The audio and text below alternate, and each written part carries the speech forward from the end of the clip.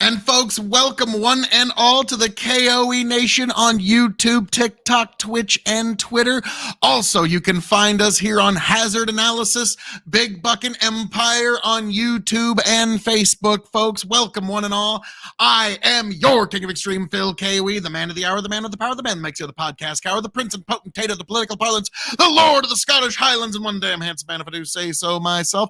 And I am joined by my indomitable broadcast partner. Wait, Tony, you look different tonight. Hey, it's one. Hey, look, it's just cool to be a Southerner these days. So I became a Southerner, right? Nice. Well, I am joined this evening by the indomitable Osiris, folks. How are we all doing this beautiful, beautiful evening? Let me make sure that you are getting all the sweet, soft summer sounds that are the voice of extreme. Oh, there we go. And for a moment, you actually got two fills for the price of one, which is an amazing, amazing deal. Probably the best. Oh, hello there, little guy. What an amazing phone. Now, me and Osiris here, we were discussing presidential candidates and the like. But before we get into any of that, Osiris, there's something that the folks need to know. That there's another candidate out there. There's one that I don't know if a lot of them are aware of, but they need to be made aware of that there's a candidate, a different kind of candidate for you, for me, for everybody. And let's check it out right here. God bless America. God bless this glorious land. And because this land is so glorious, it needs a new president to match that glory. And that person is Phil KOE. Yes, Phil KOE in 2024, a man who truly loves America, a man who loves this nation and the people in it. Phil KOE, the true alternative in 2024, the man you all need, a man of the nation, a man of the country, a man of the people, a man of nature, a man who is going to point us to a brighter tomorrow. Yes, Phil KOE. He is a man of decisive action. Phil KOE. And that, ladies and gentlemen, is for America. I'm going to do that for you in Washington, D.C. Whatever that is, you're going to get a lot of that. Yes, folks, Phil KOE, a man who will make sure to dot the I's and cross the T's of American government. Phil KOE, he will make sure to preserve your freedoms to work on go-karts on the weekend or whatever you call fun in this glorious nation. That's why you need to consider Phil KOE. And that, folks, is why I am asking for your vote in 2024, folks, because I, your King of Extreme, Phil KOE, have officially announced my candidacy for the presidency of the United States of America. Beautiful, beautiful flag. Old Glory is coming with me, folks, and we're going all the way to Washington, D.C. If you're tired of business as usual in D.C., do the right thing. In 2024, vote extreme. Phil KOE, the choice for you, the choice for me, the choice for everyone within all sundry. Folks, God bless every last one of you, and we're taking this all the way to Washington, D.C. in 2024. Vote Phil KOE to fix D.C. Yes, folks, it's going to happen. It's going to be beautiful. It's going to be glorious. You're going to join me, the Cabinet of Extreme. Our inauguration party is going to make the Jackson inauguration party look like a debutante ball, folks. It's going to be amazing. Old Glory's coming with me. What else do we need? God bless all of you beautiful people. Travel well, and in 2024, vote Phil KOE.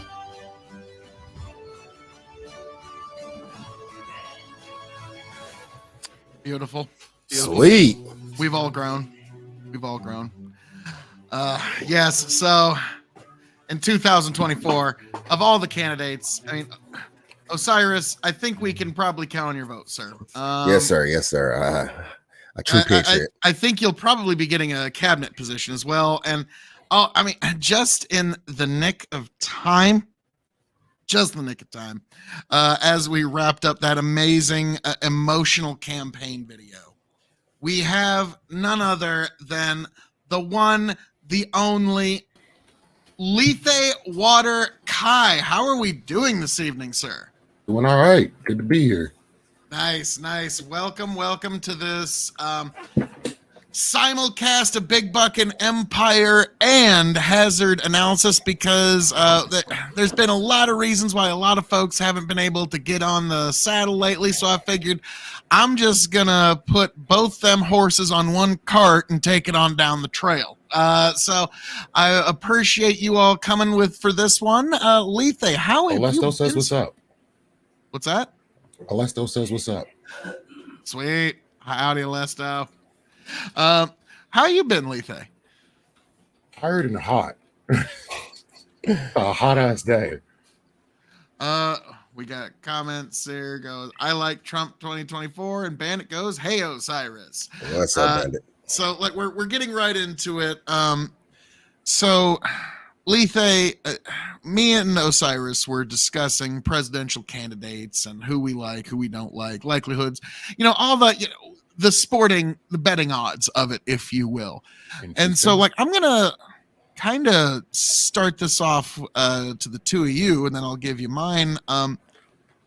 Like obviously, if we were gonna do a top three ranked tier voting choice, as to everybody who's kind of on the battlegrounds right now, who would be your picks as it stands at the moment? Like obviously Phil KOE being everybody's number one choice, so we can put that aside for a moment. Like obviously, like this will be the non-Phil KOE division, because like me, it would just be Phil KOE, and Phil KOE. But we need to set that aside. So Lethe, since you've arrived first, I'll hit this one to you, sir. Rank choice from 3, 2, 1. 3 being your not bad, but not my first choice. Number 1 being, God, I love them and I want them in. Which one would you choose from both parties? There's no party pick here. Both parties, you can, because I can preface the both parties thing by saying the only people running for the Democrats is Biden, Williamson, and Kennedy. So you got 3 on that side. Oh, continue. Now, Marianne Williamson is fucking awesome. She's 1,000 miles out of her goddamn mind, and I love everything that comes out of her mouth. Like, it's just like, please run forever, run every election. But Lethe, a bipartisan pick. Who you going with? I didn't mind Nikki Haley. She Alrighty. seems to have good foreign policy. She seems to know what she's talking about. She can relate to people, and to be the first, like, we get a female president in that case, so we get some diversity going on. Get to see how a woman will handle the job. I think she was bodying Vivek Ramaswamy. So actually, let's go around everybody's number 3, then everybody's number 2, then I like that. That's actually kind of fun. So your number 3 is Nikki Haley. Correct. Osiris, who's your Nikki Haley? Who's your number 3? Number 3, that's a hard one, because I don't really like any of these people. I'm gonna keep it real with you. None of these people really make me say, "Wow, now that's president right there." But if I guess I gotta go with number 3, I'll go with I'm gonna go with a safe bet. I'm gonna go with DeSantis 3. DeSantis. Really? My number 3 pick would be, as it stands right now, and I know there's a lot of problems with him. He's not my favorite. There's a reason he's number 3, but it's because it's on a pretty slim pickings. My number 3 pick is Vivek Ramaswamy. So out of everybody, he's not my favorite, but he's number 3 right now. Lethe, who is your number 2? Number 2, Again, can I throw Kanye division in there? I mean, if you don't want to stream on Twitch anymore, I guess you're allowed to put Kanye as number 2. I mean, you do you, my man. Like I don't make they seem a little petty on who they do. I really don't mind Chris Christie. I just don't feel like he has the charisma to get there. Can I just go ahead and say something? Okay, this is a guy that I can get away with saying this because I am fat. Chris Christie is too fat to be president of the United States. Okay, there. I said it. I said it. 6'3", I fucking 215 said it. pounds. What's that? He's 6'3", 215 pounds. He's perfectly fine. He's a fullback. Okay, yeah. Like, no, I'm sorry. Like, there is this weird social expectation for people who are fat, and if you're not fat, you don't know. Well, I'm not fat phobic, and so I wouldn't have that issue. What's that? I'm not fat phobic, so we don't have that issue. He's good. There's a lot. Like, here's the weird thing. Okay, like when a small person is sitting across from a really big guy that's eating a meal, I've seen it before. They have like this. Now I'm talking like really small people. They're like 100 pounds, soaking wet, 5'2", and like they're almost afraid that you're gonna like reach the fork across the table and just like poke them and just like shove them into your mouth. Like there's this really weird fear phobia that happens with super skinny people to super fat people. I've seen it my whole life, and when I was a kid, I always had to deal with little big man syndrome, where little guys would try to beat you up because you were bigger. And so if they beat you up, it'd make them big. It was the weirdest thing. But so like, I get Chris Christie, I get his appeal, but as much as I hate to say, aesthetics matter. I hate to say this. I hate to be that guy, but don't worry guys, I'll get in trouble. You won't. It's fine. I made that. So Osiris, what's and hang on, I want to hit a couple comments here. Bandit. So I called it right with 2 no-shows and 1 sick triceratops. So yeah, dog and chicken. There's no dog nor chicken tonight. You got KOE running the castle here. Bandit, I hate Nikki Haley of anything because her foreign policy. She's a war hawk. Bandit, my number 3 is RFK Jr. Chris Christie would get stuck in the bathtub. Nice.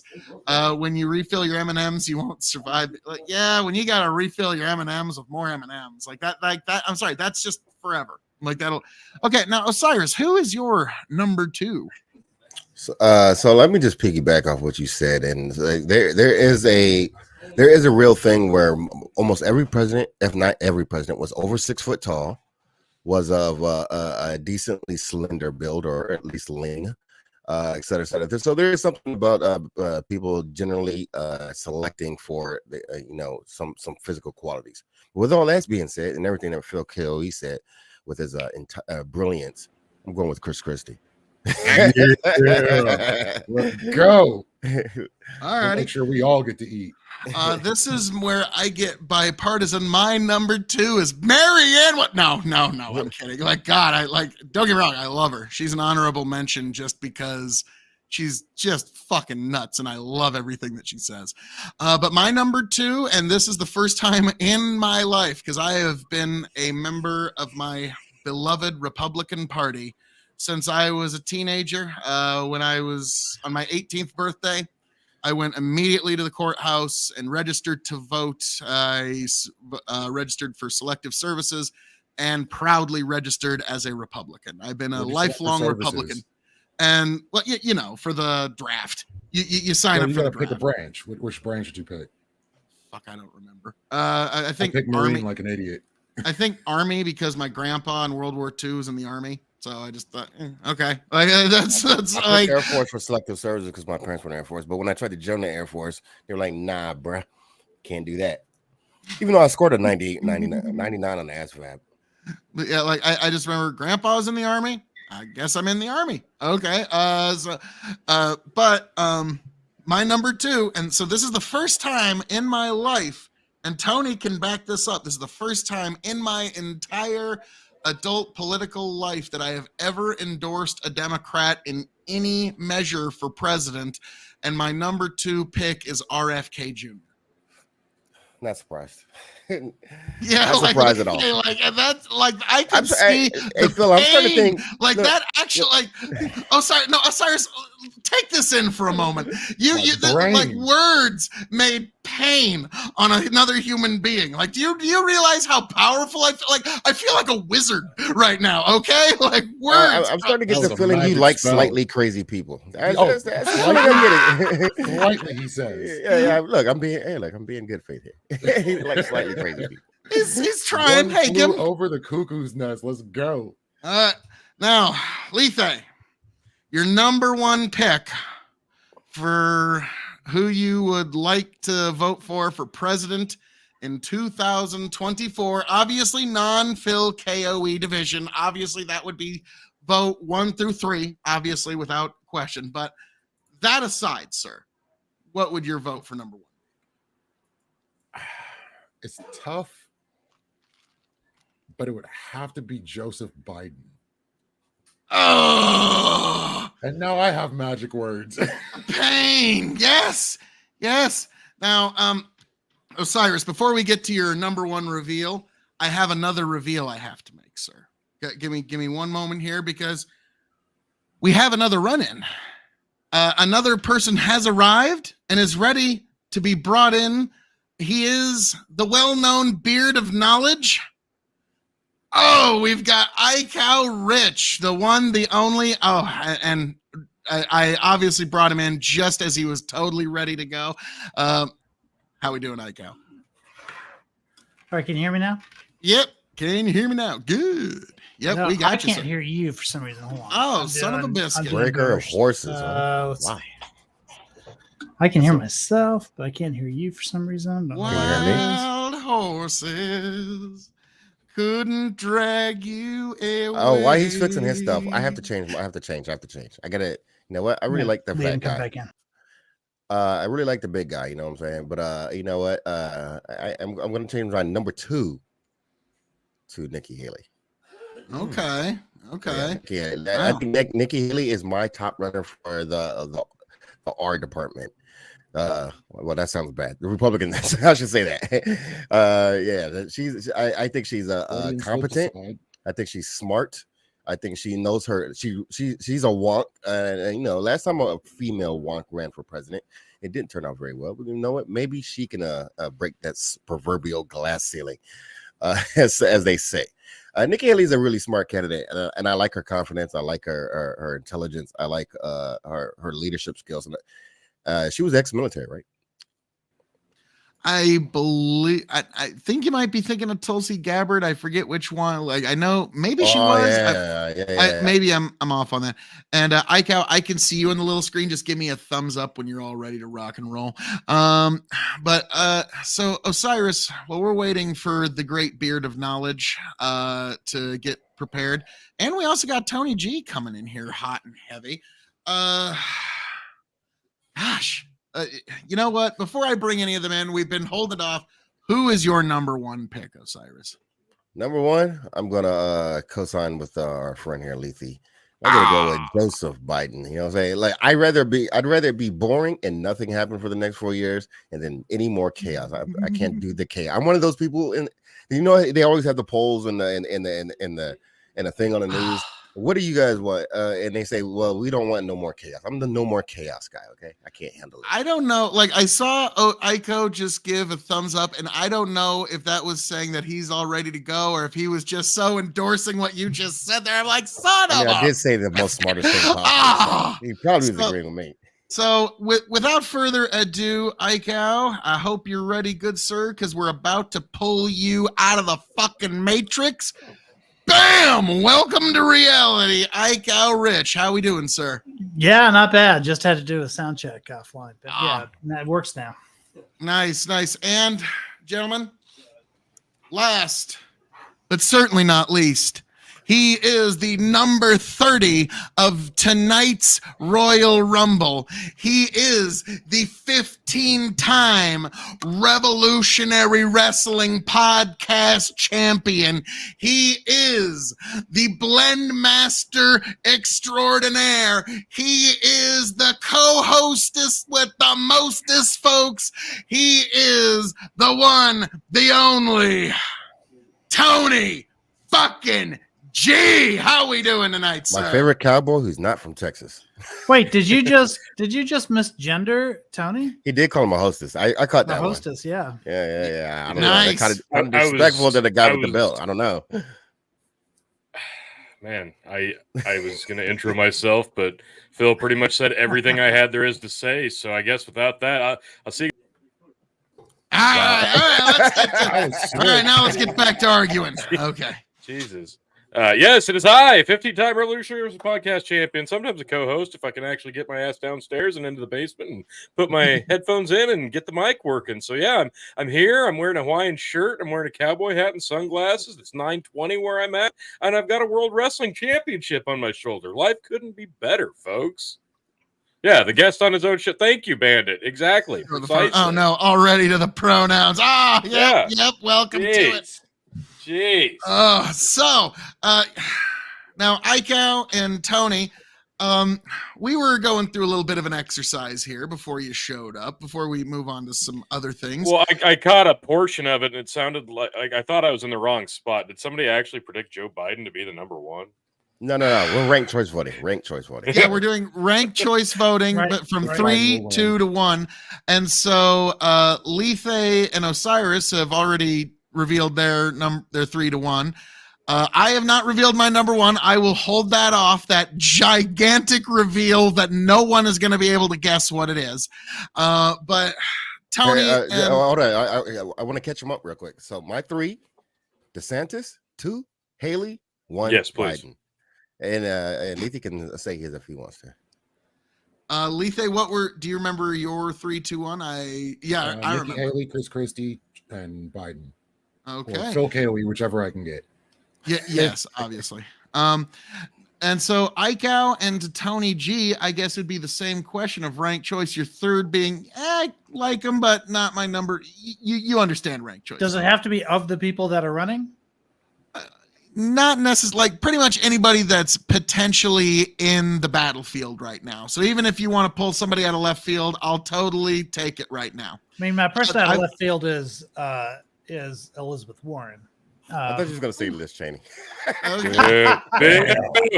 Oh man, Liz might be my third. She might be my third. So Liz Cheney is Iko's number 3 rank. Tony, who's your number 3 rank? Mr. Moderate Normie. Like, I love you dearly, T, but your politics just infuriate. Yeah, I'm sorry that I take my bred emotions out of it and vote with my head and my heart. My number 3, I guess I would say spitballing RFK. Nice. What? He's my number 2. So that now Tony can back me up on this. That is the first time in my entire adult life I have ever endorsed a Democrat in any shape, form, figure, fashion. Is this correct, Tony? How about a Democrat? Yeah. For any office at any time, RFK Jr. is not even Tulsi when she was pretending to be a Democrat. I liked her, but I never endorsed her for any office. I was always for the other. I was a big fan of Tulsi. It feels like, it's just like. She said good stuff, but like I've got to read between the lines. Like she's still a Democrat. I can't do this. It's gross. No, icky. Pretty much. Okay, yeah, pretty much. That was kind of my reaction to Tulsi a couple years ago. I'll give you credit. Now, Iko, who would your numero dos pick be, good sir?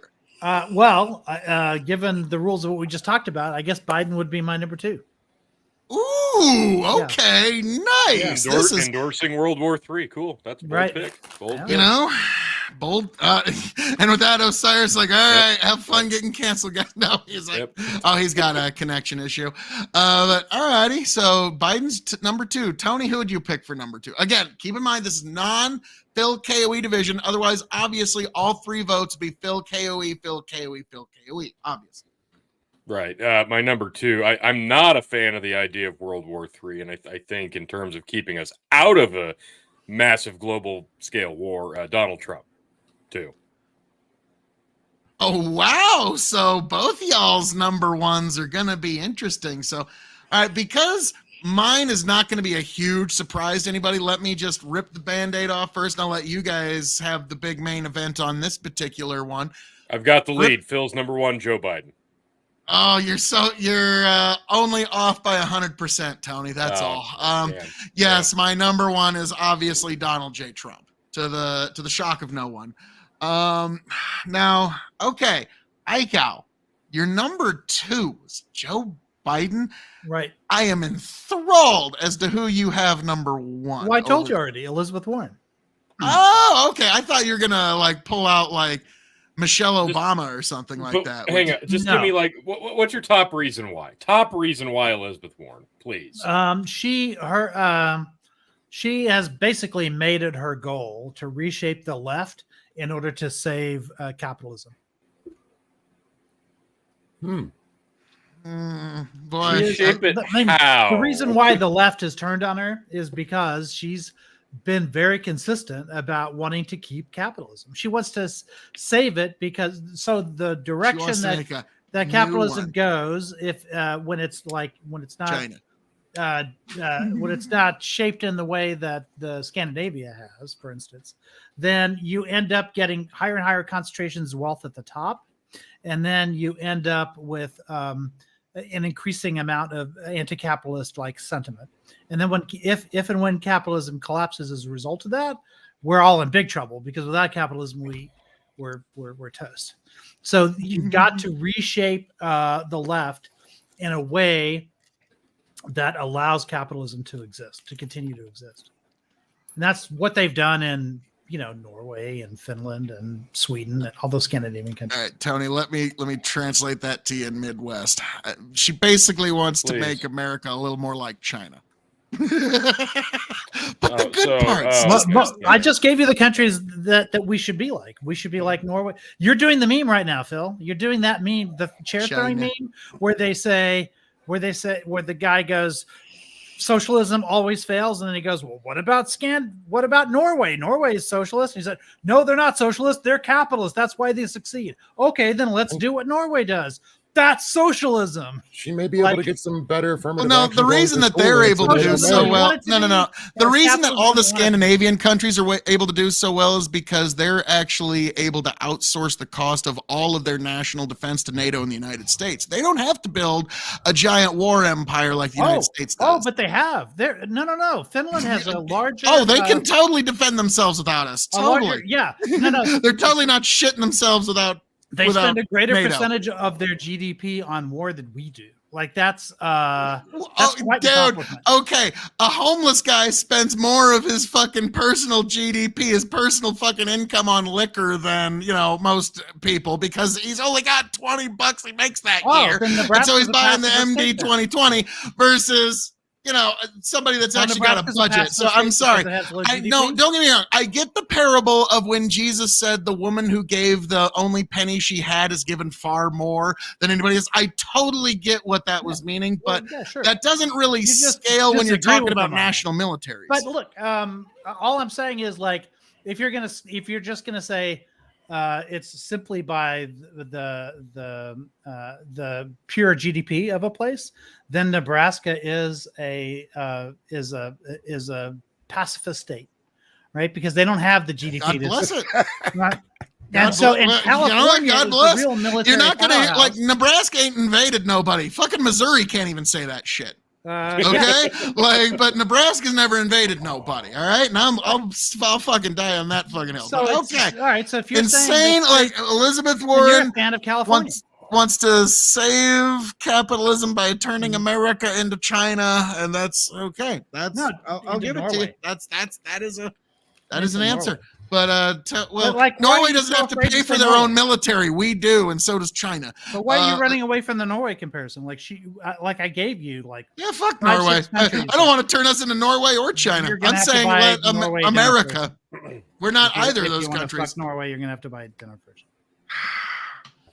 Norwegian chicks can be pretty hot, so we can find armistice there. So Tony, what is your number one pick for? Well, I think it's pretty obvious at this point. Like the crop of candidates, I'm not really stoked over any of them. I don't know that I'd really pick any of them. There's really only one option, and it's 99% lock on who I will be voting for in 2024. God bless this glorious land. And because this land is so glorious, it needs a new president to match that glory. And that person is Phil K.O.E. Yes, Phil KOE in 2024. A Yes, man wait a who moment. truly loves America, a man who loves this nation and the people in it. Phil KOE, the true alternative in 2024. The man you all need, a man of the nation, a man of the country, a man of the people, a man of nature, a man who is going to point us to a brighter tomorrow. Yes, Phil KOE. He is a man of decisive action. Phil KOE. And that, ladies and gentlemen, is for America. I'm going to do that for you in Washington, D.C. Whatever that is, you're going to get a lot of that. Yes, folks, Phil KOE, a man who will make sure to dot the I's and cross the T's of American government. Phil KOE, he will make sure to preserve your freedoms to work on go-karts on the weekend or whatever you call fun in this glorious nation. That's why you need to consider Phil KOE. And that, folks, is why I am asking for I forgot, is that your brother? vote in 2024, No, that's chicken. folks, because Oh, okay. I, your king of extreme, Phil KOE, have officially announced my candidacy for the presidency of the United States of America. Beautiful, beautiful flag. Old Glory is coming with me, folks, and we're going all the way to Washington, D.C. If you're tired of business as usual in D.C., do the right thing. In 2024, vote extreme. Phil KOE, the choice for you, the choice for me, the choice for everyone within all sundry. Folks, God bless every last one of you, and we're taking this all the way to Washington, D.C. in 2024. Vote Phil KOE to fix D.C. Yes, folks, it's going to happen. It's going to be beautiful. It's going to be glorious. You're going to join me, the Cabinet of Extreme. Our inauguration party is going to make the Jackson inauguration party look like a debutante ball, folks. It's going to be amazing. Old Glory's coming with me. What else do we need? God bless all of you beautiful people. Travel well, and in 2024, vote Phil KOE. Chicken. Beautiful picture. Glorious. Now, let me ask you the real questions, Phil. If you're gonna run for president, which ice cream are you gonna pick to lick? Oh, okay. That's easy. Chocolate. That's such a look. As a dude, I know that likes. Tony, you've known me my whole life. Is that a wrong answer? Pretty much anything with as many calories and sugar in it as possible. Yeah, chocolate checks all those boxes. It's also such a simple flavor. You know, He's a simple man with simple needs. Simple man with simple needs. It's like a Ford commercial. He's Like, got a flavor for chocolate. Why do you gotta hate? well, it's like chocolate vanilla. It's like some people like chocolate. So, like, I'll be honest though, what I was raised at, my grandma would always have that big old bucket of Neapolitan ice cream. So you could get one. Nobody ate the strawberry of. I ate the fuck out of that strawberry. You Well, kidding me? Like that was yeah. All right, everybody. Because it was ice cream. But you. Yeah. yeah, it was fucking ice cream. Like what? Like Yeah, but it wasn't the first thing gone. It's always the last thing gone. But I'm in Texas, so I have to go with homemade vanilla. I've got to go with Bluebell. I oh don't have god. a choice. It's like Dr. Pepper down here. It's like it's the brand you have to eat Oh, and the flavor. Of some that brand. part of Biden's chocolate chip. They Oh. also invented cookies and cream, so you got to give it to them. Oh, okay. So they're who I have to blame for at least like 5 pounds that are on my ass. There you go. Okay. So okay, that they're the fuckers. Well, but I let me need to- say, Phil, I think you finally found the circumstance in which I can vote for Phil KOE as one of my 3. Because in a world of ranked choice voting, there could be strategic reasons why I might vote for you. Oh, I know you'd vote for like Maybe not number 1, but you'd be in the 3. You'd be in the 3. you would probably fund my campaign in like 3 key swing states, and that's Right. it. Like just like no. No, you can't. But that's just it. You can't split the vote in ranked choice voting, so that wouldn't help me in that for that reason. But it would be that. I know that I can do no harm voting for you because some other Republican candidate will end up outranking you no matter who I vote for. So that means I can make you number 2 and and still be. I think you're overthinking this. He's kind Ranked of choice voting is all about overthinking. Yeah, like I was about to say, like he's on the Vulcan 4D chessboard, and Tony's like, yeah, this is a lot more checkers than you think. Yeah, It's not quite. You're overthinking it a little bit, my man. But no, He's I over get here ranked playing choice voting 4D chess. is- The and rest I'm of just us like, playing Tony, tic-tac-toe. Tony, she's gonna vote for me. So Yeah. like, I'll Yeah. take it. Like, so. Yeah, Phil, I don't know if we heard that speech the same way because it didn't sound like he's going to fucking vote for you. It sounded like it was some sort of a strategic He choice. basically just said if we could align the planets all in the same way and have Right. the amulet at the second coming of dawn, then Right. maybe possibly he'd vote for you third. Yeah. Yeah. Okay. All right. Yeah, that's yeah. Now, Tony, that's about as close as we're ever gonna get with That's- Ico to that's- get him actually voting for me. That's That's a another win, I'll meme for take it. Phil, right? The guy who gets the meme about the guy who gets the bronze medal, and he's the one who's like No. shaking the champagne and Oh all my that. God. He has no You- idea. You really. Tony, find that. Like, All just right. find. It'll take him a minute, but no. Tony like painstakingly edited one where like he okay. puts the coin in my mouth, Oh yeah. and then he puts like 40 people ahead of me, Yeah. and like Yeah. it's like Nate Dallin, and I think you're on there, and it's like it's like, dude, it's deep. Well, I'm sending you the OG now, Phil. If you want to pop it up, What's that? I'm sending you the OG version right now. If you want to pop it up. Oh, you're gonna make me do stuff? Yeah, I am. Sorry, Oh. you can live. Fuck you, making me Yeah, you'll be do fine. stuff. Gotta buy him dinner too. Like George W. Bush in that episode of Family Guy, like, don't make me do stuff. Alrighty, I got it pulled up. Let me. Hey, Phil, if you become president, I want you to put me in charge of technology, all right? Because I've got all these burner phones right here. I'm ready to do some You just incognito. screwed that stuff. up, Osiris. now let me ask you His something. rule is if you ask for it, that's not the office you get. No. You're gonna get something that you're utterly qualified for, but don't want to be. So now you're in like the Federal Communications Commission or some fuck shit. that Like you're the shit. FCC. Okay, you now. don't want me there because you know what? We're taking all the bans But off. no, like, everything. Tony- no Tony more is rating It's an FCC systems. Nothing. appointment, yesterday, by the way. Tony What has the already fuck is this? painstakingly made these memes where it's Is like that me in gold third dust? place. Yes. Well, no, that's Stardust. Wait, where's what? What the fuck? What is happening? You've seen this meme before, right? Haven't you? Tony Osiris? made like No. Tony painstakingly. I wish I could zoom in, but I Probably can't. can. Let's By the see. way, I So, just yeah, sent this you was- an image. This too, was Phil. around the time of COVID, around the time, and he moved it, I guess. Why'd you take it down? Yeah, this was around the time of there looks were like riots, Nightwing there was again. COVID, Fucking play. and Trump was doing like nothing about it. And then Phil went on yeah. like a 3-day tirade about how great it was that Trump was working painstakingly to ban Yeah. TikTok. So he was Right. very proud of that. Wow. Meanwhile, riots and COVID, but that TikTok thing Uh, really what got are you- on top of that. What Hang are on, I you gotta eating in check this my picture? follower Is list that a on chip TikTok. or it's the gold Yeah, medal? I'm biting the metal. Like Tony fucking okay. painstakingly edited the metal bite. Like I'm like, dude, how much time did that take? Like, In that fifth picture, that looks kind of I'm saying a little risque. I don't know what.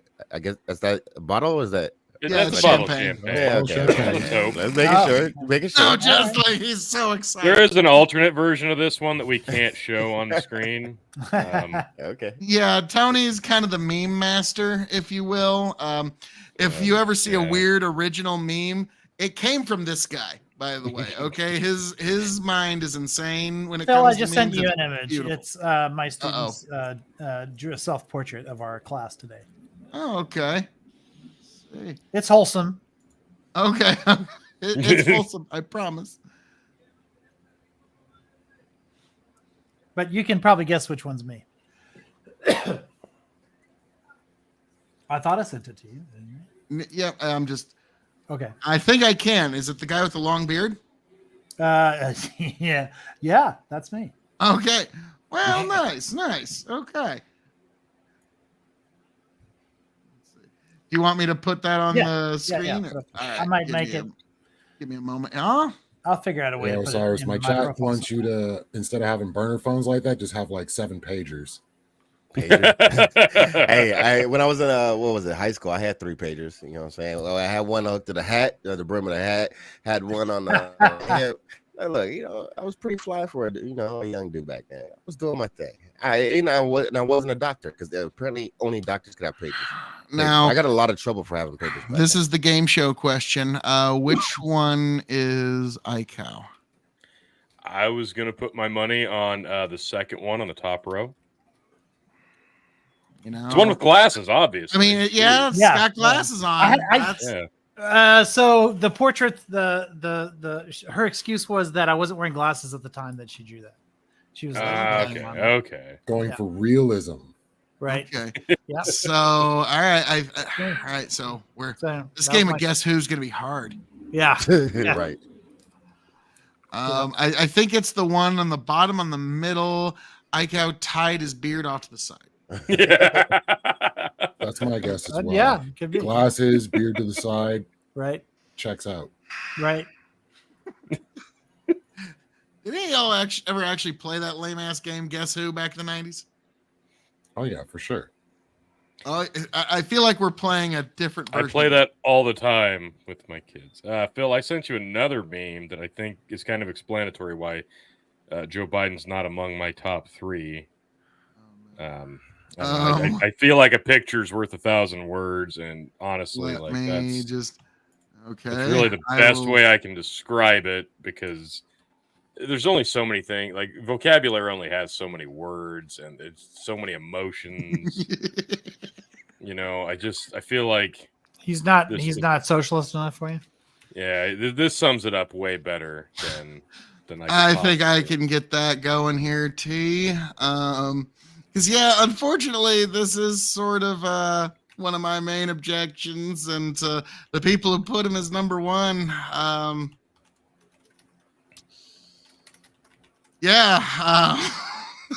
We seem to be going there pretty quick, aren't So we? you're not a Reagan fan then? I So like the fact that we didn't have whatever World War 7 III. degrees to Kevin Bacon you want to make, I mean, you have fun with that, but yeah, no. I mean, Reagan was the one who was very aggressive posture against Russia, and the left at the time said that he So was a We're warmonger. the Your pennyweights. argument- Trying to start a I was about to say, nuclear- you came along 40 Your years argument too is late. the president from 40 years ago? Yeah, isn't he the only That's not a president? good one. Hold on, when they Not a good one. asked, What when about they that asked thing Trump- that happened 40 years ago? when they Tony? asked Trump who his favorite living president was when he was running in 2016, he said Reagan. Okay, but he's not God. So it couldn't have been that long And- ago if he's still a living What president. the fuck does that have to do with Joe Biden starting World War III? Because That's better. No, it doesn't. wait, How did Biden or could Biden are possibly you saying cause World War III? III 40 years ago would have Ukraine, been based, Lethe, but now it's Ukraine. not? Like it or That's not, the argument. buck stops with him. Putin He's the one in started it. charge. Wait, Reagan wasn't in charge at the time?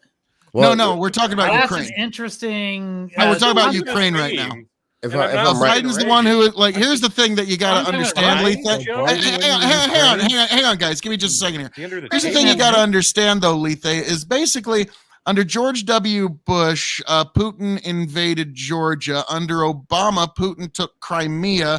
Under Biden, Putin invaded Ukraine. And under Trump, Putin didn't get away with shit. So course he he didn't did. take Wait, an wait, inch wait. of it, nothing. You're telling me? What land did he Trump take forced under them- Trump? Are you telling me Crimea? He still had Crimea. Like No, that was under Obama. Out of Crimea. You can't blame Trump for what he inherited. followed up The right after that. clusterfuck he inherited from Obama. Ah. That happened under Oh, wait, Obama. hold on a second. So you're saying that everything that Trump inherits in 2025, he cannot reverse. He should not reverse. Leave everything. The No, same. I'm saying you Well, in can't that case, blame I'm fine him with for it. what it is. He's going to have to do the best he can to fix Biden's fuck ups, but you can't blame him for what he inherits. Right, so how did he fix- so now how did I he get that's fix- what you're trying to do, and How it's did he kind of a fix the little Crimea takeover? political sleight of hand. How did he fix the Crimea takeover? Now, how do you fit? Well, he didn't take any How more did he? land. No, that's not how that works. Obama fucked up. Trump made sure that Putin didn't take another inch. Well, no. Putin made sure that he wouldn't do anything to his. So what more land did he take under Trump? Because he took land under 3 of the last 4 administrations, but he didn't under Trump because he didn't know what he was going to do foreign policy-wise. He was unknown. He knows under Biden's feckless leadership, he can pull Ukraine into a border crisis that'll never end, and then they can never join NATO. But he knows he can do that under the Democrats. I think you just justified war then. What the fuck are you talking? No, this is just You just it's said the same way he's seeing Reagan in peace. this meme. You just said And then that it's if done. you just said that if Putin is allowed to take new land under the Biden's presidency, that makes him feckless. So let's get some feck and help Ukraine get them out. Well, okay, this is something you never actually answered the last time. How many American lives are you willing to sacrifice for the Ukrainian conflict? 1, 10, 100? No, you never actually gave a number. I did. -1. Oh, so you don't want to put a single American life into this conflict? Right. I don't want to. Okay, so congratulations. We finally got a line here. So ICAO has officially stated tonight that you will not support any American troop involvement. And once one drop of American blood is spilled, that is too far and you will no longer support this war. God bless. God bless. American troop involvement. I don't. We already have special forces on the ground. What there. I do. No, we don't. Yeah, we do. No, there was actually a leak that came out last year that revealed yes, we do. No, we talked about So that. it's one of the big reasons me and Voldemort had a We big already falling out talked- was yes. because the leak revealed that we had these special forces there, and what he it just said, didn't want to admit it. 14 embassy guards. Yeah, That's what 14 they episodes. told us they were doing after they got admitted to lying. Like, I'm sorry, you don't believe the second lie to cover up the first lie, man. Come on. It's like when a chick cheats on you. It's like, but I only cheated on you once. Yeah, sure you did. They're not in the embassy, where are they? Yeah, show us where it says that. What? Show us where it says there are special forces on the ground. No, that was from a leak last year that was actually confirmed by the Pentagon. So the Pentagon had to ultimately confirm that we had special forces on the ground in Ukraine in this conflict. American blood is in the way of actual danger in this war. And we have the very real risk of losing American blood over this war. So I ask, how many Americans are you willing to sacrifice before you say you will not support this war? Mine is zero. Zero American lives. That's not the question I asked. You didn't hear it. I'll ask you again. Because you still haven't answered my question. You've given a -1 answer. It's not a non-answer. I'll hear your question first, but I still need a real answer from you. If you're not afraid to hear it, I can tell you what -1 means. But then I asked you a question, which is, do you trust that confirmation or not? You said it was confirmed by the Pentagon. Is that confirmation Jesus true, Christ, or is it a lie?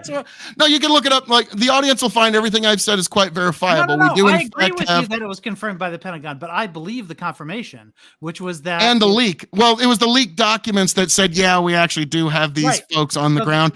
And then after this was revealed, they had to come up with a made-up lie, like, well, obviously they're just there to protect an embassy or something. All of our information, all of our equipment, and all of our ambassadors should have been out of Ukraine long ago. So any relevant information, any relevant equipment should have been pulled out a lot. So there's no need to protect the Surrender anything. Caucus is going to believe that for sure. This But is my information. the question still remains: do you trust that confirmation or not? Like you're citing the confirmation as if it's a reliable I trust the leak. source. I trust the leak and the fact that the Pentagon said, yeah, this is true. So when an accused even ultimately says, yes, this that is brought against me is true, you have to take them at their word. Okay, so let me explain. Again, whoa. You never actually answered my question. I'm How many answering Americans you. are you You're willing interrupting to... my answer to tell me to answer. I'm answering you. How many? It's a long time to get It's this pretty one in simple. a rowboat. -1. Yeah. -1. And here's what -1 means. -1 means Something that that involves if- going to war. just the opposite. So -1 Uh-huh. means that you stop encouraging Russia to continue to invade its neighbors. The next thing that it does, By war, I bet. like you said last time we talked, that you would send the message to Russia that if they raise the threat of nuclear war at all, Well, no, how you would many? surrender. You like so no, you're saying you have to discourage them. So obviously that means war. How many Americans are you willing to sacrifice? No, Because it's obviously -1. clearly more than 0. Because this -1. -1 thing is just a bullshit answer to try No. and say, like, well, no, but we How it's many- basically another peace through strength bullshit How many are you argument. willing to sacrifice in order to protect 0. li- Zero. the Zero, United zero, States? zero, zero. There are 0 fucking American lives that are worth sacrificing for this whole fucking nonsense of a Planet. conflict. I'm sorry. Planet. It's not worth it. This is the risk of So how many answering are a worth question it? before How it's many? done. How many are you willing to sacrifice? You will not -1. give a straight answer to this question. -1. I've said -1. repeatedly, 0, 0, -1 0, is 0. You will not give a great. straight answer to this question. Negative- How many are you willing to sacrifice in this -1 conflict that is you a love straight so answer. dearly? You're still avoiding the fact that if they are You're still allowed to avoiding an invade- answer. if they're allowed to invade Lithuania, and you say no, you How can't. many? Or yes, you can. We will put up How with many? that. -1. How many? -1 is not an That's irrational not the number. answer. That's not an answer, actually, It because is. your -1 is a peace through strength. Well, we have to send troops in, and to your mind, that somehow yours is insanely peace through strength. leads to Yes, I agree. -1. Now, I know in your mind, I know that sounds really smart, but to everybody's like, oh, that's what I call a bullshit non-answer. It's just you're not answering the question because No. that peace through strength, that dissuasion is You going have to eventually evolve force, and that's going to eventually evolve our Yes, troops eventually having it to. does. Eventually. So it does, how because many are here's you what- willing to sacrifice here's what- before you negative sue one. for peace? -1. -1. You have to Okay, look all at right, the- all right. So you have to you're look not at going to the answer net the question. You're numbers. just not going to answer the Net question gross. because you realize it's Net toxic gross. because it's more than Net 0. gross.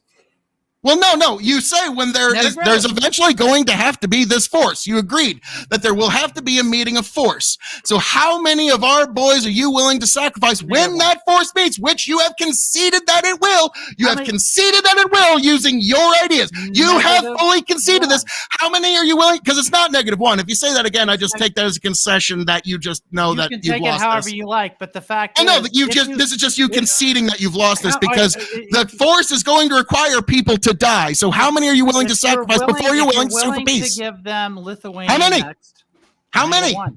So how okay. Yeah, that's just a bullshit answer because you So know then you've lost this. Lithuania- Because you can't give a straight answer. Like You can't give a I'm straight not answer. going to let you wriggle out of this. You're not going to get away with this. I've given you a straight answer, an actual. You trying to No, say you didn't. -1 You didn't, is 'cause I was just halfway you through my trying to sentence. not admit No, the that you straight have answer- a peace through strength The straight nonsense answer- bullshit how answer to many this are that's you going to willing- require death. How many are you willing to 0, sacrifice in 0, order to 0, prevent 0, 0, the 0, 0, destruction 0, of the United 0, States? 0. I've given you a straight answer every time, and you So give then me a you're okay bullshit with the answer destruction every time. Of the you're okay with 0. the I've given you a straight answer, and you've given me a blatant So bullshit if your answer choice every is- time. All right, so if your choice is one death versus the planet, you're gonna choose the. That's not the Destroy the choice. We ain't on the No, fucking that was verge the of speaking question. And you Ruski, answered man. yes. Fucking A. No, no. Are you fucking I serious asked here? I asked you. Hold on. You're the one who says that. You're the one who says that we're gonna have a nuclear war and that's the end of the world if we pursue this strategy. So If now we you're saying keep pursuing own your scenario. strategy, we will end with a nuclear war Okay, eventually. so then it's not a fantasy. We went like It is a that. No, real that's how you want. That's your -1 bullshit answer. That's where that lands. No, us. I agree that you're. You agree? your- Yes, your that the plan is- -1 lands us at nuclear war.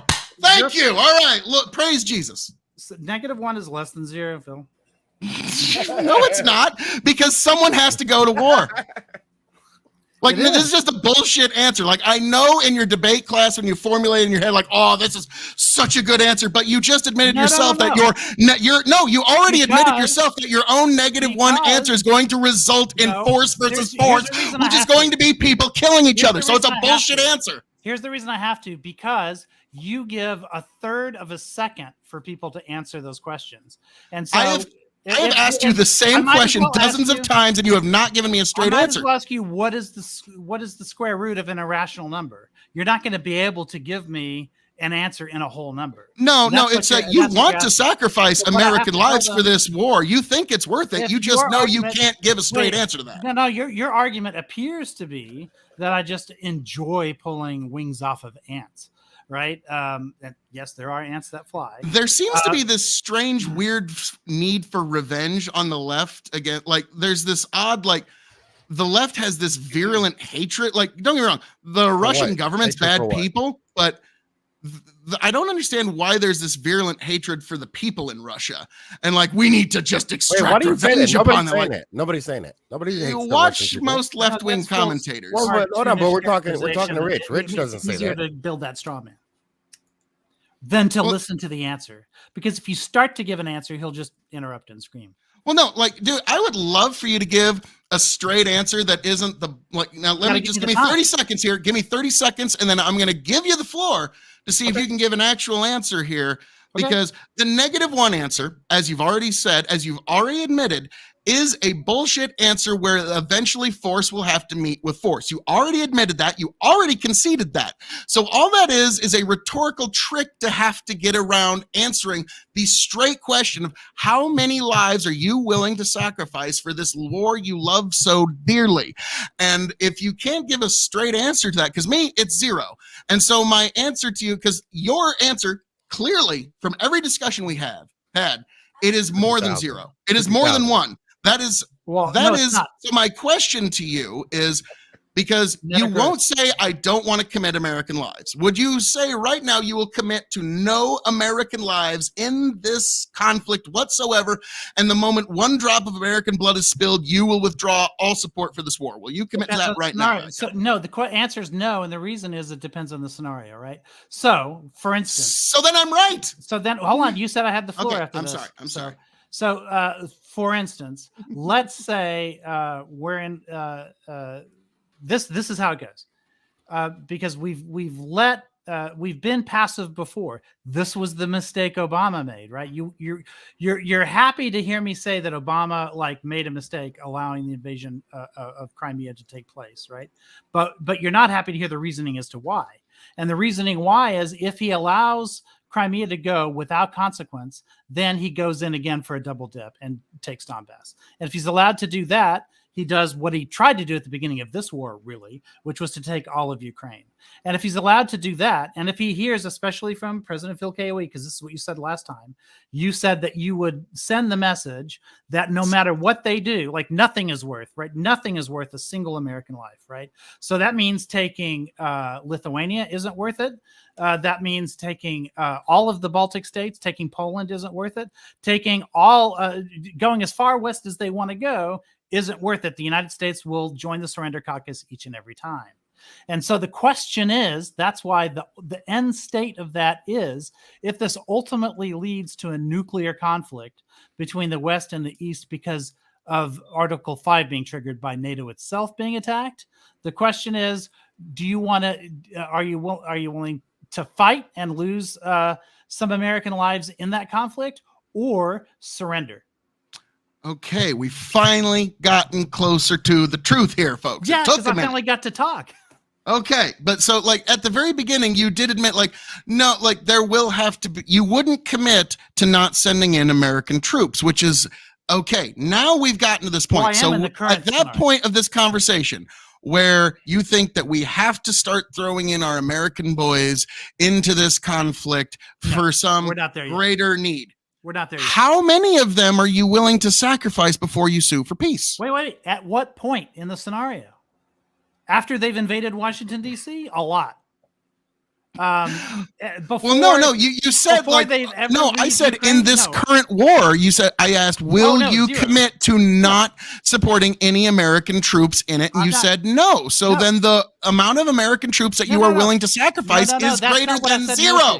and What it's I grown said no far to- greater than no. -1. This is why It's- you've got to listen to where we are in the scenario. If they're invading Lithuania, then I can't commit to not bringing in American troops. So how many are you willing to sacrifice if then for you're- Lithuania? Zero. Well, for Lithuania? No, we're in full war at that point. If they invade So how Lithuania, many? How many are you willing to Article 5 sacrifice of American troops triggered. before you sue for peace then? Let's just say, okay, in this for mad peace. scenario, let's say Even- Russia does invade Lithuania. They're not going to, but let's just say, for the sake of this thought experiment, Russia does invade Lithuania. How many American troops are you willing to sacrifice Phil, for the nation of Lithuania before you sue for peace?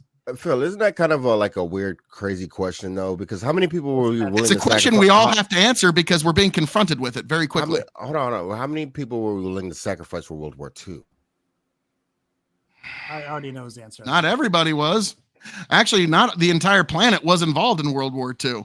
But like my grandfather was a volunteer. So there was very many people that were willingly to sacrifice because that was seen as a noble war. That didn't even violate the idea of the just war principle.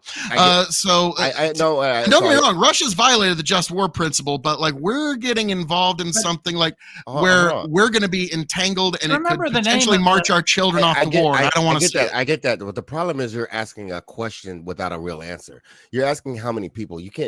Nobody's ever going to have a number of how many people are willing to die for whatever just cause they feel is worthy. Well, we lost over 50,000 in Vietnam. We've lost, I forget what the number was in Iraq. And so, this is a real number because when you go to war, there are real numbers. Before that thing, Rich, I'm sorry. I know you need to answer, but Rich, don't answer my question with a question. I'm just listen. Before that thing happened, though, you couldn't put a number on what we were willing to sacrifice. That seems. It's like, I want, because when you say that, that's like saying I want 20,000 people to die. I want 10,000. Well, no, it makes you consider the fact that this war is a real sacrifice, just a rah-rah siskumba, we're going to make them pay bullshit.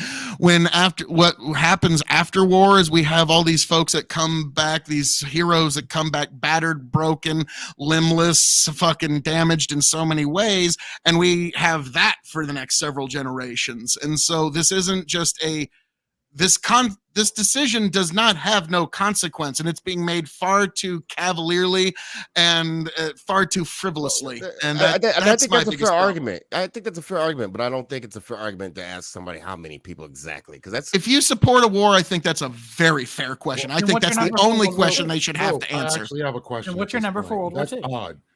The question I have is how much as many as were slide for peace. For nobody to die, how much do you let slide? How much do you? Here's the thing, like some really good life advice that I got from a Russian mobster when I was younger. He said, don't cause a conflict or a fight over something that isn't going to matter in 3 years. And for foreign policy matters, where the line is exactly for Berlin Wall 2.0, where it eventually falls, isn't going to be that big of a fucking deal. And I don't think it's worth all of the fucking life. So to me, it's like sue for peace. Neither side is going to get everything they want. Yes, obviously Russia's going to get Crimea. They're probably even going to get a piece of Ukraine. But how many more Ukrainian lives are worth these lines on maps? I'm going to be honest with you. 0. And the idea that like, oh, we don't let lines get redrawn on maps. Well, we didn't go to fucking World War VI over Yugoslavia. Okay. Like that was a bunch of lines getting redrawn on maps and we didn't fucking tear down the landscape over that. I don't think we need to cause World War III over this. Does that make sense, Lethe? Yes, but that's not exactly what I was asking. We committed NATO troops. Yeah, the Kerch Strait incident that happened. Not a peep out of Trump. What's that? We had the Kerch Strait incident happen in 2018. Not a peep out of Trump. Kerch Strait incident? Kerch Strait. Russians attacked the Ukrainian vessel. Oh, yeah. I mean, you're going to like they're probably in a border dispute. Like, yeah, that's just something that Trump inherited. But what land was taken under Trump? This was. So I can't say any land was taken beyond what happened with Crimea to begin with. So under who? That was under Trump. Everything doesn't hinge on just land, right? Acts of aggression or acts of aggression. Yes, that's exactly what I'm saying. So how much do you let slide for peace? Well, okay. You have to ask, can all the nations continue to move forward after incident X? Well, that's what I'm saying. You're saying if this isn't going to start a war within 3 years. It didn't happen in 3 years. It happened in 5. It's been 9 years. In this case, it happened in 5. Based on that logic, no, we already got a war. It just might spark World War. I need to probably already. I don't understand that. So, can the country? So you're saying if a country can move forward after incident X, Well, Well, the world. I'm talking like think of all the countries, kind of like a collection of corporations. A little more like that. Like if you can continue to wheel and deal afterwards. So if Mexico takes Texas, America will be just fine. Pearl Harbor. Good luck. We were fine after Pearl Harbor. We A lot of guns are in America, so like, don't get me wrong. No. Throwing popcorn and enjoying. But this is just a hypothetical. What if Mexico? What if Texas is like, you know what? We don't even care, and they just let Mexico take Texas. Should we just allow that for the sake of peace? Is it worth nuking North America over? Wait, nobody said it. Why do you think there's going to be nuked? You think we're going to nuke Mexico? Well, no, because like if you're asking about war, it's like the ultimate conclusion to all war nowadays is pretty much just a fun little fireworks show until the eventual nuclear exchange. We've had a lot of wars. There's no nukes. There's none, zero. Only one war has ended in nuclear weapons. Only one. And why do you think this is one of the first real fucking actual factual invasive wars on a massive scale we've seen since then? Since when? Since WW2. You think Russia wants to nuke people? I mean, we had Korea, but that's a little different. Vietnam, those were proxy wars. And that we have to have these proxy wars because of the nukes. This is a proxy war. And in fact, these are some much smaller proxy wars. This is literally a proxy war by definition. Tiny, like this is Russia versus NATO. This is Russia versus Ukraine with NATO backing of money and military. Unfortunately, like we found, just like a proxy war is by definition. Special forces that were on the ground. This isn't so proxies. We'd like to say I admit there's 15 special forces on the ground. Like whatever. If any of them die, tell that to the families. Okay, that would be better. We had to make that kind of sacrifice. No, that's fair. Over Biden's bullshit in Ukraine. I'll eat all that. Let's just say we had to tell that to the families. That does not dictate what the America or England or Germany or anyone is going to do, as far as them engaging in Russia in a nuclear war. Yeah, they can still deal. By the way, hi Tony. How you doing? Oh hey, what's up, guys? Sorry, me and iCal got into another shouting match. But so Tony, what's your thoughts on the whole Ukraine thing? I'm still just wondering how the best defense of Biden not getting us into war is somehow Ronald Reagan. I Tony just can't get past that. I'm still trying to do the arithmetic in my head of how you answer that question. That. Buffer it's that I won't even interrupt you. I mean, maybe I'm the only one who's old enough to like remember this in real time, like as it was happening. But when Reagan got elected, he said it's America's been weak on the world stage. Jimmy Carter wasn't willing to take like any risks to oppose Russia, much like Obama was called the Surrender Caucus, right? But what he said was we have to get tough on Russia. We have to not reduce the arms race, but increase the arms race in order to force the Berlin Wall to be torn down, which Reagan succeeded in doing, by the way. That strategy worked. And the accusation against him from the left, and I was a Republican at this point, I thought Reagan was right, I still do, that if you continue to surrender one country after another to the Soviet Union, then ultimately you're increasing risk in the world, not decreasing it. So you have to look at when the question gets asked, how many lives are you willing to sacrifice? You have to ask the question net or gross, right? Because if you can avoid saving lives today by increasing the risk of losing more lives down the road, then you have to look at the net loss of lives. You have to look at how many lives can you save, how many American military lives can you save versus lose. So 1985 has something to do with the world in 2023 because I'm pretty sure it's a different world now. I don't know. I could be wrong. Well, I mean, we had nuclear weapons then. We have them now. So if you're saying that a nuclear war was worth it back then, but it's not worth it now, when did I say that? I'm happy to hear that. Okay, so then the destruction of the world is on the line in both cases.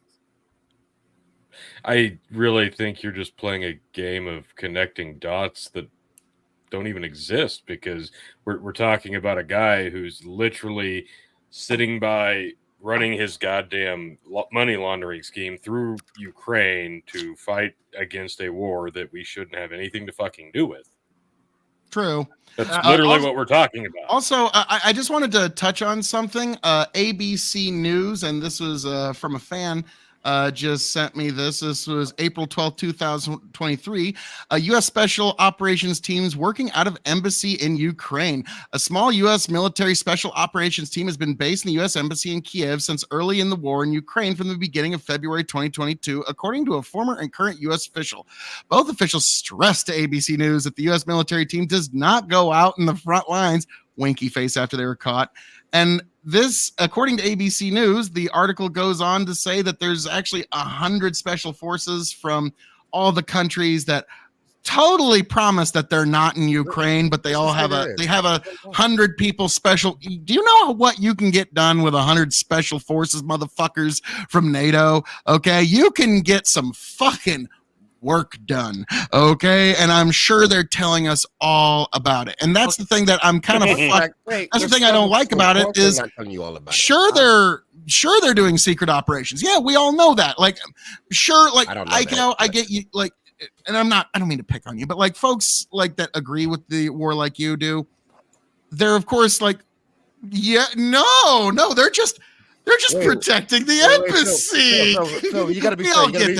You got to be fair to Rich, because I think he's being fair to you, at least in most part. So I don't think, correct me if I'm wrong, Rich, nobody agrees with the war. What we don't agree with is people or a country taking over another country's land. Point blank, period. Yeah. Nobody agrees with that. Yeah. It would have been much better if nobody likes that, but we're to the point where we need to sue for peace.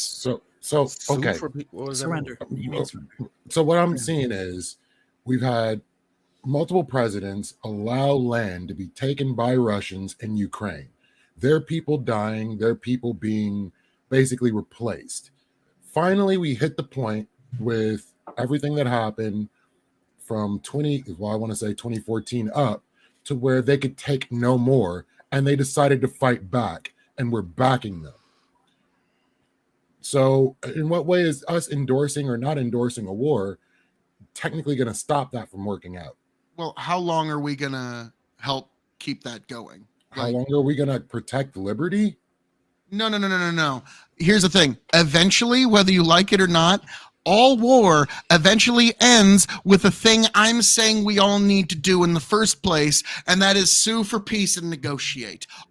This war will eventually end. So my question is, if we keep giving arms, we keep giving money, we keep extending the time of this war. So how long do you want this war to go? 10 years, 20 years, 30 years, 100 years, 150 years? Like, how much time, effort, energy, and human wealth are we willing to pour into this?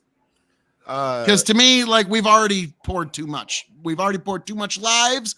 We've already poured too many people, too much wealth, too much treasure, too much technology, too much time, too much effort, too much energy, too much money. It's already been too much. I know you're not going to believe this, Phil. So here's an article from Reuters that says, fact check. Pentagon says the U.S. military personnel are in Ukraine and inspect deliveries of the U.S. weapons not to go into combat. And then the verdict, I'll just skip down to the bottom. And Iraq had WMDs.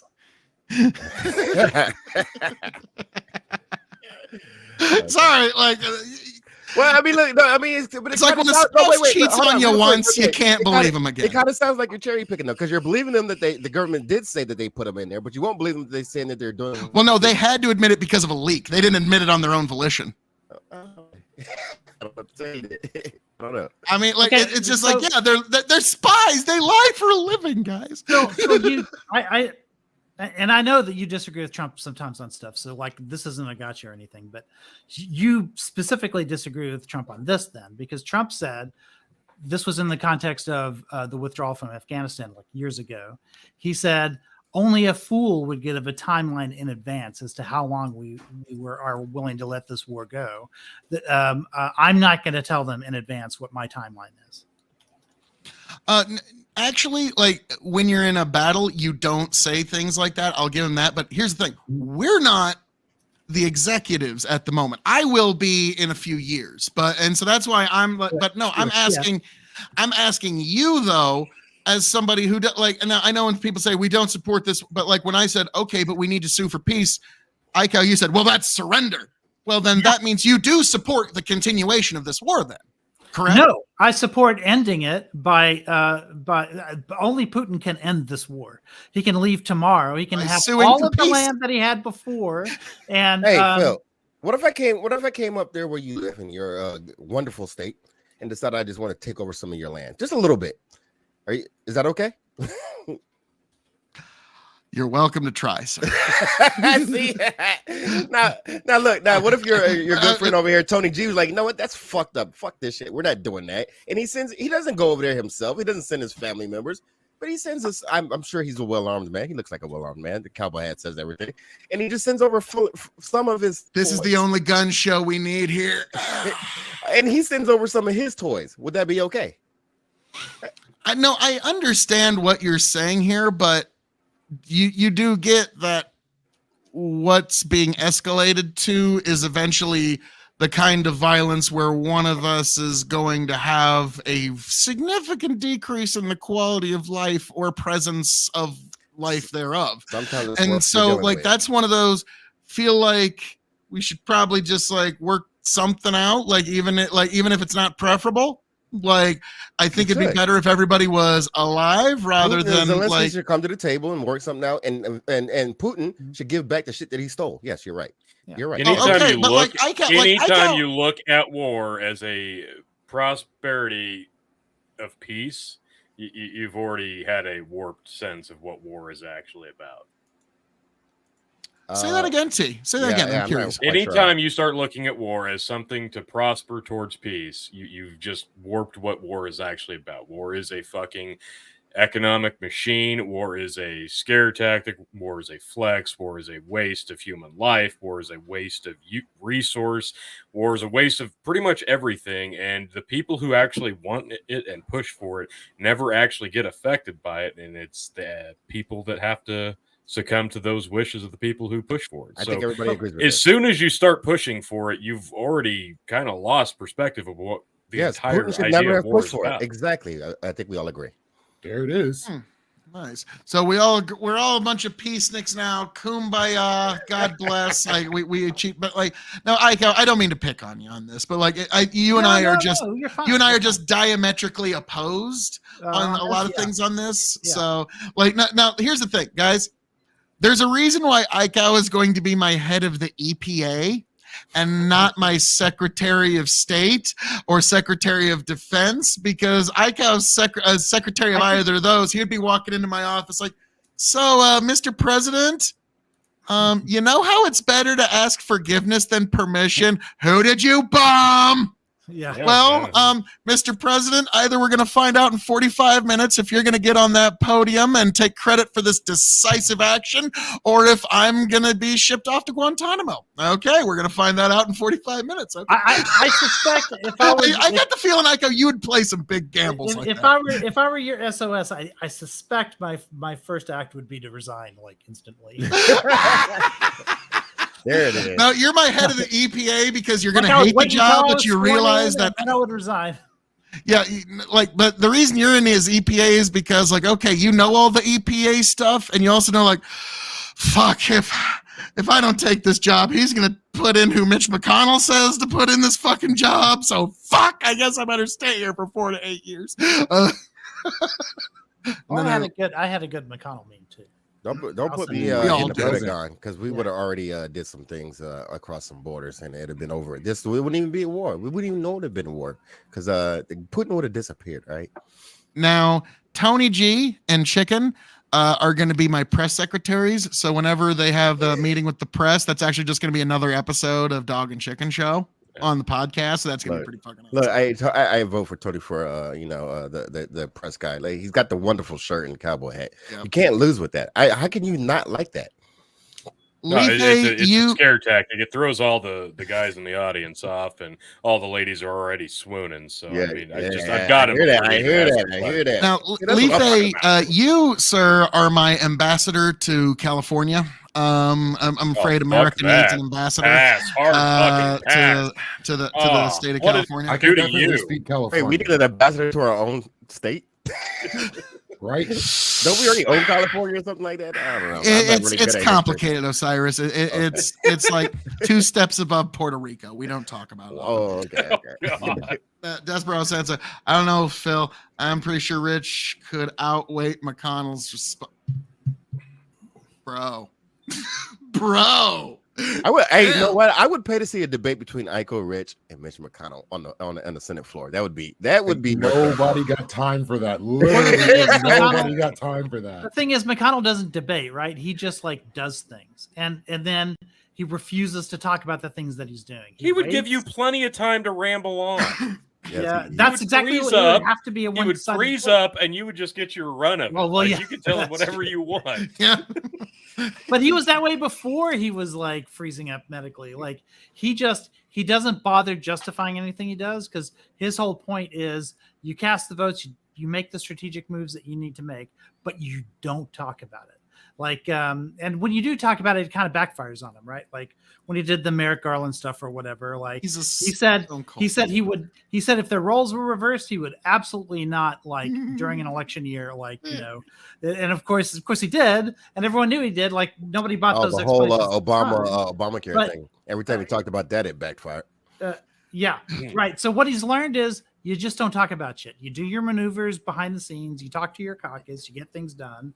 He's like the 2 smartest people in Congress, honestly, are Mitch McConnell and Nancy Pelosi. Like they both do that kind of stuff. Facts. As much as like, here's the thing: as a Republican, boy, howdy, am I glad Mitch McConnell's on my side. Yeah. I could not imagine. I can't imagine what it's like for all y'all having to fuck. He's a stone cold operator, and like us Republicans have this really weird ambivalent relationship with him, where he's always selling us out, but then just when we're getting, and then so he gives us so do you admit? We're like, do you admit morally that Mitch McConnell fucked not just the Democratic Party, but the country over, not giving Obama his his judicial pick? You want me to admit that Mitch McConnell saved the country by not giving? I was waiting for that. You should be a politician because you've got the most slipperiest fucking answers on the planet Earth. I'm sorry, I couldn't help it. No, in my opinion, should the Senate probably have given Garland some kind of a sure? I'll go ahead and say that. It's not like, but the thing is, at the end of the day, every president has to give a nominee that's acceptable to the Senate that they have. It's kind of like the Donald Rumsfeld. You go to war with the army you had, not the army you wish you had. Like, so when people talk about like, look at all these Supreme Court justices that were nominated by Republicans, a lot of them were Ronald Reagan dealing with a Democrat Senate. So he had to put up some sort of moderate that wasn't really representative of him. I don't care what Trump put in. All I'm saying is that Garland got fucking railroaded. Considering what he did afterwards, thank God, considering he was a power-hungry fucking little megalomaniac. So fuck him. And I'm glad that he never touched some other judicial sending. What do you advise and consent? The Senate didn't like him, so they said, "Fuck him." You should be a politician. Well, no. The Senate didn't advise or consent. They refused to advise and consent. He was so bad he didn't even get out of committee. There was no committee to get out of. Yeah, they didn't. No. He had to get out of a judiciary committee before it could go to the vote. No. He didn't get into the judiciary committee. McConnell just wouldn't schedule the committee at all. God, so that's how bad he sucked. Yeah, man. So he sucked 3 orders of stuff. Well, no, I'm sorry, but all he had to do, honestly, honest to God, if Obama would have nominated someone who was a Democrat but was like, let's say, pro Second Amendment, they probably would have gotten in. But they weren't going to put in somebody that was that level of moderate. Okay, you don't remember this in real time then, because no, I was there. I remember it all, and I don't get me wrong. I was I admired Mitch McConnell's rope-a-dope. The question was put to Republicans. They were saying in advance of all of this that because people asked, like, what will happen? Are there any candidates that you would vote for?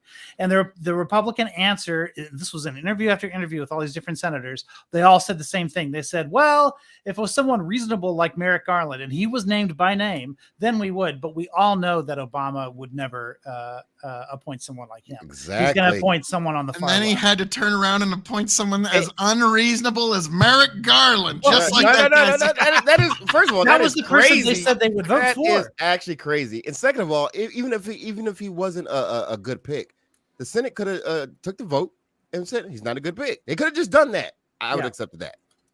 Except there were too many Republicans that would have voted for him. That's why they railroaded. Not only did they railroad the Merrick Garland, they railroaded themselves and the American people. Here's an interesting question. McConnell just made it so that no Republican votes mattered because he just wouldn't schedule the votes. Here's a more interesting question. If the Republicans wouldn't have filled Ruth Bader Ginsburg's seat before the election, right, would that have made a difference on election night, do you think? Yeah, I think that's it. Like, I can't even give you an honest pick as to which way that would go, but I do think in a couple of places there would have been a swing of some different votes. What are y'all's thoughts on that? Yeah, I think Merrick Garland was the replacement for Ruth Bader Ginsburg in some aspects. She should have stepped down though. First of all, or second of all, and it would have mattered if that all had went down the way it went down. But the point is, it should have went down the way it went down as you proposed. Merrick Garland should have got his votes. Obama should have been able to pick Merrick Garland and get him his votes. And I personally believe that all judicial seats should step down before they die. I think that whole wait until you die thing is a weird thing. Personally, I don't know. Maybe there's an argument for it, but I don't know why. Well, if we could time death, we would totally be on that shit. But but you're 80, 90 years old. There's no way. Don't get me wrong. You can make a pretty good college educated guess. Like Ginsburg, in terms of like strategy, yes, she should have. But you also got to realize that these people sacrificed their entire lives to get to this level of power, and then you're asking them to just give it away for strategy. I don't give a fuck what they did. No, why I don't give a fuck? Because it's not about them. It's about us. I totally get it, but at the end of the day, Ruth Bader Ginsburg's personal ego outshined her strategic mind. Now we got Barrett. Scalia also strategically should have resigned earlier. Thomas and Alito right now strategically, they should have resigned under Trump. They should have resigned under Trump. Yep. I don't know. I mean, Thomas's just masterclass, beautiful Second Amendment decision that he was able to write. Like, no, that's going to save and set precedents for last year. That's going to set precedents for generations. So that one decision alone, as a Second Amendment voter, that was the decision I have been waiting at least 20 years to be handed down. So you're saying that if a Trump appointee was in that seat instead, that decision wouldn't have happened? I don't think they would have written the majority decision the same way that we would have gotten the historical standard put in there. So no, Clarence Thomas pushed the Second Amendment as far as he could get with that court and preserved as many rights for several generations to go. So Clarence Thomas, God bless him for that Second Amendment decision. Would it be worth it? Like, let's say Thomas is off the court tomorrow, and then is replaced by a Democrat, by Biden. Let's say does that make it worth it? Really left-leaning Democrat. Let's say that too. A young one too, a really young one. I'm going to be honest with you. If Clarence Thomas was called home in Christ tomorrow, it would have still been worth it to get the historical standard into the Second Amendment jurisprudence. Yes, so I'd make that trade. Yeah. Now, I think Lord, please give Clarence Thomas many more decades of public service in this life. Let him live to be 110 years old, just sharp as a tack, like the whole fucking time. Right. Lord, let it just that will.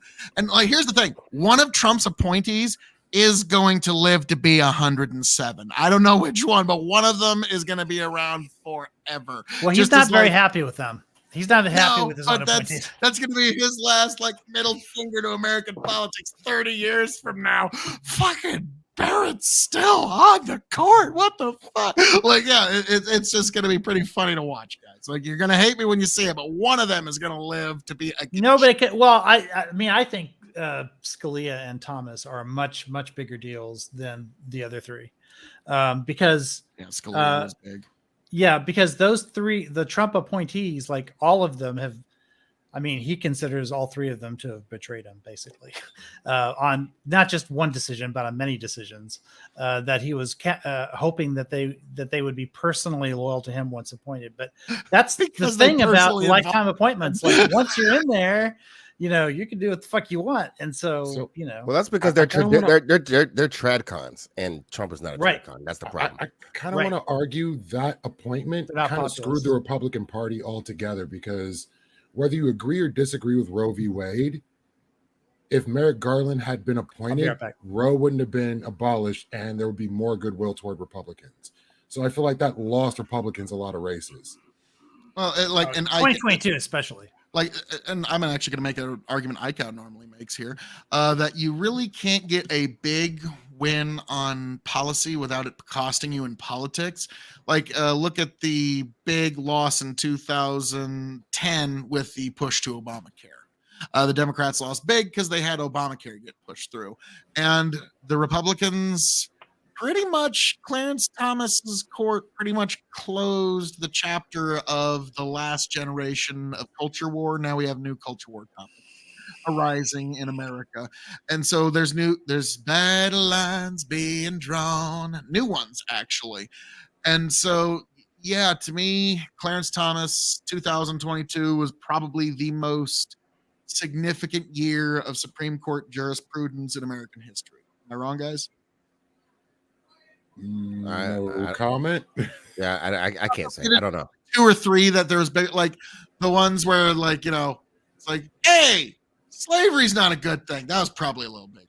But you know what I'm like, okay, in the modern era, this has been the most. Yeah, in my lifetime for sure. Yes. So Donald Trump voters who cast their ticket for Donald J. Trump. But here's the thing: you didn't need Donald Trump to get the judicial picks that you got. You just needed a real traditional conservative president. You could have it could have been DeSantis. It would have been the same, pretty much the same picks, probably. Yeah, no, it would have been worse. Yeah, but Or- none of or them won. exactly the same. It was Trump that ended up. Yeah, I winning, mean, so he sure, was the yeah. guy. I'm just saying that Trump is not a traditional conservative. He's not. He's just Now, not. this is something I'm glad Ika is going to get back, because this is something that, and this is why, when people say, "Oh, Trump's got no chance in the general," and I'm going to bring this around I to don't all say of you. that Yes, at all. and yet, okay.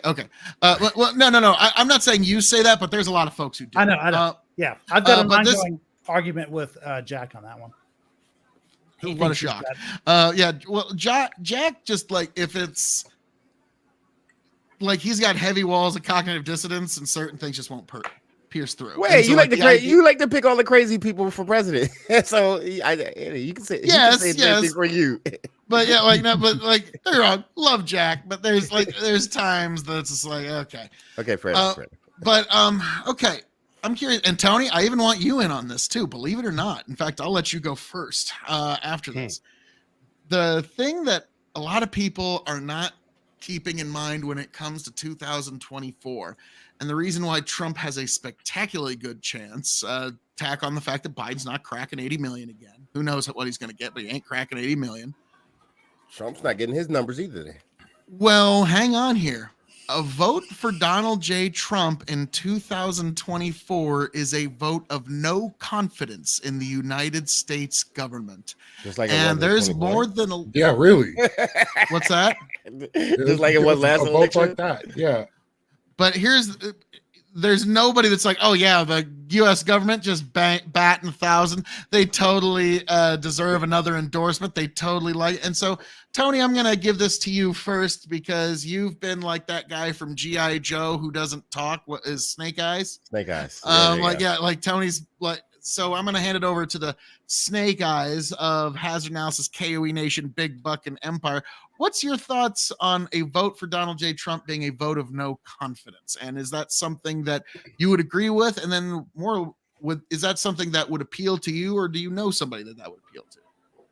Well, the main reason I didn't vote for Trump in 2020 was because I felt like he just didn't follow through on a lot of the things that actually made me consider voting for him in the next cycle. Primarily healthcare, his promises about border security and the wall and that whole pipe dream, it didn't come to fruition, and making other countries pay for it, primarily Mexico. Obviously, that didn't come to happen, and we knew that wasn't going to happen. It was a bunch of broken promises, and then the exit of Afghanistan. Tony, He promised that late, and I didn't. I'm like, that feels like a tactic to get some votes towards the end of this cycle, and I don't like that. Why didn't we just do this from the get-go? Whatever. There were a few factors that led up to it, but I didn't vote for Biden either. I'm just like, no, I'm going to vote for third party because Trump didn't earn my vote, and no way in hell would I vote for Joe Biden. So this time around, if it came down to it, I'm looking at the state of the world. I'm looking at my very existence in this life, and people can make any claim they want. I'm just saying, like, regardless of how you want to think, because it's how you want to vote, the world is objectively, pretty clearly, in a much, much worse place now than it was when Donald Trump was at the helm. And that's what it comes down to. Which person do I think is going to keep us out of catastrophe? I want to go next. I was going to Between ask Biden and Trump, it's pretty fucking clear. It would be Donald Trump. I have a Oh, big Like it or question. not. Tony, I want to go Tony next. is my moderate normie friend, and wanna go like, next. oh my god, you have First no of all, clue. I want to go next. Go, First of all, Cyrus. Tony. Hold on, fucking Tony. Can I G. just ask real quick? Are you in that part of Nebraska where your vote matters, like that one district where? No, I'm serious. Like, No, I'm asking why I do was you wondering ask? how much Why work do he you needs to ask? put in tonight. no. Yeah. No, I'm just curious because, like, because if you're in a district, The whole point of district voting is so that my vote does matter. well, Very good. right, but if you're in a solid red or a solid blue district, then you can vote your conscience, right? But if you're in a Well, if I'm in one of the two red districts, you pretty much are going to get swallowed by the red votes. And Right, if you're in exactly. the third district, you're going to get swallowed by the blue votes because that's Lincoln and Omaha, and they pretty much have herd mentality. isn't that one? Wait. Hold on. How do they have herd mentality, but the other side doesn't? Have you been to Lincoln or Omaha? But I've been to Austin and I've been to Houston. But isn't I've that been a to purple Atlanta. district? There's Like parts of Republicans Lincoln that are win little San Francisco. It's Republicans win yeah. that district. It's sometimes, that way right? everywhere in the country. That's a purple district. Now, Like, actually, Yes. truth be told, I've actually told my daughter this when she's having political discussions with other people. It's like, no, I know Republican because our district, the 3rd district of Nebraska, I am proud to say, voted for Donald J. Trump in a higher percentage than any other district in the Oh, okay. United States of America, 87%. that answers my question. Actually, I think it was 89%. But here's the thing, guys. Tony represents the moderate normie Nebraskan a lot more than I ever want to admit. So if Tony's thinking Trump, like that is like the 2nd district could be going back red quite significantly. Now, okay. Osiris, you had Well, something you wanted to say. Hang on, let me answer this first. Does Tony Ooh. regret his 2020 vote looking back? No, not necessarily. My district was going to vote red, and I knew it was going to vote red, and I knew I didn't have to worry why the about my question. county or my district not voting red because I didn't want to see Biden, but I didn't feel like I had to vote for Trump just to not see Biden. So, no, I don't regret it because I'm a proud nonpartisan registered voter, so I like fence to sitter. once in a while vote third party because not necessarily I love the candidate, but because I'm not a big fan of partisan politics in Yeah, general. that's why I But I asked. do want to vote, so I don't regret my vote looking back. I just want him to I just be want a to good address what voting Tony Republican. fucking G said. I don't understand why nobody else sees this. Donald Trump is a grifter. He just says and shit and does shit and shits on the wall, shits on the ceiling, and nothing is getting cleaned. That's the problem. Look, and you can complain about all the other presidents that In this you want, case, yes. but he is so obnoxious with it. It's unbearable to me. I don't look if the next 5 presidents are Republican. I'm not necessarily Republican. I'm a fence sitter. I'll go either way. But if the next 5 presidents are Republican, I wouldn't give a fuck as long as they're doing what they say they're going to do. They're doing the will of Right. the American people. That's fine with me. And if they wanted to repeal Obamacare, and if they wanted to repeal Roe versus Wade, and that's the will of the American people, I'm fine with that. But Donald Trump is a shit thrower, and I don't co-sign shit throwers. Okay, go. So Okay. a question when you get done. Go ahead. I'm done. Okay. All right. Well, Lethe, I'll hand it over to you. Your question, then I'll kind of tie it back in because I'm curious. What you To guys any Republicans that want to vote Trump, let's think about this realistically. He's already had a term, so he's only getting a term. Unless he were to declare himself dictator or emperor for life. Let's just throw that out the window for now. Just setting that aside. You got 4 years of this dude. So you're voting for someone who cannot get 8 years. Why would you throw your vote away on somebody who might be sitting up there with an ankle bracelet on? He won't be, and Biden would only have 4 years as well. So that's a non. I don't think he's already that's got 4 years. He can non-factor. continue his agenda for the next 4 years. So the Biden administration may have an 8-year plan, and it seems like they may get their 8 years. You've had a break in the 4 years. a Donald Trump that was seeking re-election and thought he had a pretty good shot is going to be a very different Donald Trump versus the one who then gets presidential power, knows he never has to run for office again, has the power of the executive, and you just made this motherfucker take a mug shot in Georgia. Yeah, Lacey, Oh, Lord, it's going to be a beautiful bull in a china shop, folks. It's going to be a glorious day to be alive on the give no planet fuck Earth. about what you just said. They don't care nothing about none of that. That is What's that? a Osiris? waste of a Couldn't vote hear for you, the sorry. Republican Party. That's not thinking of the future of the party itself.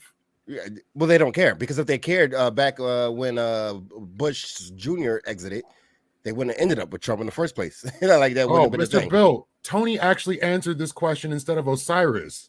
What? Most of the things he said he was going to deliver, he did not deliver. Yeah, of course. Now, I'm going to be honest with Tony. He's a You remember personality January? put Hillary in jail.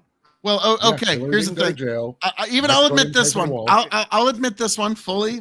Tony, it can back me up on this. January 20th, 2021, where Biden's getting inaugurated. Biden's in the middle of his inauguration speech. I send a text to Tony and Chicken. You know, guys, I'm starting to think Trump might not release his health care plan. Yeah, Right. yeah, pretty I much. was like, yeah. I'm starting Wait, to go back, think go back to that last comment, Kenny. Is that possible? Yep. We had shit on as a. Yeah, I did not. I think I addressed that. You can say what you want about. Maybe not everybody believes this. Wait. It hold is on. kind of a dish it out, but can't take it. No, that's not true. Well, I first of all, I don't know what other people you talk about. But I'm talking about me here, and people who like me. There's a lot of people who believe that politics is corrupt by this definition.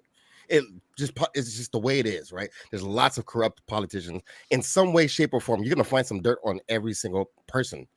But I think there is a value in decorum, a value in conducting yourself in a certain way as the president of the United States, and a value in just not straight up lying all the fucking time and getting charges after charges. I'm not even talking about charges after. But enough about no, hold on. I'm not talking about the charges after he was president, not after he was president. All the charges he got before he was president. Look, the dude is a shit human being. That's all I'm saying. All right, moving on.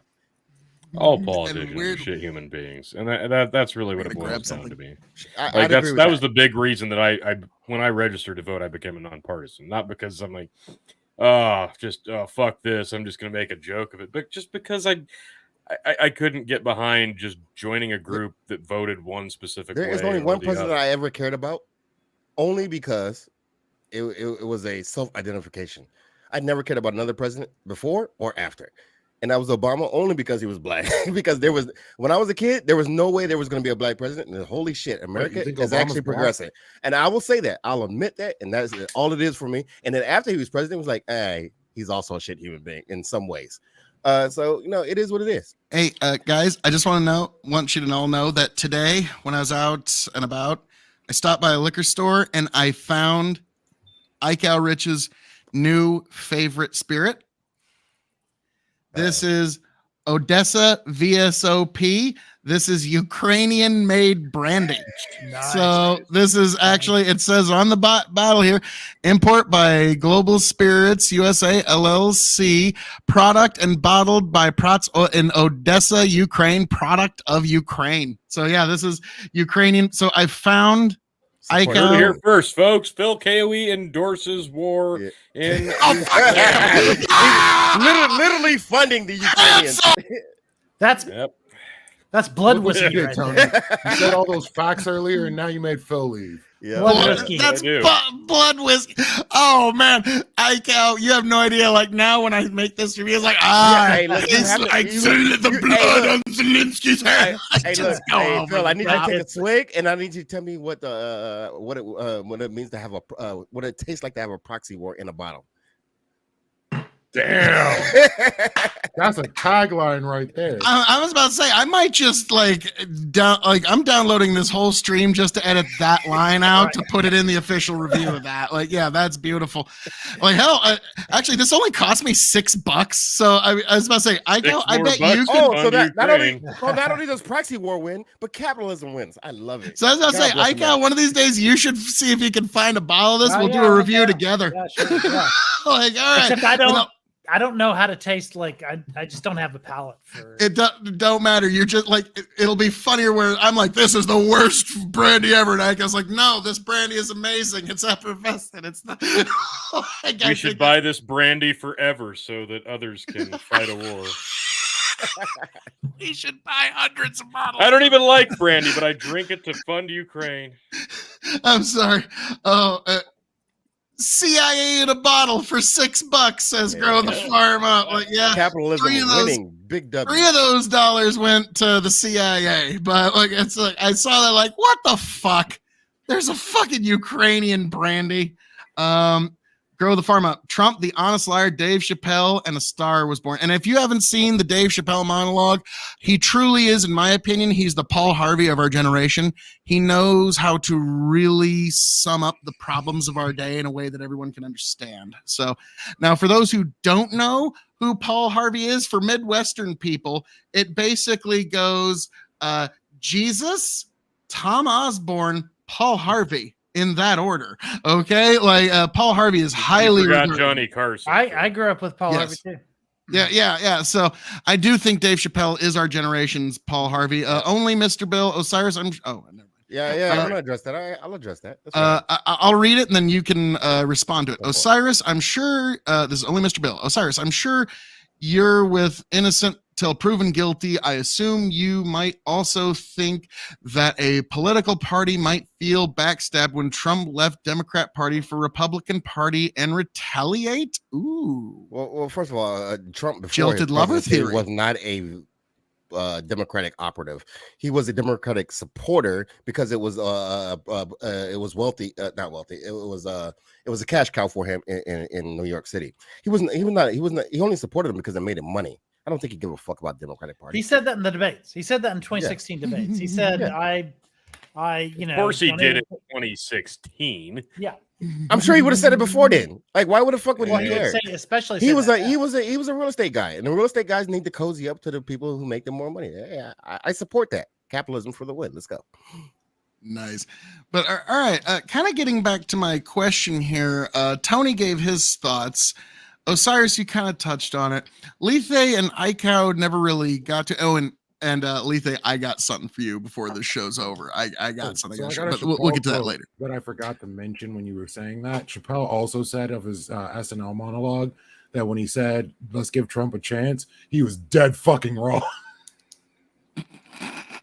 Well, we'll see. We'll see. Well, no, it depends on what side of the aisle you're. Because, like, again, if you're a Republican and like somebody like me, like the things I wanted out of him and the things that like no new wars, judges, tax cuts. I mean, that's an A+.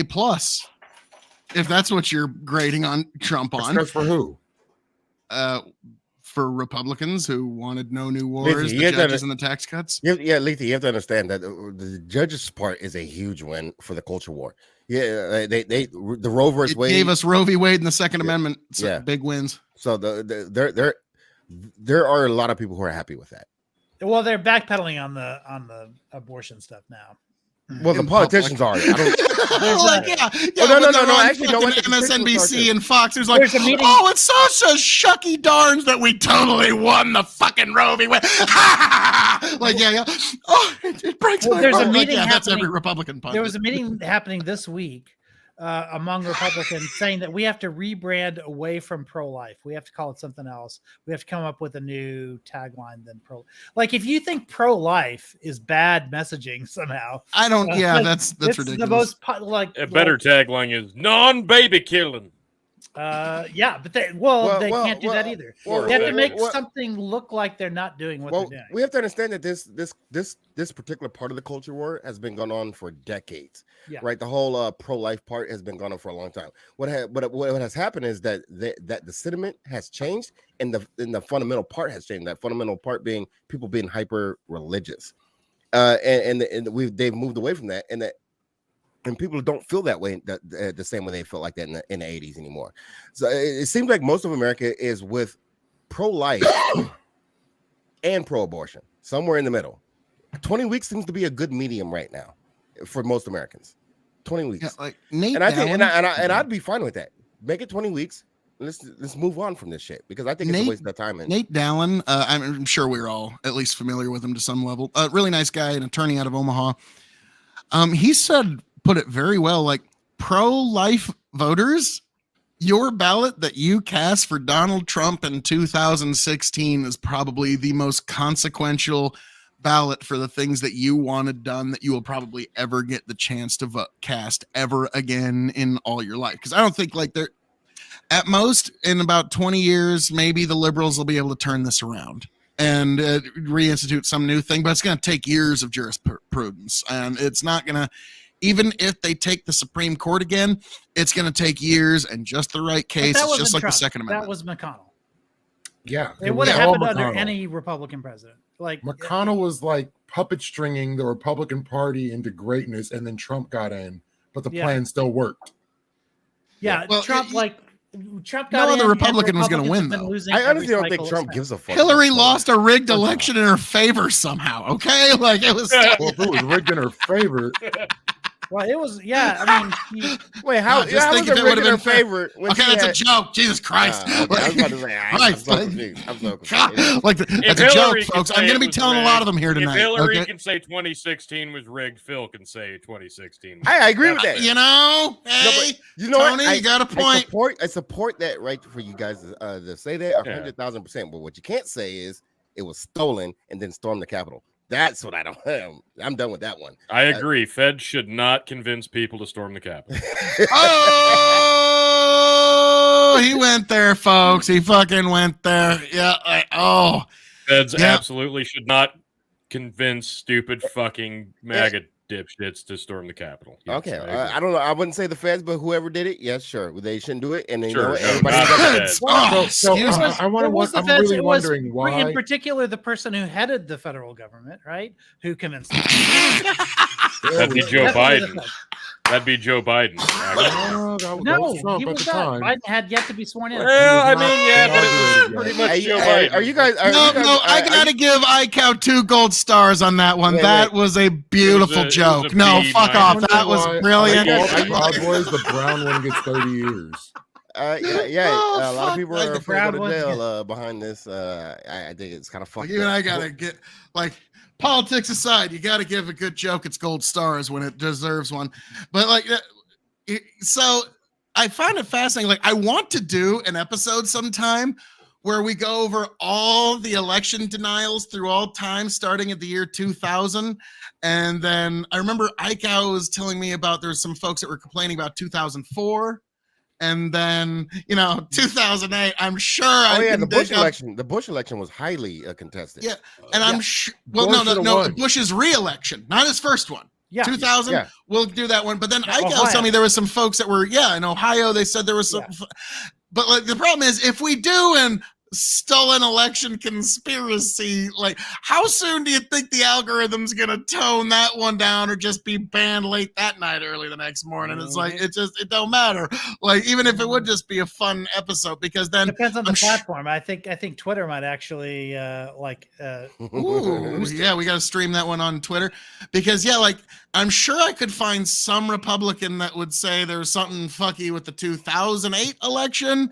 I know No. several. So look, here's the problem. Yeah, Here's the problem. 2008 Anytime somebody loses Too much. in a very close call, they're always going to claim there's some. Yeah, but there's no proof of it. There's zero proof of this. None, not an iota of it. It doesn't mean I can't find somebody to champion it. Like, okay, like that would make If for the George episode Bush is awesome. willing to Like, throw all Jeb right. under the bus, why wouldn't he do the same to Gore?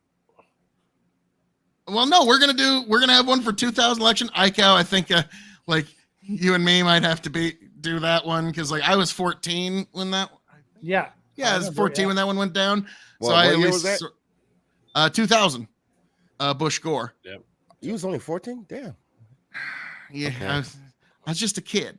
Then you have to yield to my infinite elder wisdom. Then. And I remember, now I'm sure like this might just hard to believe. This might just be a thing on the internet, but I remember reading in 2012 there was one district. Again, just could be conspiracy, but there was one district in Philadelphia where they couldn't find one fucking vote for Mitt Romney. Every single vote was for like I was like, and I was just like, if that's true, even I'd be like, okay. Statistically speaking, some motherfucker would have checked the wrong box by accident. That actually happens every election. Can I ask an easy question?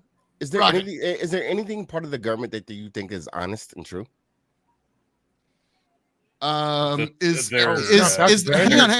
No. I got a perfect answer to this, and I hate it when I do this, or I hate when anybody does this, and that's answering a question with a question. But this is actually an answer to your question. Okay, if you like examine it, is there any human being that's entirely honest?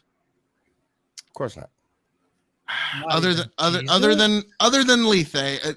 Well, good one. But is there any human alive that's currently, Jesus is also the Son of God. That's a little different. Well done, ICAO. But like, so you but think no, you understand what I'm saying. Yeah.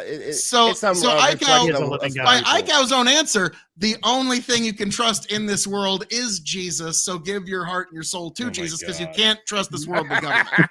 God bless you, ICAO. You great so and so. Bill, you got me on that. I'm not gonna argue that. And they didn't exercise it. I'm not gonna argue against Jesus. I can't do that. We can always argue against fictional characters. Well, Jesus isn't on the panel tonight. Yeah, I mean, hey, Phil. That's your next task. Get Jesus on the panel. We'll ask him directly. All right. You don't, because that's pretty much the end of all the things. Oh shit! Well, I don't want the end of all the things. Remember, like when he comes Joe back, Biden like wins re-election, it'll be the end of the all next time he things shows up, that's right. That's right. I actually we're not going to get to see the new Elder Scrolls game. Let's just put it that way. I had a theology professor who would indulge me in my like dumbest questions, and I had some really dumb questions. And one of them was, who would win in a fight among the Holy Trinity? And his answer was that it would be a three-way tie because the universe would instantly end. So we would never find out like the answer. That's a good answer. Yeah. Hey, this guy is smart. I would have thought that. Yeah, that guy's at least put some thought into that. Yeah. Well done. He always had good answers. Like I was always trying to get him. I had a pastor who married me and my wife who also had really good answers like that. Because we had a baby who died in my post. Good answers, no matter what. Shout out to all the pastors that shit. You're breaking up there a little bit. Did anybody else hear that clearly, or was that just he roboted for me too? Okay. We heard that you turned to a pastor that when there was and we've talked about this many times, Cyrus, about the loss that you had to deal with in your life and how he came. Like, I'll be honest, like same thing for me. Like I've found a pastor that I really enjoy going to his church. I'm gonna try to get this guy to come to church one of these days. We'll see if we can. We'll see if we can get that to happen. We'll see. Say that again, Phil. I'm gonna try.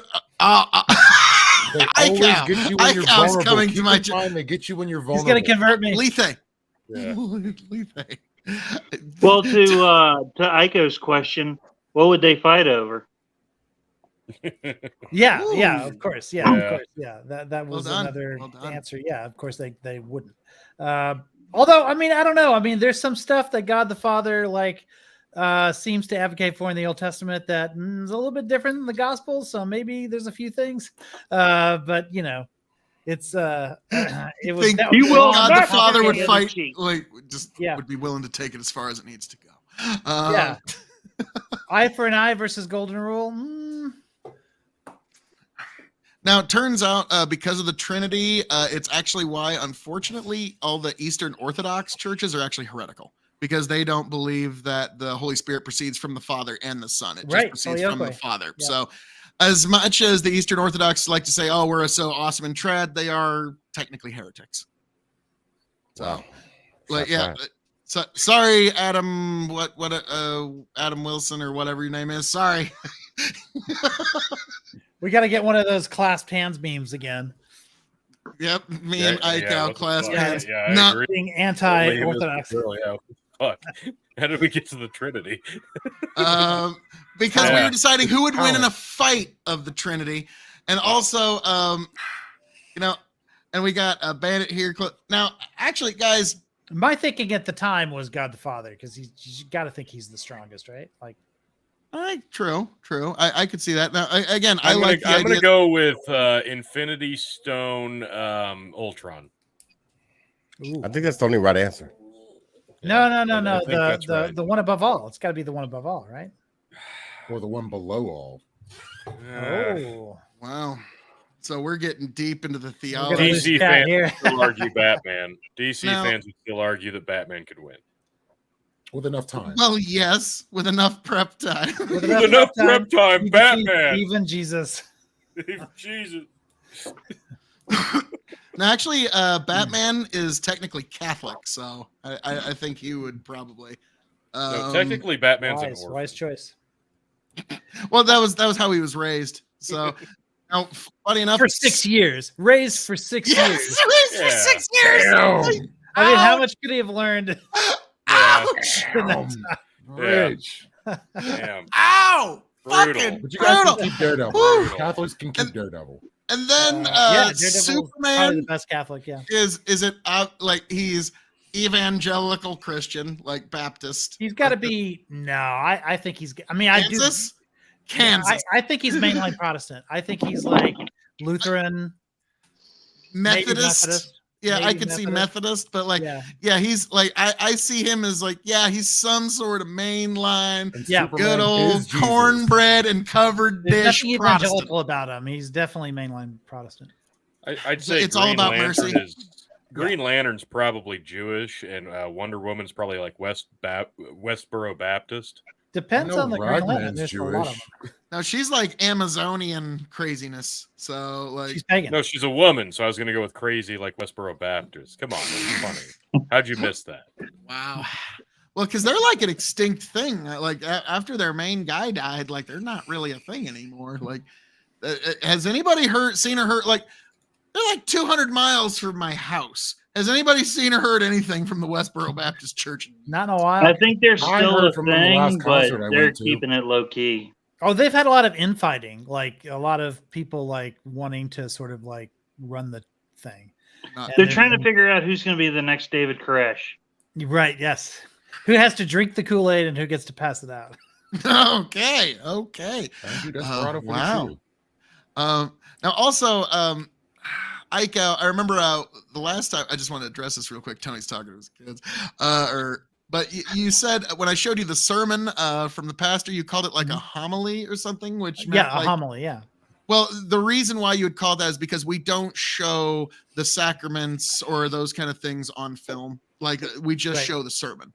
We don't show Sure. the entire service because, like, who decides to take a sacrament and whether they do, like, that's a personal decision. Yeah, sure. Like that's not to be brought. But Okay. so like I could understand like just seeing that you could come to that conclusion. But No, I assume that was the case, mainly because the rest of it, a lot of people find the rest of it boring. Like for Catholics, like the ritual is like the whole point. But for like growing up a Baptist, like for us, like we went for the sermon and everything else was just kind of like singing and dancing or whatever. Thank you But for it the wasn't spout. what was important was the sermon. Whereas for the Catholics, what's important, of It's the course, is ritual. Yeah, I was actually an altar boy growing up, and to answer all your questions, no, I wasn't. Like, nope. Knew some guys that shit happened to though. It's just it's unfortunate, but yeah, they swore me to silence because these are now grown men with children and families and such. But yeah, it's And trauma. yeah, it's a legit thing. But yeah, it never happened. But yeah, I was instructed in how to properly do the sacraments. I got to ring the bell. I held the Bible. I held the little plate to make sure that the Eucharist didn't fall on the ground. I did all the rituals. And what's so funny is not once was I ever educated in one single verse of the Bible. Yeah, Not that's once. cradle Catholics for you. What kind of Catholics? Cradle Catholic, someone who was born into the church, typically. Whereas someone who was converted, either in late teens or as an adult, is going to learn all about the theology and that kind of stuff, because obviously that's what's going to cause you to join in the first place, is all that stuff. But if you were born into it, yeah, you're gonna do the ritual by osmosis, and a lot of it won't be explained to you. Yeah, that's a great way of putting it, a cradle Catholic, because yeah, I did all the rituals. I was instructed in that, but like even Monsignor told me that if you read the Bible too much, the devil can trick you by getting he was one of those. Desperado says Westboro Baptist Church fell off after Fred Phelps died, and there was a power vacuum over direction afterwards. Now, actually, I want to play something here for you guys. Lethe asked me to do a reading of something that you would think on the surface would be controversial. But once you realize what's actually being said is not actually controversial at all and actually gives a deep answer here. So Lethe asked if I would read a biblical verse. Maybe you've heard of it. 1 Timothy 12. Oh, yeah, of course. So without further ado, Lethe, this one's for you. And I got into some sources on this, but without further ado, let's get into it. Oh, come on. 1 Timothy chapter 2, verses 11 through 15. King James Version. Let the woman learn in silence with all subjection. But I suffer not a woman to teach, nor to usurp authority over the man, but to be in silence. For Adam was first formed, then Eve. And Adam was not deceived, but the woman being deceived was in the transgression. Notwithstanding, she shall be saved in childbearing, if they continue in faith and charity and holiness with sobriety. Thus ends the reading of God's holy word. Now, some folks consider this a controversial verse from the Bible. Some folks consider this a dated one. But when you realize 1 Timothy is how a church should be structured, it's basically an instruction manual for that. So this was actually a request from a good friend, Lethe Waterkai. You can find him on YouTube and Twitch. And very, very nice man. And he wanted me to read this because he thought, well, look at how dated this is. Don't you think so, Phil KOE? And Lethe, you are always going to find, when you think you find something dated in the Bible, look a little deeper and you're going to find it to be timeless. Because Lethe, my good sir, you helped me find the definitive verse that answers the question beyond a shadow of a doubt of the question of female pastors. It's laid out right there.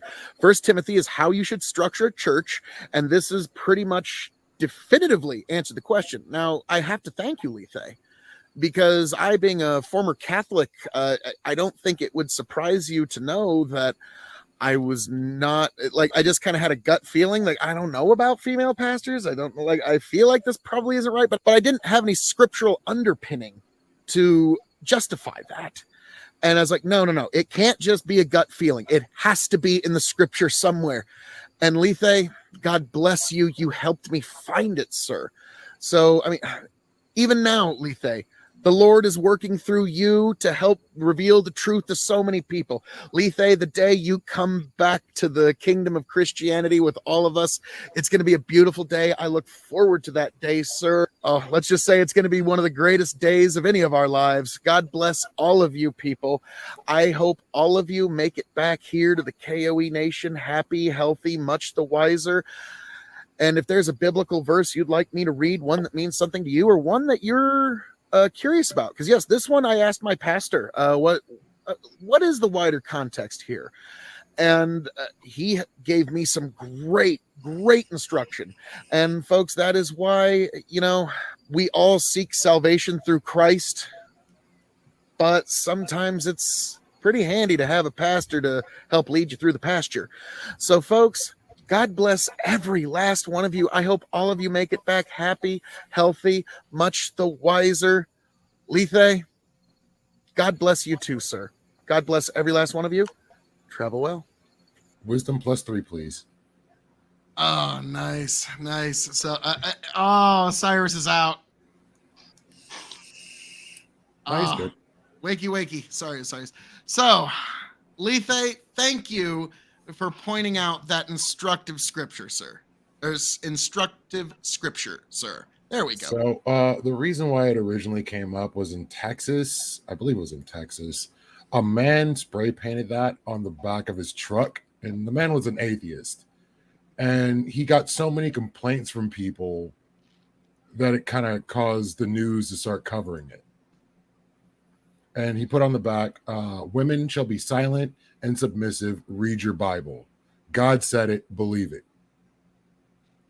Well, in 1 Timothy, like I said, it's how you should structure a church. So what that's saying in that context is it pretty much answers the question of female pastors. So thank you, Lethe, for pointing that. Now, Iko, I'm sure I'm going to get all kinds of pushback from you, being a Catholic. Like, no, there should be female pastors by cracky. What are you talking about? No, because I think the way that the church is structured is to follow scripture, and you can't deny what's in scripture.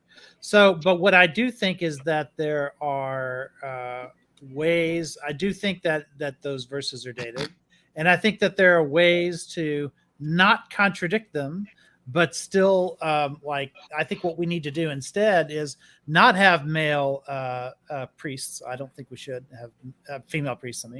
I think what we should do instead is elevate the role of a nun, so that the things that she does to contribute to the church, much like Phoebe, who's also in the New Testament, right? She's a deaconess of the church. And she has a lot of power within the church in the early, in the first and second centuries. I forget which one of them that Phoebe was in. And so I think we should restore the status of women, allow them to be deaconesses like they were back then. Get back to where they were in New Testament scripture. Interesting, because there's no instance of a female pastor anywhere in the Bible, but there is deaconesses. Yeah, there if there's somebody that's really got the Spirit moving through them, there should be a way to utilize. But again, it's just fascinating to see. Now, Lethe, even my pastor says, okay, Phil, what your friend is trying to do is lead you out to walk the plank while he has his very sharp saw right behind you. Just now, again, Lethe, give me some credit here, sir. You thought I was going into the lion's den, and I come out riding him like a horse. You still did. Is basically shitting on every woman pastor on the planet. Is shitting on every female teacher in the church. Not teacher. Well, it says that a woman should not teach a man. So, but children, they certainly that's nothing. Women are so important in a child's instruction that to me it's we lost Bandit. I was about to ask him. Now this is funny. Rough night. This is funny. Osiris, I'm just gonna leave him on the screen. See how long. He's good. He'll come back to us in like 10 minutes. Like, sorry, man, sorry. But what was I just saying? I lost my train of thought there. Well, I would say. Women teaching in church. Oh yes.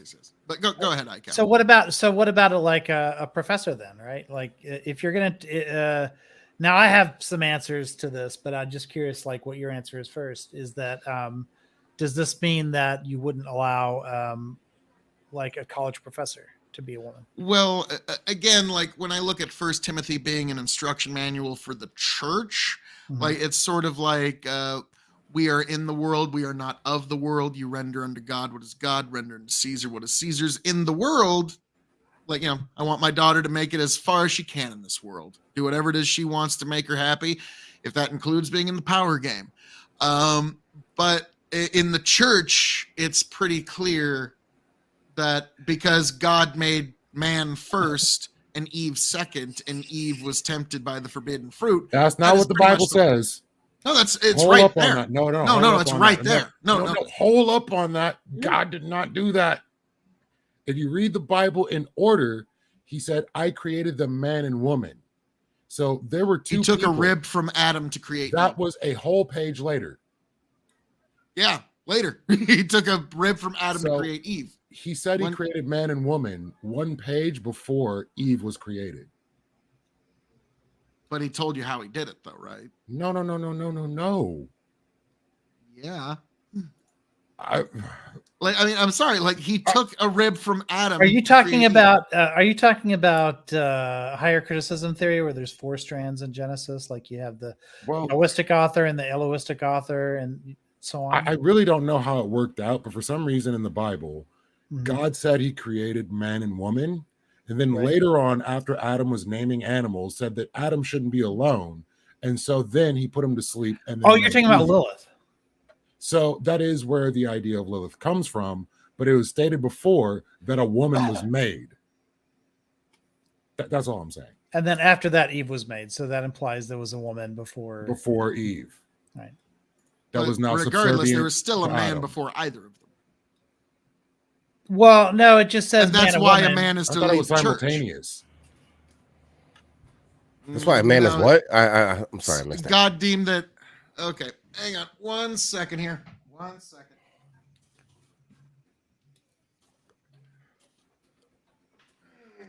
How's it going? I think we will go to my favorite. We'll go to my favorite author, God, on this, and we'll see what he has to say. Go to 127. Yeah, but what has he written 127 real quick. Just like a thousand years my since favorite author, God. Okay, he's not recently published, you know. Hang on. 127. The Glasses of Extreme. Hang on, one moment. And I'm glad you have the book. I'm glad you actually have the book because this is like how bipolar the Bible is. Oh yeah, I read. I actually read in. I read in church actually. So as you may know, let's see. Man, I play a dangerous game, by the way. I do this all the time, but you guys don't ever notice because it's kind of happens off camera. But I play this dangerous game where I don't have, like, every once in a while I'll have a Dr. Pepper, but they won't be cold in the fridge. So I've got to put it in the freezer, but then I've got to, you know the game I'm talking about, right? Yeah. You got to get it before it explodes. Right. You got to do it before it explodes. Right. Worse, putting a beer bottle in the refrigerator. Yeah. But I play this game and I lose about maybe 1 time out of 5. So about 1 time out of 5, it explodes because I can't seem to manage to like always get it 100%. Or if I get it out too soon, then it's going to be lukewarm. And once I've opened it, I can't put it back in because then it loses carbonate. You know, it's the whole thing. You got to time it perfectly. And I'm about to do that right now. I'm about to go put one in. Go check it out. So maybe 20 minutes is what it Hopefully takes. it's not blown up. 25. I see. You know when you've done it perfectly is when there are just little wisps of ice in there. And, you know what I'm talking about? When you get just like almost a little bit of slush. Yeah, that's what you need. Beer icy is the best. Oh, it is. Gotta get my earbud in. Oh, you can't even hear me. Damn it. Yeah. Here we go. Now I can hear you. Hey, welcome back, Osiris. You're out. I can't. Look, So 127, Phil. I can't listen to the. So God created man in his own image. In the image of God created he him, male, and female created he then. And God blessed them. And God said unto them, be fruitful and multiply Blessed and who? replenish the earth and subdue it. And have dominion over the fish of the sea and over the fowl of the air and Okay, over we're good. every living thing that moveth upon the earth. I'm always going to finish the can verse. stop. I'm Well, always you going can to if finish you'd the like verse. to, but we can move straight to 221.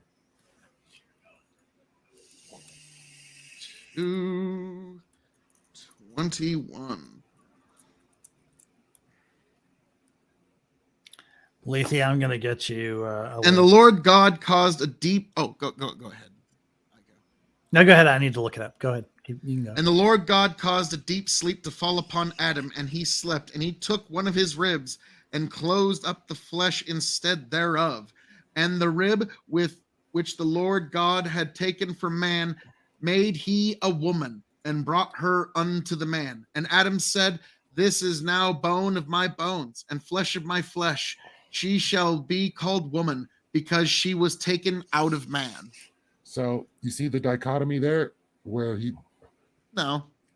blessed them when he created them one page before, but then went on to create another one. No, I don't see it. Like he's saying he created them, and then a And then page blessed or them two and later said, he "Let goes them into be-" he goes into greater detail as to how he did so. That's how I would read it. No, that doesn't make sense according to the way Sure it's does. read. I mean, you Like can when you try to create see it something, that you way. have to explain how it was created afterwards. You can't explain it before, especially when you're in creation and you're creating the first thing. There's no one to explain it to. I don't see how you get that, but fair enough. I'm glad that's good for you. Like, hang on. Osiris, am I off on that at all? Like, You guys are am wrong, I? bro. I don't. Like, Like, okay. Like, the am I? Bible, like, it's so confusing to me. I don't understand that. I don't know. Like I've heard a million interpretations of a million things in the Bible. I don't know what to believe in it. As far as that goes, I just don't know. I think people believe what they want to believe, and that's what I. This is why I think religion is great, because you can believe what you want to believe. It's fine. Man, it's like he's here, but he's sweating like a whore in church. Had to get fair enough. Freaking hot.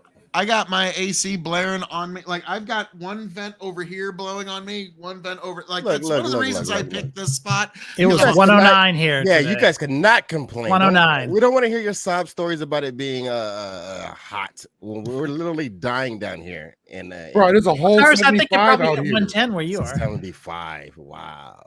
Yikes. Dude, it's 85 in the morning at 8 o'clock in the Sorry, morning here. 85 fucking degrees. By the time it's 12 noon, it's 106. You should Because move to like here, California. like Hell no. I mean, after I God said, didn't- "Let there be I- light," and He hell. made all the firmament, and He made everything, the land, and then Sproutikus once another in. few pages, it talks about how Oh. He. Sprout. Sprout once in. Sprout? Sprout in. Oh fuck yeah! Let Sproutikus in. Give me just a moment here, and I will send him the StreamYard link. Actually, do any of y'all have? Or, I got the link. I'll get yeah, the link. just send him the link, and I'll Yeah, pop him in. I got you, Fucking I got hey, you. Sprout's here. Because yeah, I have two Bibles here: the English Standard Version that I read from at He's a church, preacher in training. and then I've got this the Bible from 26 translations that I had to get back from an ex of mine, so it's like getting a hoodie back. And Bro, you can't do that. You can never get a hoodie back. well, I fucking did, motherfucker. Watch, I like, respect it. I got like hey, but like she was like, well, if you're actually going to church these days, you might actually get some mileage out of this. I was like, Sprout, I yeah, sent you a hell link. yeah. You're good. What's that? No, I was letting Sprout know I sent him the link. Sweet. Yep. All right. Come on in, sir. We're talking theology, which sent my good buddy Tony running for the hills like his fucking hair was on fire. And now, folks, we have a first-time guest appearance here on the KOE Nation and Hazard Analysis on YouTube, TikTok, Twitch. We've got a first time, but a tremendous honor. We are, folks, joined, and you are going to be proudicus to introduce a kiss, the one and only Sprouticus. Welcome, sir. Thank you. Much appreciated. However, I think you might regret having me on. I think you might have misjudged whose side I was going to jump on here. No, it'll be fun nonetheless, sir. Welcome. Okay, so explain. Just go ahead and for me explain the short version, right, of what you believe the first 2 chapters of Genesis are regarding. Would you like me or Lethe? KOE. He knows what I think. Well, this is the telling of the creation of the first 2 humans and the creation of the firmament of heaven and pretty much everything we call the universe. Okay, there's specifically man and woman. Specifically what I was talking about because that was the discussion. Oh, okay. Well, yeah, here it says very clearly man is made first. Am I wrong on this? Do you think that I'm in any way incorrect on that? It says God made man and women. He made two of each, right? So he made man and women. However, Eve was created following Adam. I don't disagree, but it says he made them man and women. Well, it says in verse 27, Genesis 1:27, God created man in his own image. In the image of God created he him. Male and female created he them. So what he's like, it's pretty clear to see that he created man first. He created. And then a few pages later, he explains how he did. Wait. It's easier to see he created man in his image more than he did women. That's easier to see. That's what I can create 2 things. I can create 2 things, right? And give one more looks like me, and give another more looks like my wife at the same time. And then say I created them. Look at the exact vernacular here. I created them both, but I created this one after me. Okay, but that's not what's being said here. So God created man in his own image, comma, in the image of God created he him. Yeah. Then semicolon, so there's a divide there. Male and female created he them. So first he created he him, and then he created he them. And this is according to the Bible. That does not mean that. That does not mean that. A semicolon does not. No, wait, stop. A semicolon does not mean and. A semicolon simply means that it is the next part of it could have been its own sentence, but it decided not to. So a semicolon does not. A semicolon is not the same thing as an ampersand. So where's your evidence that woman was created at the same time? Because that's a my separate, favorite author, that's a separate statement. pretty much backing me up here. What if I said this? That's a separate statement. What you're reading is a separate statement, right? So God created human beings in His own image. In the image of God, He created them, male and female. He created them. So, I don't understand. And where did female come from, other than the rib of man? Where did female come from? The rib of man. Eve came from the rib of Adam. Correct. Yes. Are you suggesting that every woman nowadays is created from the rib of a man? No, but I'm saying the first one was. Does it state that Eve was the first woman? Is there any other woman that's mentioned here, but other than Eve? It says God created the men and women much prior to referring to Eve. So what other woman is there in the Bible to compel you to believe that they're talking about anyone other than Eve? Okay, let's go back to the first verse. That way we can do this verse by verse, because that's evidently what we need. It's never harmful to go over scripture a little more. So it's always good. While you guys are going over scripture, I'm listening to the scripture of the Southern poets of United States of America. We call them trap artists. It's great stuff. You guys should, Well, I mean, here in chapter 2, verse 18, and Lord God said, "It is not good that man should be alone. I will make him a helpmate for him." So God is convinced that Adam is alone at this moment. So, you gotta be. Have you ever felt alone when you weren't in a relationship? Oh man, I'm asking you a question. I'm asking you. It's not good that God said it is not good that man should be alone. Answer my question. If you're not going to answer my hypothetical, then what's the point of even talking? Because sure, we can all get lonely. No, it's not. Lonely and being alone are two different things. Do you concede that? No, I don't. I don't concede that. Lonely and being alone are not two different things. We just have different words for when I'm lonely, reason. most oftentimes I'm alone. Does that mean Fuck I'm no. the only person on the Some earth? of the most No. lonely times in a lot of people's lives are when they're surrounded by people and they're not being understood. So, like, but no, like here it says, and the Lord God said, it is not, not good lonely, that it's being the misunderstood. man should be alone. Like, I'm sorry, at that Yeah, point, but you're not listening to what Lethe had said originally, which was that a man and woman were created, then something happened, which isn't Then elucidated blessed, on. too. But many like Jewish tradition has an answer to this, which is that the woman that was created alongside Adam was Lilith, according to the Jews, and then something happens to Lilith. She goes away, and then Adam is alone, and so then a part of his rib is used to make Eve. That's one of the mainstream Jewish interpretations of what happened. because the first chapter talks about creating God creating man.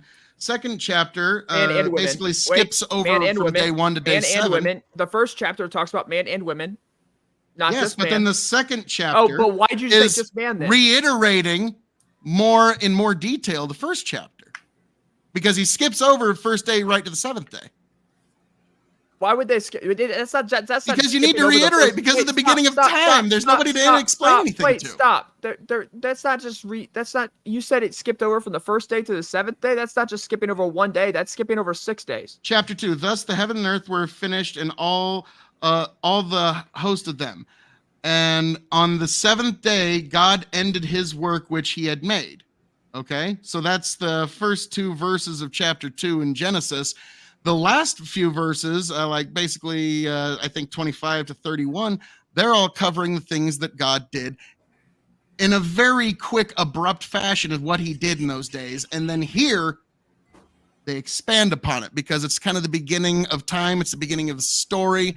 You kind of have to expand on what everything What part means are they once you get it expanding started. upon? The beginning of time of humanity. No, they're not. Yeah, it is. This is the beginning of time. It's the beginning of They're humanity. It's the missing beginning 6 every of time. those. They're missing at least 5 of those days. Take out the Passover. They're missing 5 days. They only talk about the creation of men and women, or Adam and Eve, not man and woman. That's first chapter. It only talks about the creation of Adam and Eve. And the first chapter is like, let us make man in our own image, in our likeness. Let them have Correct. dominion over the fish in the sea. And so in the first chapter here, it talks pretty much about God called the dry land earth, and the gathering together, the water called the seas, and God this is all different It's not days the- where he did different things. No, it's not. So go back to the second chapter. Read the second chapter. Or do I need to read the second chapter? Please do, actually. Give me a chance Okay, to. so a drinky poo. so I'll start with verse 5 because I don't think anything prior to verse 5 really matters or counts in the situation. Neither wild plants nor grains were growing on the earth, for the Lord God had not sent rain to water to the earth. There were no people to cultivate the soil. Instead, springs came from the ground and watered the land. Then the Lord God formed the man from the dust of ground. He breathed the life into the man's nostrils, and the man became a living person. When the Lord God planted a garden of Eden in the east to the place man that he had made, the Lord God made all sorts of trees grow up from the ground, trees that were beautiful and produced delicious fruit. In the middle of the garden, he placed the tree of life and the tree of knowledge of good and evil, Dick move. etc. and so on. We now go into the story of Adam and Eve having the first sin, right? So now The first thing when it we says talk there about is, hang on, what verse 10 says, and a river went out of Eden to water the garden, and from thence it was parted and became into 4 heads. And So at what point? again, there's- So wait, at what point? At what point in this story here, in the second chapter, did it mention God saying, God making it light? Did they ever mention that? Even like partially, mention what? God creating light. Oh, that's in the first chapter. So it's not in the second chapter. Yeah, because he's So expanding they on don't. things So that they happened in don't. the first So chapter. they don't. So they don't. Obviously not expanding upon it because they're leaving shit out. If your professor says expand, You're upon jumping this, from the and you don't. No, wait, stop. The If your second professor- verse is no, talking about the stop, seventh stop, day. stop, Obviously, no, they're stop, skipping no, around. If the second verse is about the seventh day, there's not 7 verses about 7 days. I'm sorry. Stop. Just saying Thank stop you. doesn't stop truth. I'm But sorry. here's the thing. You're interrupting me because you realize you're Accept wrong. your apology, Phil. So now, Oh, no, I'm did just it correcting. talk Sorry. about God creating light? Does it talk about God creating light in the second chapter? No, it doesn't the first. Well, I mean, Okay, so if I were to go here a little it deeper, does maybe talks I'll about man find and it. women in the first, right? Yeah.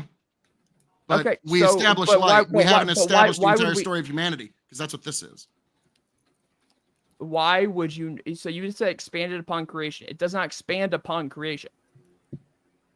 Sure, it Because does, you're missing we need a because you're greater missing 5 explanation. of the 6 days. I already told you that, and you disagree with me. But you're wrong, and now you don't want to admit to it. You're missing 5 of the 6 days.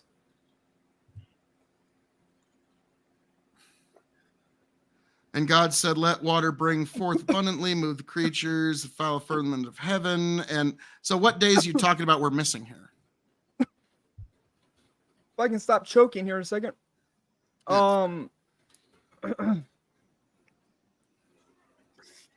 Okay, in the first day, earth was formless and empty. He said, "Let there be light." God called the light day and darkness night.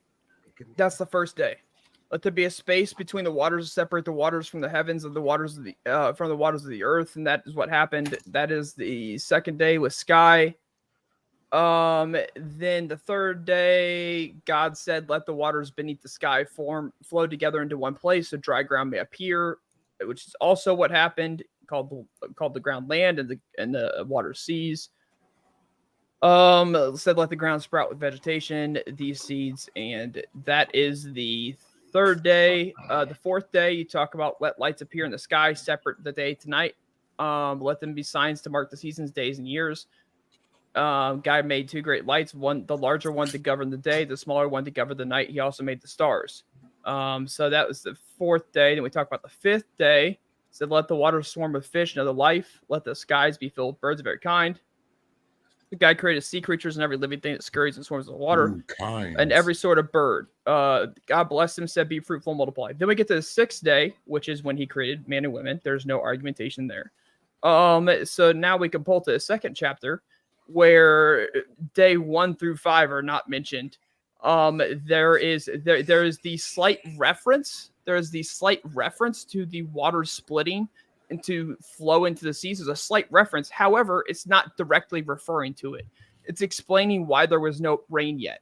Because it says, "When the Lord God made the earth and the heavens, neither wild plants nor grains were growing on the earth. For the Lord God had not yet sent rain to water the earth, and there Not were no until people Noah. to cultivate the soil. Instead, springs came up from the ground and watered the land. Then the Lord God formed the man from the dust of the ground. He breathed the breath of life into the man's nostrils. The man became a living person." So what I am stating here is that if your version of events is accurate, it is missing 5 of the 6 days. Well, you just pointed out the 6 days in the first book of Genesis, and then But you said the second book of Genesis expounding upon the 7 days. That's literally what you it's said. got to Would you start like to take that somewhere, back? and they're starting at Would the you like beginning. to take that back? No, because it's expanding on everything So that's already happened. where's day 1 through 5 expanded upon? And thus the heavens and earth were finished, and all the host of them. And on the 7th day, God ended his work which he had made, and he rested the on the 7th 7th day? day from Start with all verse his 5. work which he had made. So he's That's the 7th referencing, day. and he rested on the That's the 7th day 7th from fucking all day. his work which he had made. What would that be, sir? What would that be? No, wait, Would stop. that be It's the not- previous 6 days, you think? You're Or gonna is need that to some listen. other No, end you're of the gonna need to universe that he's working on? You're gonna need to listen. Okay. Well, no, Awesome. I'm telling That's you the seventh- word of God, Okay. and you're just not Well, wanting to no, hear it. No, we're You're talking. just not wanting to hear it.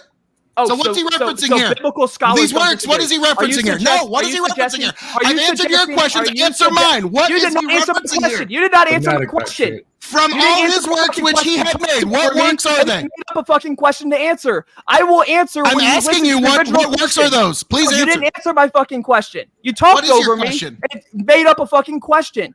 No, I'm You even telling have you a right fucking here, he is question. Why referencing so the fucking previous hard? 6 days.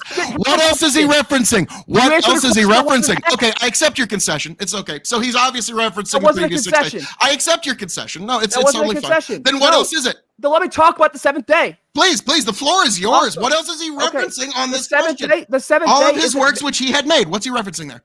The 7th day is not mentioned in the first verse. Therefore, for the first chapter. Therefore, the seventh day is actually mentioned in the beginning of the second chapter. But if we're taking a look at the events, that's not expanding upon the seventh day. That's just the seventh day. It's not an expansion of that. To be an expansion of the creation of the universe, you'd have to look at verse 5 after, which is what any biblical scholar would suggest. Now, if you look at verse 5 after, you are now, if you want to bring in the seventh day, I was leaving the seventh day out of it because the seventh day technically is in chapter 2. So I was leaving the seventh day out of it. I was giving you that one as a give me. I said we're missing 5 you're trying days. to say I need but to if take you want to something bring the back, seventh so- day, if you want to bring the seventh day in, then we're missing 6 days. For verse 5 forward, we're missing 6 days. No, we're not. Where are those 6 From days? all his works which he had made. What is that reference to? You still haven't answered that question. That is before verse 5. Yeah, so it's earlier. So you still And can't answer it. I've made It's a the pretty suggestion. simple question, No, dude. What's being referenced here? I've Quit trying made- to sidestep. I know you got to try to deflect in any kind of way possible, but Phil, from all his works Phil, which he had made, Phil, what is being referenced there? Phil, What is being Phil, referenced there? Answer that Phil, question. I already did, but you didn't listen. you haven't. I'm still Yes, I waiting. did. Yes, I did. We're still waiting. I made the suggestion that before verse 5 was the entire story of creation. That is what I said. Any So biblical what's being scholar referenced would there in agree. verse 2? What's being referenced there? Inside of creation, they're talking From about the all of first his 6 works days, but which that's he not an had made. expansion. What's that a reference That's to? not, that's not an expansion of the 6 days. Is that are you suggesting it's an expansion of the 6 days? Is that a reference to the previous 6 days? That's all I'm asking you.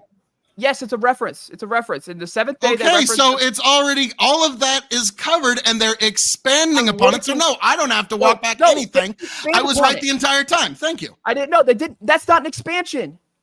That's not an expansion. You're expanding on a stop, point. Stop. So if you're in a college class, stop. So seriously, stop. If you're in a college class and your teacher and your professor tells you to expand upon this point, and you merely reference it, and then start talking about something completely different, is that an expansion? You should upon reference something before you start expanding upon it, because So okay, they're so what's talking about expanded how we upon? got the first woman.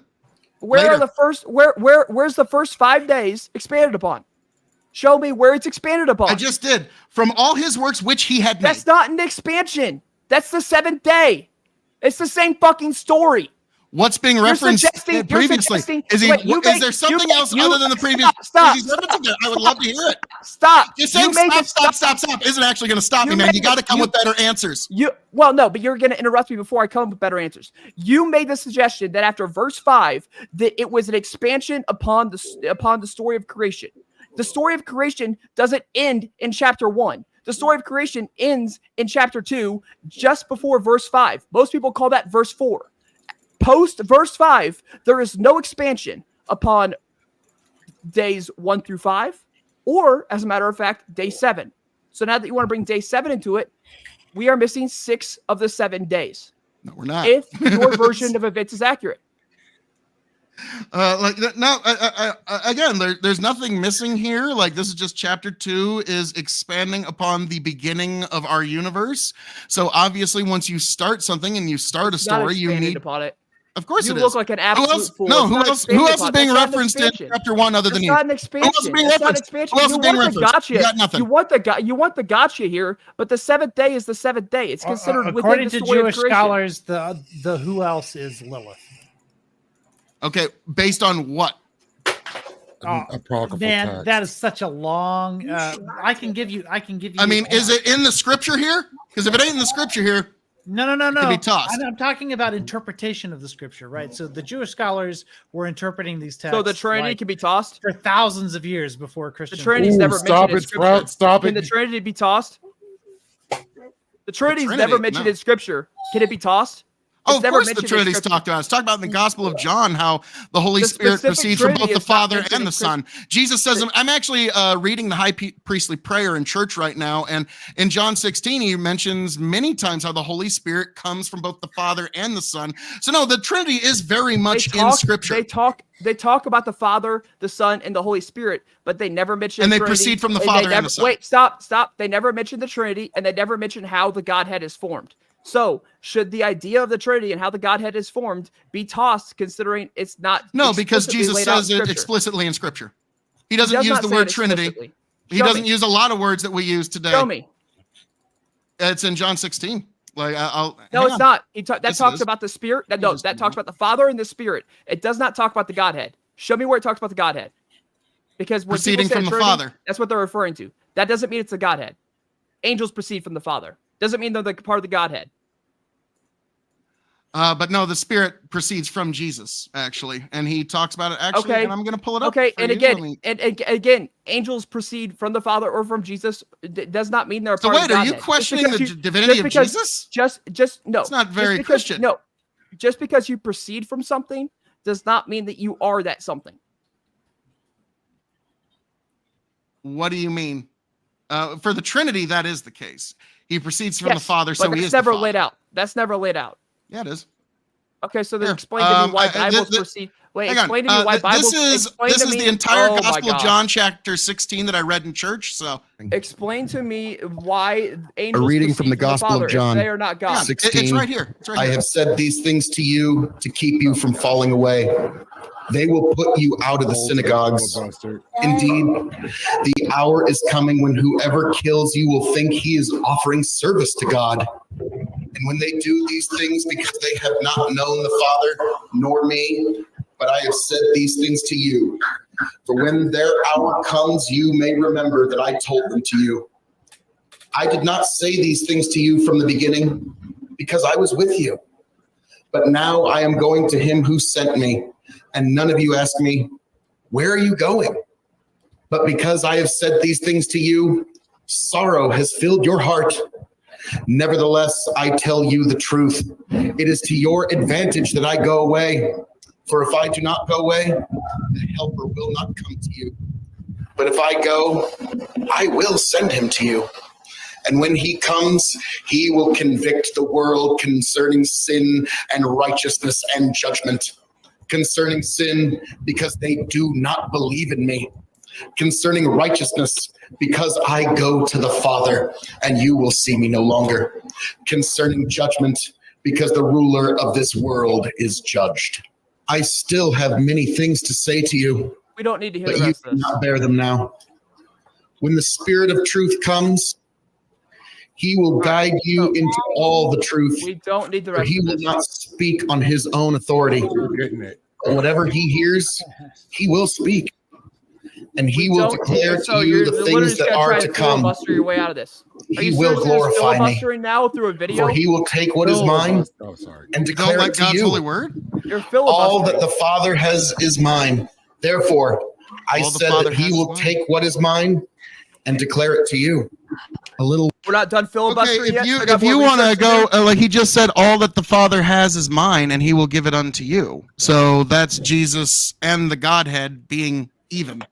You want me to turn the camera off first? That is not that. So one, that is not considered the Godhead. You know that there's three parts of the Godhead. The Holy Spirit is not ever considered. It's not ever considered to quote like laid out and considered equal with the Father. That it's not considered to be at the same place as God. The Holy Spirit's not. It's not laid out to be that. So you're when claiming- the Spirit of truth comes, he wait, will stop, guide one you stop, into one all stop, truth. And stop. well, You're also well, suggesting you just don't want to hear no, the truth. I guess. No, I'm bringing up your point. I'm going to bring up your point, and then I'm going to bring up why I disagree with it. That's typically how arguments work. So if you want to actually have if you actually want to have an Try actual it sometime, discussion man. and an actual debate, then I would suggest You hearing came both on to people. my show No. wanting to debate, and I'm sorry, I'm just running fucking circles around you, man. I'm No, sorry. you're not running circles. You're looking like a damn fool. Anyways, No, you're just kind of getting pissy, but it's fun for me. I'm So, not. hey, But keep going. the Holy Spirit is never explicitly laid out as equal with the Father or equal with the Son. Never explicitly in the Bible is it laid out. So Phil, I just you DM'd made- you your so answer. you made the argumentation that since something isn't explicitly laid out in the Bible to where you can read it and Sorry. understand it means that it's not true. So the Trinity must there be thrown out along with whatever else you're going to throw out because No, of it. because it says here in John, you just don't want to hear it because it disagrees with you. No, it doesn't. It does not talk about the Trinity. It's too nor the bad. Godhead. Like you must be going to one of them heretical churches or Oh something. my gosh. It does not feed the Trinity nor the Godhead. Yeah, it's right here in John Biblical 16. You just don't want scholars to. agree. I'm gonna send Biblical you scholars the. I'm gonna disagree send you with the you. link, Sprout, just so Biblical you can watch scholars this on your own disagree with time. you. What's that? Biblical scholars disagree with you. Oh, so you can point to me a biblical scholar that says that there isn't the Trinity in the Bible. Yes. Many. Point that heretic to me. Well, Phil, not a I heretic, just but I will show you the biblical scholars that say that. Phil, I just gave you the sources that you asked from me. There's about 10 of them. We're talking about ancient Jewish interpretations of their own Oh, text. well, you know, that's a. And what are the That Jews includes know the about book of Bible? Isaiah. That includes the book of Isaiah, which is in you and I agree, our canon as well. But also like thousands of years of Jewish scholars interpreting their own texts.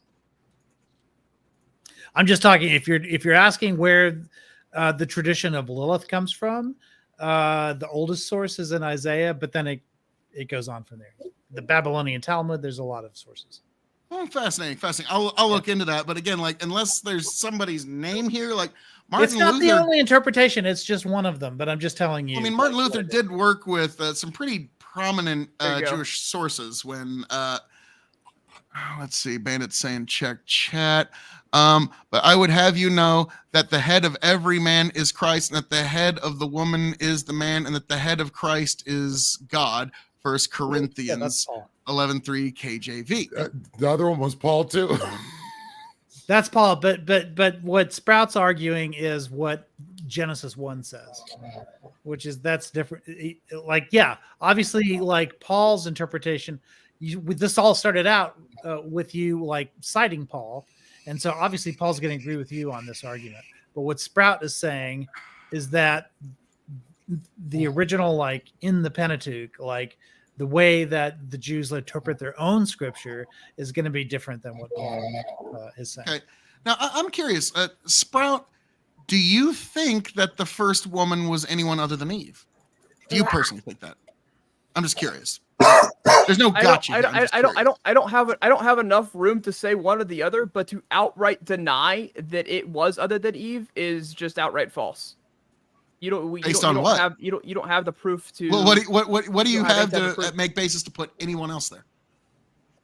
That Like we've got some old documents that aren't in the actual Bible. So where do you get Isaiah is in the Bible. So wait, unless we're talking about unless you're suggesting that Cain and Abel were having incest with their sisters and that the daughters of Adam and Eve were never listed and never recorded, unless you're making that suggestion, then along with many other biblical scholars would agree that Eve was not the only woman created. Even among the biblical scholars that would agree with you that Eve was the first woman created. Even among those scholars, they would not agree. They would not agree that that she was the only woman created.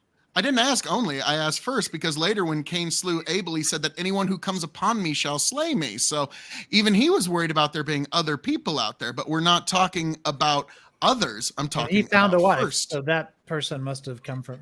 And so here in the Bible, it says God created man, man was alone, and then he created woman from the rib of man. And that is why it's not specifically, but it says in the first male chapter. pastors You like to use the second chapter. Sprout, what got twisted. Sprout, what do you think of documentary hypothesis?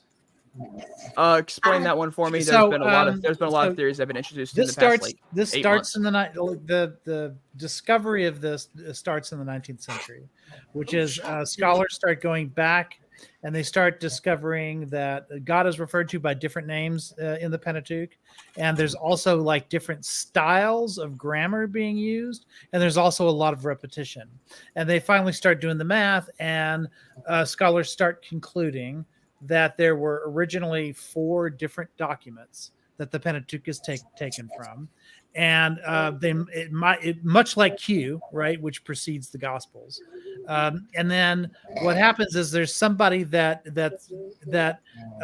scholars now have theorized for about 200 years now, is they now call the redactor, and the redactor is the person who took those 4 different documents and sort of spliced them together to form the Torah, like the Pentateuch, and that's why you get so much repetition, where you'll get a chapter that says something, and then in the very next chapter it says almost exactly the same thing word for word, because those 2 different splices come from sources that like have the same text in them. I would generally agree with that. Yes. So there's the Yahwistic source, the Elohistic source, the priestly source, and then the Deuteronomic. But source. it's the same issue we had with the New Testament until we had the Council of Nicaea. No, Nicaea didn't Trent? decide the New Sanhedrin? Testament. I whichever one decided the New Testament, and which books were going to be in the New Testament or not. Actually, if I may, thought just that was just Nicaea. 1 second, like That wasn't Not Um, exclusively Nice- Nicaea, but it was Nicaea. I was off by one chapter, Gospel of Nicaea made John, it clear. chapter 15, verse 26. But when the Helper comes, whom I will send to you from the Father, the Spirit of truth, who proceeds from the Father, he will bear witness about me. And so right there is like, what else is being referenced other than the Trinity? Okay, so mute then Osiris? I'm going to ask you a couple questions, and I just want you to answer these questions. Well, I asked a just to question kinda first. get What the- else is I know- being I know. referenced other than My- the Trinity? so Can my- you give me a so straight my- answer there? My Phil, can question. You not I'm answer my sorry. question with a Okay, question and give me a so straight answer for once? you're asking me to prove the negative. Okay. So No, I I'm would asking you rather- what I else would- is being referenced. I'm asking you to give me any other answer in all God's creation, and you can't. Any angel can proceed from the Father. Humans can proceed from the Father and testify about Jesus. So No. The Spirit now, of truth I'm who proceeds from the Father, he will bear witness about I'm me. going to ask you these questions. And I'm gonna ask you Jesus these will questions. send him. I'm going to ask you these questions. So, can angels proceed from the Father? Yes or no? They can be sent, but they don't proceed from the They Father can't in a proceed from the triune Father? God. Okay. They Define can proceed. descend, they can be sent. Phil, proceed. can you mute Osiris, please? Oh, fuck yeah, I need to. He is snoring like a Say that. motherfucker. Lord, son, logs. I mean, that is. And also, hang on. Like, while Spartacus looks that up, I just wanted to Define proceed. I'm not looking shit up. Define proceed. look it up. If you want to I'm not going to feed definitions. If you want a definition, look it up. Tony G just said there's a 50-pound raccoon on my deck. That's why he had to take off, because there's a fucking 50-pound raccoon bothering his dogs on his deck. So that's a little Okay, so proceed Likely proceed story. means according to the Oxford Dictionary, proceed means to move forward, especially after reaching a certain point. So to proceed from the Father, even to being sent, that would be that those would be synonyms. To being sent to proceeding from would be the synonyms. Okay, sure. But Bandit said Sprout said God is not the head. When did I say that? Interesting. I never said that. Okay. I was about to say I was hoping you'd at least push back, and I was like, oh no, I no, never. Sprout's a Yeah, heretic. I never said that. No. I don't know. You're definitely not a heretic. You're definitely a very good theologian trying to drill down to the core, if you will. It's why I like Aiko too. And Lethe, he doesn't know it, but he is too. Like a very popular. I do love my comic books. Oh, no. Like a very popular Protestant preacher said, I forget his name, but he said, anybody who talks about theology, you're to some extent a theologian. So welcome to the club, Lethe. And Sprouticus, we are going to bring him back. Okay. Despite our differences, Okay. we're bringing him back to the kingdom of the Lord. It's going to be great. Okay. So it's happening, Lethe. It's happening. He doesn't I know it is. believe in faith, let alone faith that exists outside of the idea of a God. He I can't used to be even bring exactly himself to like him, say Sprout. faith. I used to be exactly like him, Sprout. Like and Lethe, all I despite want it, you to do is say the word faith. That's all I want you to do. Look, he can't fucking do it. He can't fucking do it. Damn it. Oh, Lethe, it's going to be a fun day when we bring you home to Christ. It's going to be a fun day. It's going to be like, I never thought I'd be here, but no, we sure He are. says his greatest fear is that I will convert him. No, okay. his real fear is that I will convert him. he would actually He has no take, fear of that. he would take an iCow conversion or a Sprout conversion over a Phil KOE. The point was that he thinks that I can actually do it, which I don't think I can, but he thinks I can. Now, actually, That's his fear. I told my pastor about you. Like You're one of the the times most we were honest going religious back and person forth I know. in comments, was like, it was so funny because he was commenting and I was talking and I was trying to pull him back to the Protestant side because I used to be a Catholic and now I'm a Protestant. He Right. used to be a Protestant, now he's a Catholic. So we're trying Right. to like Right. pull each other back. Now, Sprouticus, I have to ask, like, now this is just to, give the audience a emotional breath for a moment, but also what sort of theological basis do you come from? What was your denomination growing up, and has that changed? And like any kind of basic underpinnings there. I was raised Pentecostal. I fell out of the faith in high school. I would argue I was never really part of it. I would argue that I did these things to make parents and to make adults happy. So during the large majority of my high school, I just kind of did what I wanted because I just kind of saw myself without rules and kind of abused that freedom. Then Scott, you give me major like youth pastor vibes, by the way. For real. closer. You've got a hacky sack, don't you? Somewhere like no, I don't have a hacky sack. No. Closer to the end of high school. Closer to the end of high school, I decided that I wanted to figure out what faith I truly believed in. So I started looking at all the faiths. I kind of narrowed it down to like, if your God's dead or whoever you worship is dead, then they're just as mortal as I am, and there's no reason for me to believe in them. Which narrowed it down quite a bit. Honestly, narrowed it down to like Judaism, to Christianity, and to Satanism. But in fact, Satanism was a quick one to drop off because if there's a God, if you believe in a devil, then you ultimately have to believe in a God. Therefore, why would you worship the devil as a God? So it was pretty easy to cross off. And Judaism versus Christianity ultimately came to Jesus Christ. And looking into that, the facts back Jesus Christ as the Messiah. Simply from how many prophecies he would simply like basically what brought me closer to like the Jesus Christ is obviously Messiah is the amount, like the statistics of like someone meeting all this criteria themselves to be able to even try to call themselves the Messiah is meeting all these prophecies is it would be quite insane. But now I'm non-denominational. I left. I'm not Protestant. I'm non-denom. I don't believe there should be denominations. I think denominations is a bunch of infighting, and I think when Paul says that some people are called to see, some people are called to be the eye, while some people are called to be the foot. It doesn't mean that either are greater than the other. I believe that like denominations is making the eye curse the foot.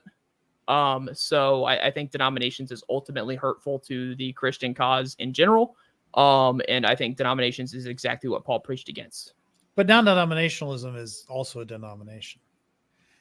Like that's part of I consider myself non-denominational outside of the non-denominational church. Okay. I consider myself like I non-denominational squared. I consider myself anti-denominational.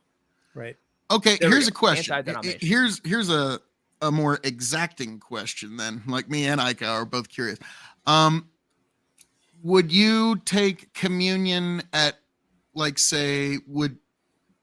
churches would you refuse to take communion at? Like an Eastern Orthodox church, a Catholic church, a Presbyterian church, a Baptist church, Methodist church, like out of like kind of the first like 4 or 5 denominations that come to mind, what are ones that you would take communion with and ones that you just would refuse to participate? I would, as long as like the church isn't heretical, right? I would take communion. I don't see myself as separated from like these churches. I would take communion with each churches as long as they're not like preaching heresy or anything like that. Interesting. Because like Eastern Orthodox and Catholics, they practice closed communion. You have to be a member of their church. I know. I've taken communion even though I wasn't Catholic. I did, but it was interestingly, a thing, but yeah, we're in co-communion with each other, so I can take communion at an Orthodox church. Interesting. So if there's another church, right, that has the articles of faith in common with the Catholic Church, and they've established co-communion like status with each other, then I can take communion at that church. Okay. So typically that's Eastern Orthodox churches for the most part. Welcome back, Osiris. How was the nap? Same as always. Same as always. Like you need to tell your wife that the surest way to put you to sleep is to put on a Phil KOE Bible verse reading, and like look, it doesn't have to be a Phil KOE Bible verse reading. It could be any Bible reading. No, it's special though. Listen, it's my fault Osiris fell asleep. I think if I would have been wearing my headgear for this occasion, that Osiris would have fell asleep. I think he would have like tried to impress a little bit, so he would have tried actively not to fall asleep. Look, So it's my fault. So I think we talked about this yesterday. See, the thing that will get me every time, no matter what, is a white church, and this feels like white church. It wasn't 2 hours of choir. Yeah, except there was no choir. There was no fun. It was just you guys are arguing about the most minutia thing. I care less. Like, yeah, like it's I totally okay. Last theology nerd question, and then we'll shift gears slightly. Probably not too much, but okay. Sprout, do you currently attend a church regularly? And if so, what denomination is that, or is it a non-denominational? I'm a pastoral resident at a Baptist church. Okay. I attend and I read the Bible at a non-denominational church, which is very low church. It's very like it's the scripture is everything. The rituals don't mean much. The Baptist church we have has no church that it reports to, so it's not Baptist by convention; it's Baptist by name. So yeah, we don't have a church that we ultimately report to at all. Okay. So that's like most non-denominational churches. Like I was listening to a guy who he was giving a shit about non-denominational churches, where it's like, here's the thing: like you go to like other denominations and it's a beautiful church, and then you come to the non-denominational church and it's like, welcome to Grace Non-Denominational Church, formerly Pizza Hut. It's like it's always some like it's the strangest building in town, and they turn like the one that I go to. Like I actually talked to the guy who built the building. It's fascinating. So a wonderful group of people. I found myself getting spiritually refilled there. So I'm glad you're doing actual pastoral work, because it was thinking like, okay, this isn't just your average run-of-the-mill internet theologian. Like it's like Eichau isn't like your average run-of-the-mill internet theologian neither. It's like, okay, there's a little bit sharper sword here, and I'm enjoying this. And so, Sprout, despite our yelling at each other, that was fucking awesome, and you're welcome here anytime, sir. I appreciate it. Like that's the kind of, you have no idea. I live for that kind of combat. Like, but no, that's fascinating to me, because like now Eichau, like when you're hearing this, like because. Like I just know you're like, oh, I can get him into a Catholic church, no problem. You're just 1 week away from being Catholic, Sonny. Like that's something that Catholics always say. It's like, yeah, you're always 1 week away from being Catholic. So I mean that is what they like to say. Like a lot of my fellow Catholic friends like to say that about C.S. Lewis, that had he lived another week, he would have been Catholic. Like Tolkien would have finally convinced him. Is that your like daydream? Is that your like, I wish he would have left another week? We would have got him. Not really, because like, if he would have died like 10 years later, you'd be like, hey, for another week, and it would have happened. Yeah, just one more. Yeah, no, not really, because I really like, especially High Church Anglican. Like to me, like the similarities are so strong that whether or not it really comes down to whether or not it's just like the authority of the Pope pretty much is the only difference. If you ever want to read for a church that was founded on divorce, they can do that. Yeah, I go, if you ever want to read like a really boring book, but you'll learn a lot about the evidence for Jesus. Right. It's Evidence That Demands a Verdict by Dr. Josh McDowell. Evidence That Demands a Verdict. Okay. I think it's like 350 pages, so it's quite the fucking read. But I've read it 3 times because I'm a fucking nerd. So that's the way that one works. But yeah. There was something that a fundamentalist friend of mine made me read one time, which was called The Case for Christ, and it was really poorly written. I'll check that one out. Presumably it's much better. Dr. Josh McDowell actually started going on like a rampage trying to disprove Jesus Christ. Right. Ended up proving him correctly. So that's why it's called Evidence That Demands a Verdict. And then basically, I think at the end of the book, it poses the question that C.S. Lewis had, the 3 L's. If you accept that Jesus was real, then you also have to accept that he was either Lord, liar, or lunatic. You're not given any other options besides those. Yeah, it's like with all of Jesus's miracles, like like I've always tried to see if like when I started getting into this, because like again, I was raised Catholic.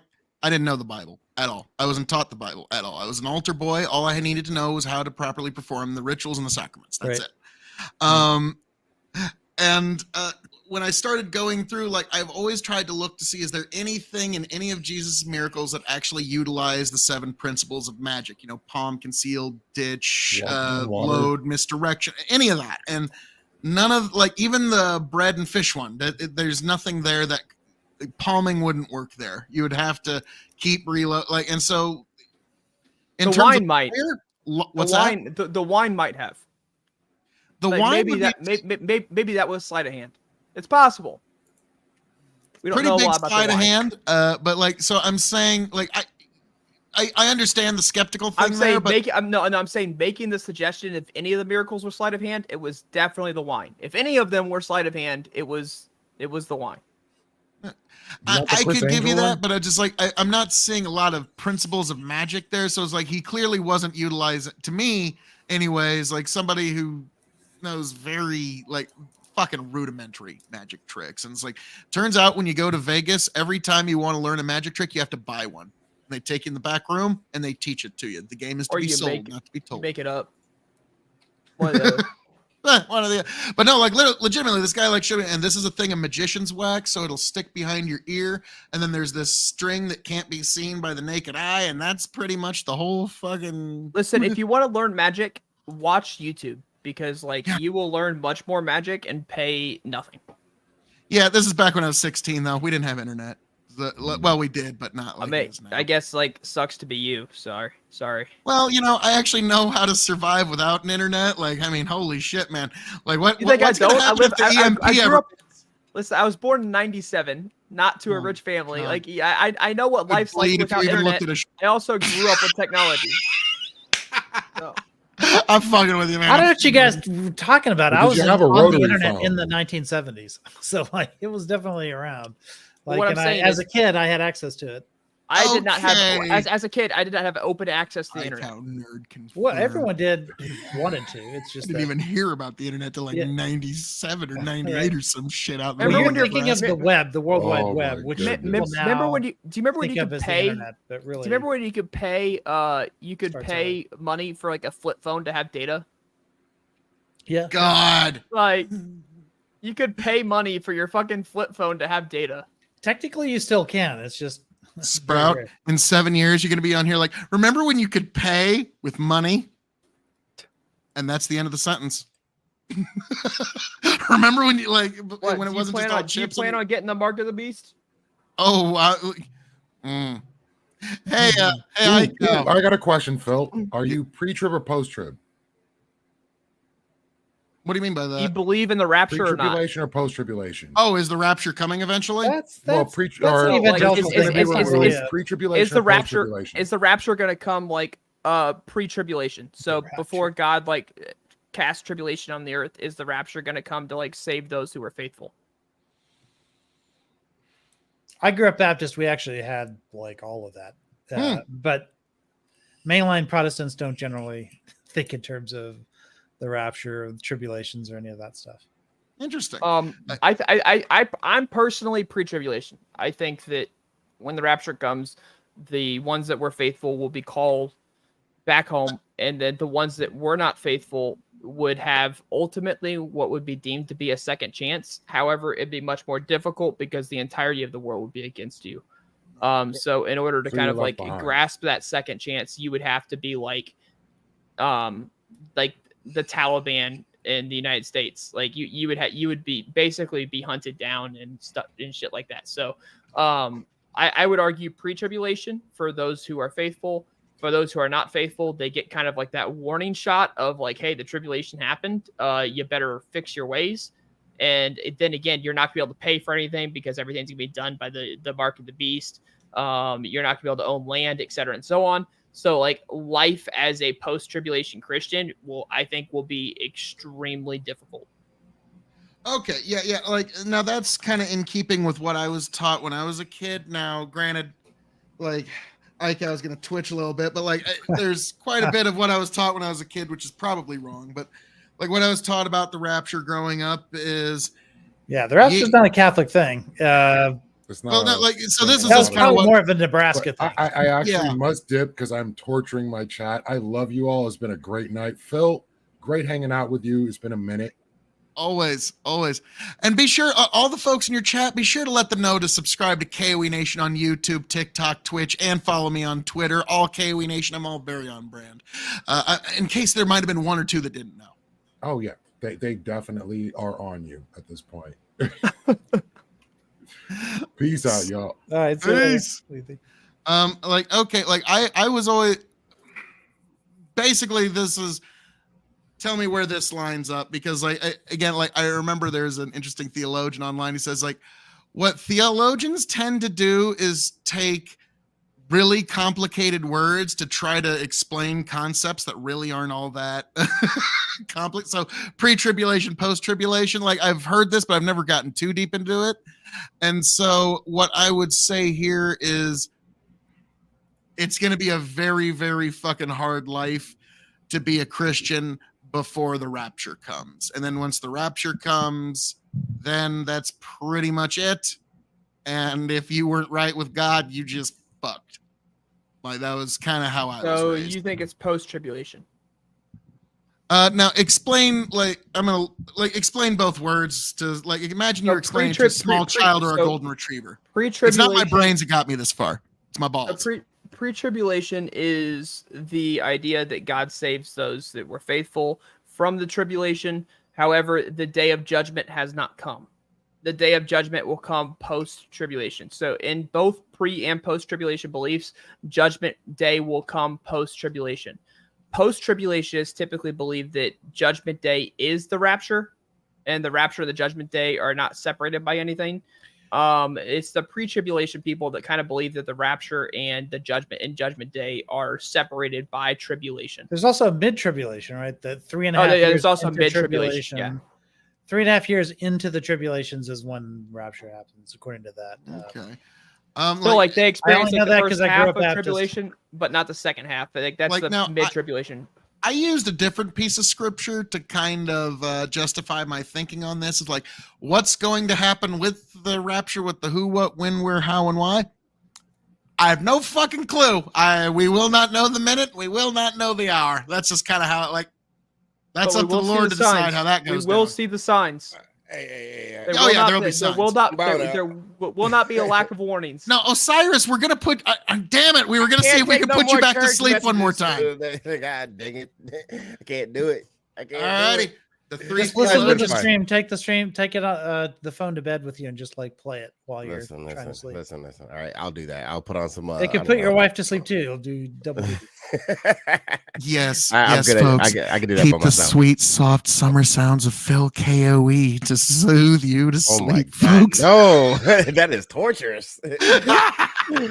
Can't do that. That's what I call extreme ASMR. Ooh, Exactly. yeah. Exactly. The sweet summer sounds that are my voice. I All right, I Osiris, appreciate God that, bless you, sir. Have a good one. Have a good one. You guys, the rest of y'all. Have Yeah. a good one. As soon as to I see figure you, out how to get Phil. out of here. Where's the buttons? There it is. Uh, Peace. The exit. Yeah, there you go. You Yep. can close out the browser too if you're still listening because you really didn't do shit. But like, turn off your fucking camera. There, I'll pop him out of there. And so now, not to keep beating a dead horse here, but like, okay, something so you truly don't think anywhere in the Bible the Trinity's there? Just now, I know what you might think of. There could be some slippery way of interpreting it, but you personally, do you think there is no believe- Trinity in the Bible? I believe in the Trinity. I believe that the Trinity is laid out, but not explicitly. I think you have to dig fairly deep to get it to kind of lay out. And so that's why we didn't have the idea of the Trinity just fresh coming off of like what the New Testament era. We didn't have the idea of the Trinity. And it was developed later because we had to dig Nice bit. deeper into like these verses. However, I don't think the Trinity is explicitly laid out anywhere in the Bible. No. I would there's two things I'd say, one that's kind of positive, one that's kind of a retort. The positive thing that I would say there is in terms of understanding the Trinity, to me, that's one of those things that almost points to the truth of Christianity, because if we were, if if we're making this stuff up, this would be really easy to understand. Okay, like it would be easy to wrap your minds around this, like Mormonism or Jehovah's Witnesses or something like that. It'd be really easy. Their lies are pretty easy. The fact that we've got to dig so deep in here is why I find the deeper truth. But like to me, like chapter 15:26, like that Gospel of John, that kind of seals it up for me. But like this would be a retort I would give you here. Now the Puritans would love this one, but so you say that there is no scriptural basis for the Trinity. Let's just say that is the argument there. Okay. And so you're thinking that because it's not there, it should be thrown out. Let me where in the Bible does it talk about Christmas and celebrating Christmas? It doesn't. So should you celebrate Christmas? Again, I'm not suggesting that. You made the claim that if it's not in the Bible, it should be thrown away. I therefore made the adverse claim that I did not agree with to get you to drop the original claim of that. So the Trinity then needs to be thrown away too, because it's not laid out explicitly in the Bible. Just like Christmas. It's not laid out explicitly, correct? So it would need to be thrown out in the same hand that you would throw something else out because it's not laid explicitly. Well, to me, it is just because it's not laid explicitly, but we don't call it the Trinity. It's not called the Trinity, but it is laid out explicitly here. Just like we don't call it Christmas, even though Christ being born in this time and being celebrated this, like that is something that you. It's could actually make probably the argument that it's there. actually the birth of Christ is actually almost absolutely incorrect. Like the idea that we celebrate December 25th is almost factually like 0%. I've heard everything from December to March. We keep it on the 25th because of like it's tradition to do so, but like the idea that Jesus was born in December in any way, shape, or form is almost factually a 0.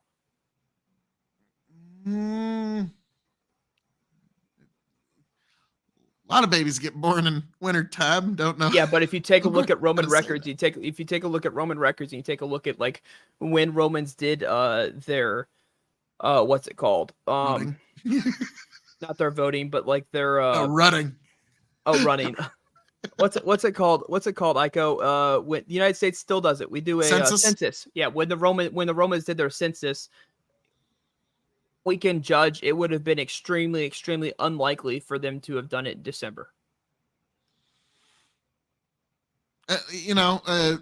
Could be possible, but like, no, I don't know. Ika, what's your thoughts on the true day of Christmas? Well, I think it makes a lot more sense that Christmas. Well, first of all, Christmas isn't going to be in winter. That doesn't make any sense. The reason Christmas is on the date that it's on is because it coincides with Roman celebrations of Saturnalia, and so they just sort of hijacked that date, which is fine. That's been Christian tradition for 2,000 years. Is that we go into an area and we kind of like we sort of adapt to the customs of that area, and then we basically baptize a lot of that culture. Iko, that's another thing is that there's two other main reasons that like December is to be discounted. According to Luke 2:7-8, we know that the shepherds were in the fields watching their flocks when at the time of Jesus' birth. The passage would argue against the idea that that weather would have permitted shepherds to be out there watching their flocks in the fields at night. That the weather would simply have not permitted that, especially being in the middle of a desert. And then the second part is, of course, the part that I mentioned. Jesus' parents came to Bethlehem to register in a Roman census. Mm-hmm. Such censuses were not taken in winter when temperatures often dropped below freezing and roads were in poor condition. Right. So taking a census under such conditions would have been self-defeating. So given the difficulties desired to bring pagans into Christianity, the important fact then to get clear into your head is that fixing the date as December 25th was a compromise with paganism. Bandit does kind of have a good point. Like, wait, in the Middle East? It's 64. Yeah. People don't realize it gets cold in the desert. It gets fucking cold. It gets cold. It gets fucking cold at night. Not 64. It gets fucking cold. Yeah. That's not Greece. Yeah. I mean, if you have a lot of humidity, then it's a different story. Like if you go far enough south or whatever, then you can avoid cold winters, but not in those desert areas. No. At night, the deserts cool quickly. Sometimes below 0 degrees Celsius. So sometimes below freezing. So you would go from like 100-degree weather, 110-degree weather to freezing. People wonder why things die there. Now, I'm sure summer nights are quite nice, right? Because it cools off a lot. Moderately. It's dry, yeah. So, but in the wintertime, yeah, you definitely don't. Especially at night. So, like with those two things happening at the same time, that shepherds were watching their flock and the Roman census was happening, considering that the Romans wouldn't have made a self-defeating census by having a bunch of people die on the way there because of road conditions and because of weather, then taking those two facts into consideration, there's like I said, it's almost a zero factor that Jesus was born in December. I remember, now this is just something an ex of mine said years ago, but I always remembered it. Like, always keep in mind, as the larger that the Christian flock grew, the more incentive for those who were in power at the time to destroy record keeping, to destroy any records at that time, because that was the easiest way to just wipe someone from history.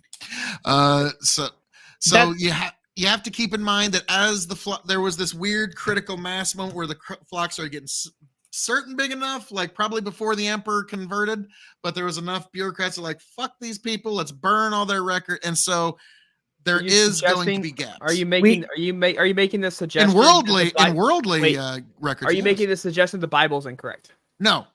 Okay, so if the Bible's not incorrect, then the Roman census and shepherds watching their flock both happened at the time of Jesus' birth. Yes.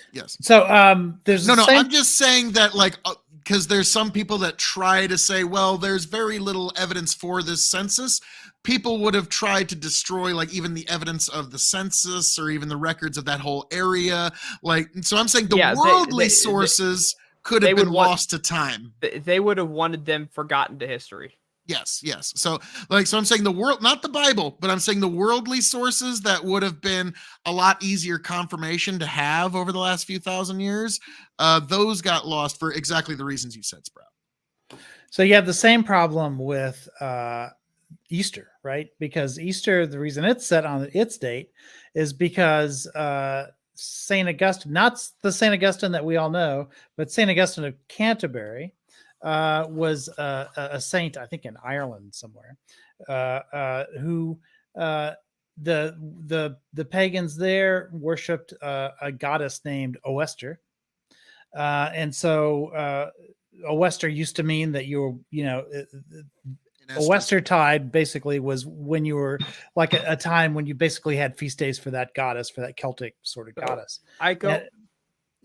But hold on a second. So, but the two things that she was known for, she was a fertility goddess. So that's where we get eggs from, right? Because eggs are fertility. And that's where we get the Easter bunny from, because, they like to reproduce. It's also where we get the idea of being in estrus, being a time when a woman is fertile. Right. Anyway, Sprout, what were you going to say? So Aiko, I've got a question for you.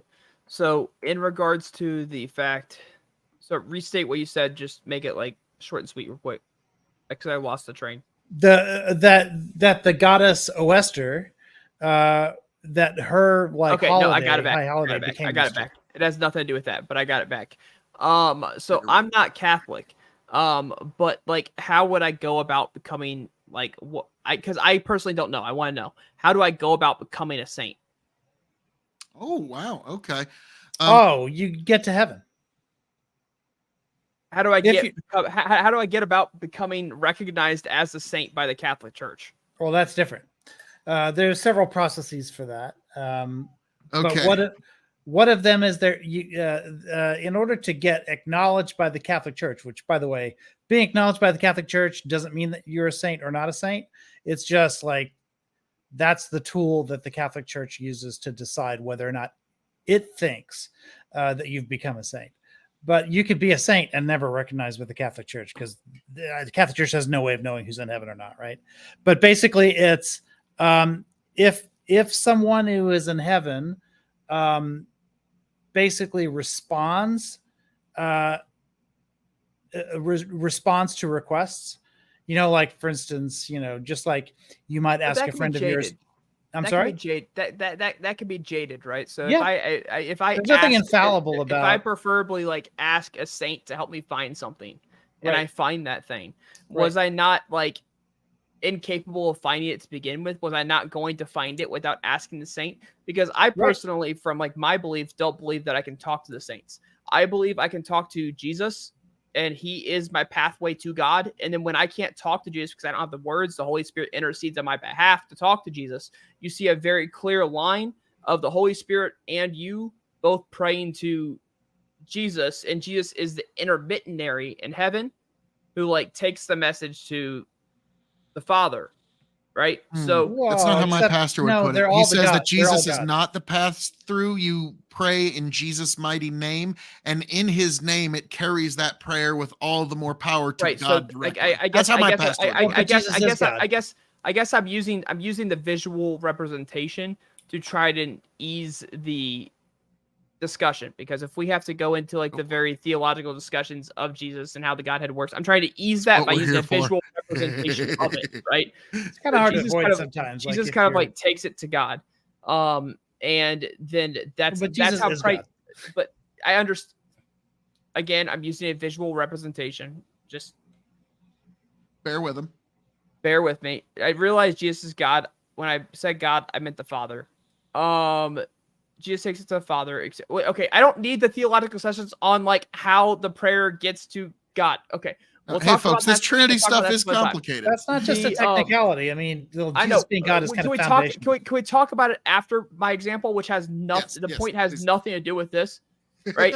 So, like, if I, we'll just say if I pray to God, right? If I pray to God, I believe I can pray to God. I don't believe I can pray to it. I don't believe I can pray to a saint. I don't believe the saints can hear me. But what I do believe, so like, the way I see it is like, God is like the person you're talking to. You have a one-way line to God. God's not like an encyclopedia. Sorry, it's not like a those like yellow pages that used to come to your house, like real big thick books. Sure. God's not like the thick book of the saints, right? You don't pray to God and then the message end up with the saints. I don't see him as a phone book. I see him as specifically the person to talk to. However, I do think 911. the saints can look down on us and see kind of what's happening. But again, I think then that they can hear you. No, I don't think they can't hear you. I think it's a one-way. They can see you but not hear you.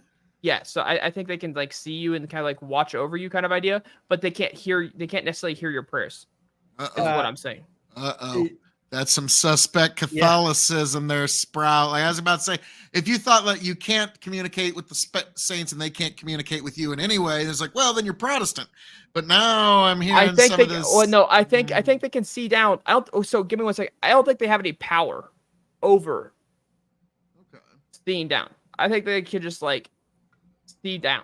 But I don't think they're gonna hear prayers. So they have a or smartphone, but the speaker's on the fritz. Right. Like, they're not gonna be able to answer. Oh, let me put it this way: they're not gonna be able to answer prayers. They may be able to be given the message, but them responding That's what in any way, shape, intercession or is. form. But them responding of any way, shape, or form is non-existent. Now, this is one of the things about like when you go from being Catholic to Protestant, it's very hard to like break away from some of the cultural things because like this is something that a lot of people don't know, like especially the Protestants and like most people. Like I was just growing up knowing this that like when you do a Catholic communion, like the body and bread. This isn't the main important part, but they literally become the church claims that it has the authority to perform a miracle to change the bread and wine into the literal body and blood of Jesus Christ. And then you eat the actual body and blood of Jesus Christ when you have communion.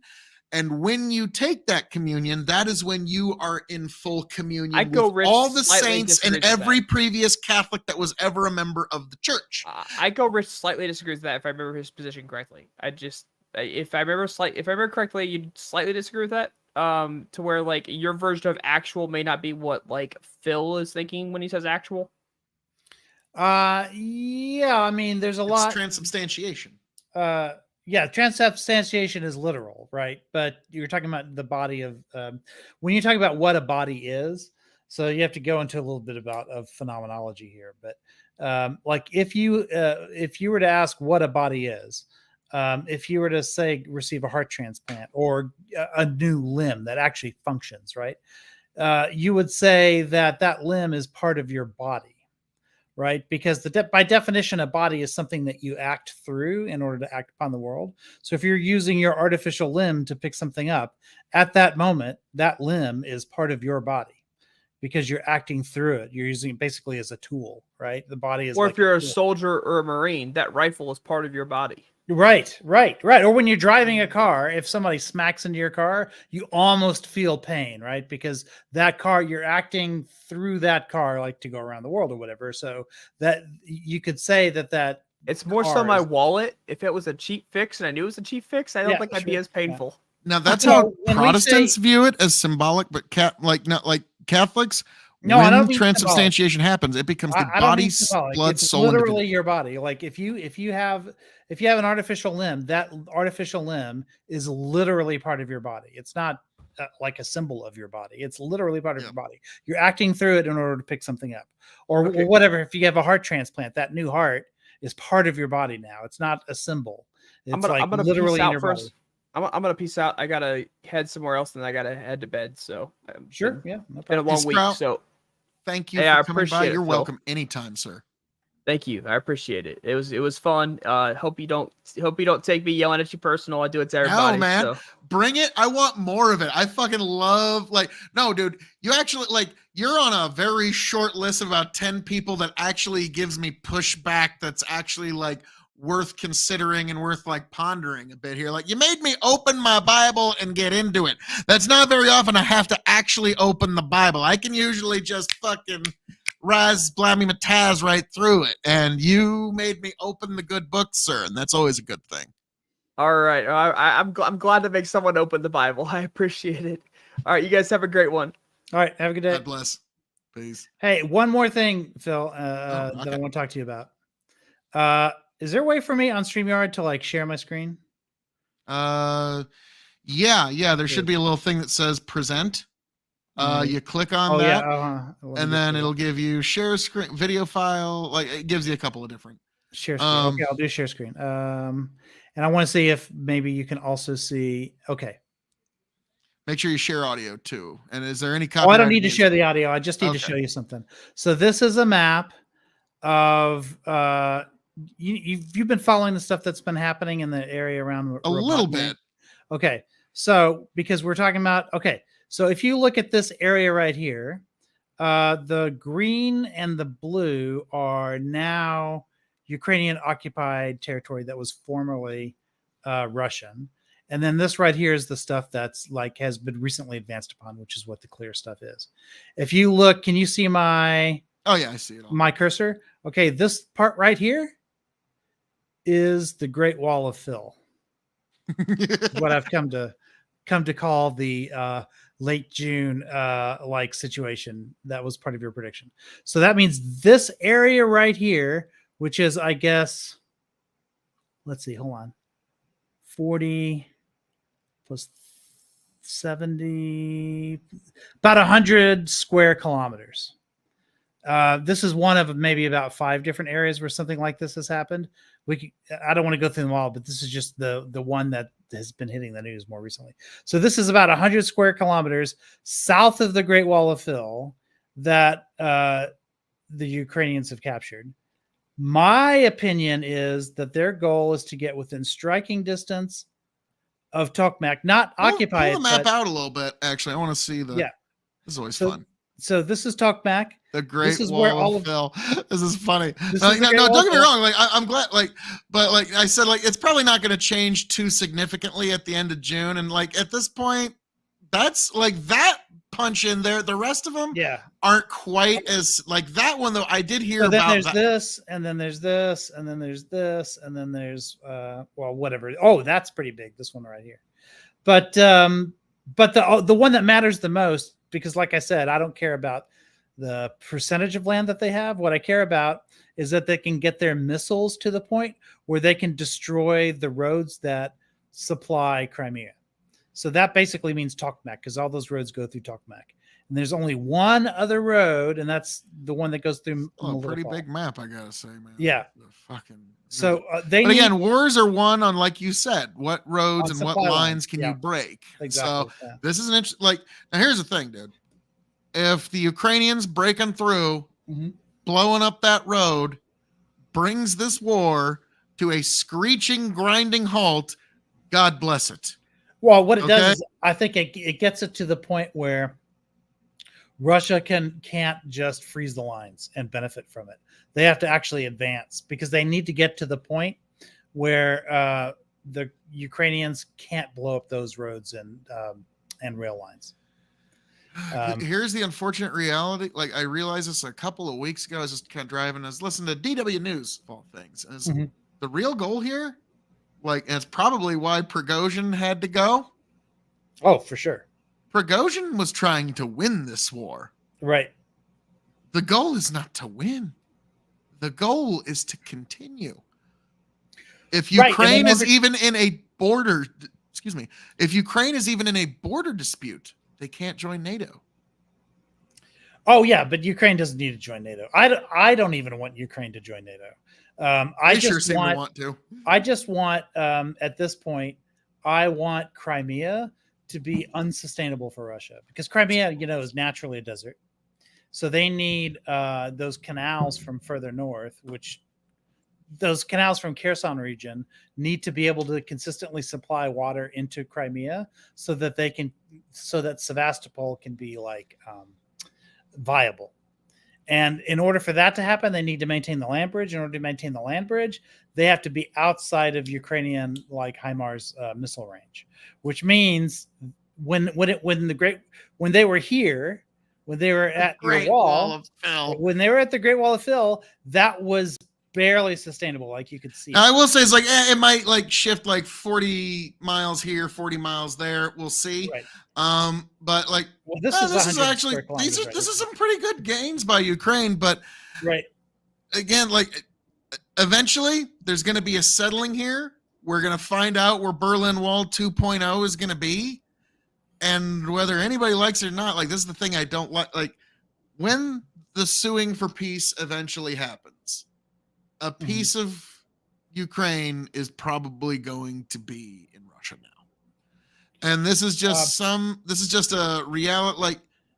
People don't want to accept this. But the thing is, how do they keep Crimea from reverting back to a desert? Really, there's only one thing Russia really wants, which is a warm water port in the Black Sea. That's what they want, which is Sevastopol. But Sevastopol has to be supplied, and it can't be supplied by the Navy. Otherwise, there's no point in even having the port. That port has to be able to go into Russia, which means that from the Sevastopol port, they need to be able to have rail lines and roads and stuff like that make it all the way back to Russia. If they don't have that, then the port doesn't really do them much good. So that's the real goal here, is whether or not Ukraine can, and also because the dam got blown, there's no way they'll ever get water into Crimea again. Not without a tremendous amount of development. I'm curious, just between you and me. Right. Ukraine probably blew that dam. Man, I wish they did. I mean, I would love for them to have done it. But they didn't. I know on stream you can't say it. I know, but no. Like I said, I wish they had. I would. They totally okay, let me put it this way. I would it's one of those I don't know what would be a time frame that would be long enough to totally confirm it, because it would have to be after the war is over, and then probably plus a year or two.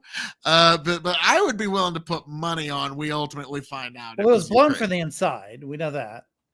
And only the Russians had access to the inside, or even the outside. I mean, listen, that dam was designed to withstand nuclear blast. I know you grew up in the era of not only Sean Connery but Roger Moore, James Bond. Okay, you know, like getting a man on the inside to plant the bombs. A man on the inside is not what it would take, because it would require truckloads of explosives.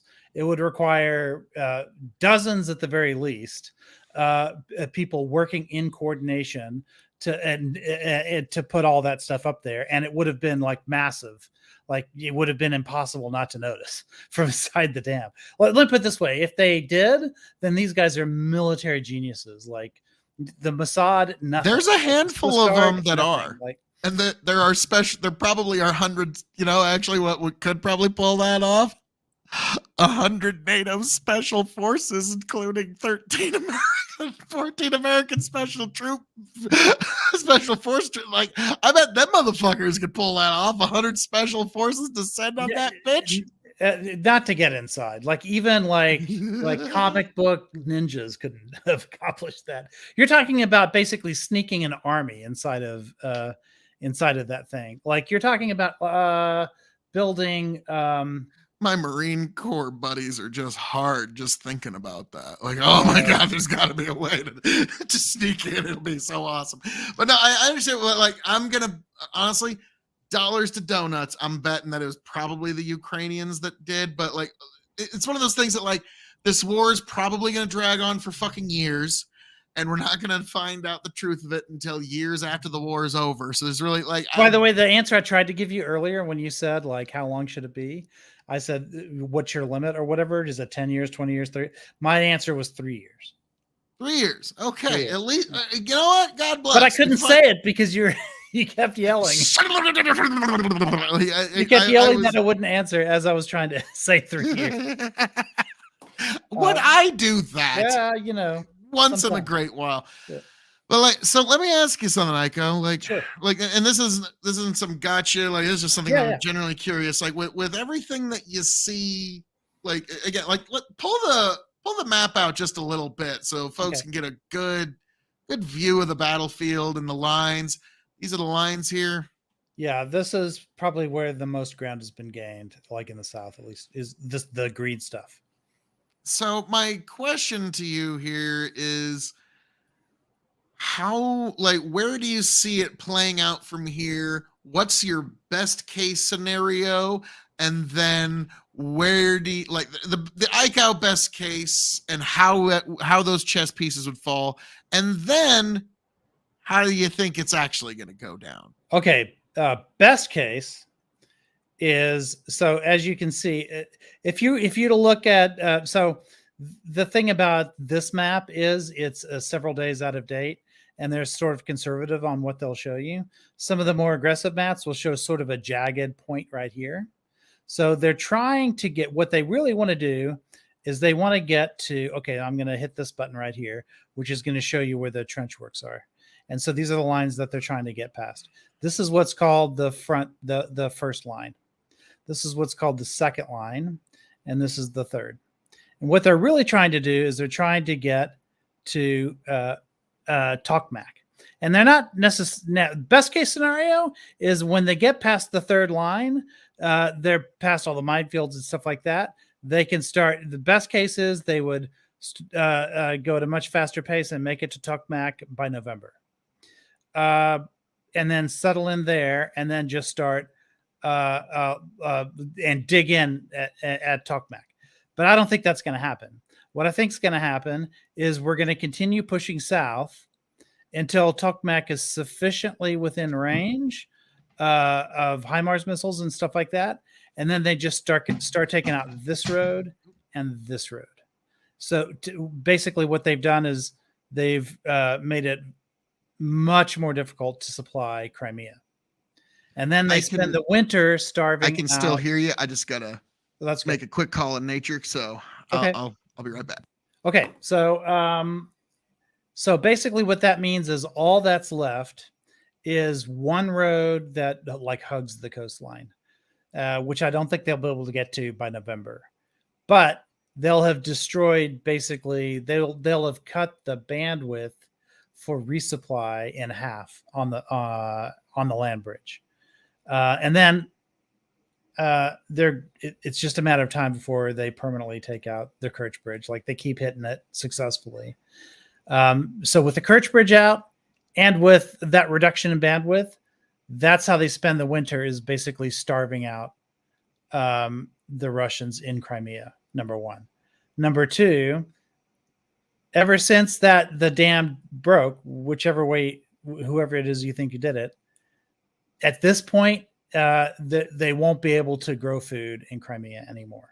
So it's going to be incredibly difficult for the Russians to sort of maintain. That's the primary goal, in my opinion, is to basically starve out the Russians so that the morale starts really like falling. And then it's just a matter of time, I think, before the pressure inside of Russia either goes up or down. And my belief is that Putin is hoping that Trump wins next year, because that would mean pulling supplies out. If Trump doesn't win next year, I don't see that he has anything to play after starting in early 2025. So anyway, that's what I think is going to happen. Best case scenario is not going to happen, I don't think, this year, but I do think that they can start taking out those bridges around, those roads and railways around Tokmak. And it's not easy to repair those. Not if you can continually send missiles down. Ooh. Oh, that's better. Try to stretch it out there. Thank you, sir. Thank you. And I heard you there. So starving out the Ruskies. Now, I'm not trying to I'm not trying to pump them up at all, but I feel like some people have tried to do that in the past, and it hasn't exactly worked out. It hasn't worked out in Russia, but there's two issues. They don't invade often. Yeah, you can't. Well, a land war in Russia is like the famous thing that you do not do. And Ukraine's not doing that, right? They're not going to try to occupy Russia or anything. They're doing a drone war in Russia and then not taking credit for it. Yeah, they're starting to take credit for it now. They're starting to. Okay. I was about to say, oh, come on, Iko. It's probably the Ukrainians sending. Oh, it's drones. Absolutely the Ukrainians. There's no question. Because we know what those drones look like. We know who manufactures them. They're not totally destroyed when they get shot down or reach their target. So it's pretty easy to tell where those are coming from. But there's no reason for them to deny it, right? As long as it's Russian, well, some of them might be Turkish manufactured, which would be NATO. But NATO has some reason to want to be ambiguous about it. But because NATO wants, I shouldn't say NATO. The United States doesn't want Western weaponry used on Russian territory, but Poland disagrees with us on that. Poland wants it to be used in Russia. Everybody's got their own interests, and here's the thing: I know they're never officially taking credit, but unless Ukraine can always be a little slippery unless there's footage of Zelensky piloting the drone by hand into the Kremlin going, ha ha, God bless Joe Biden and my paymasters.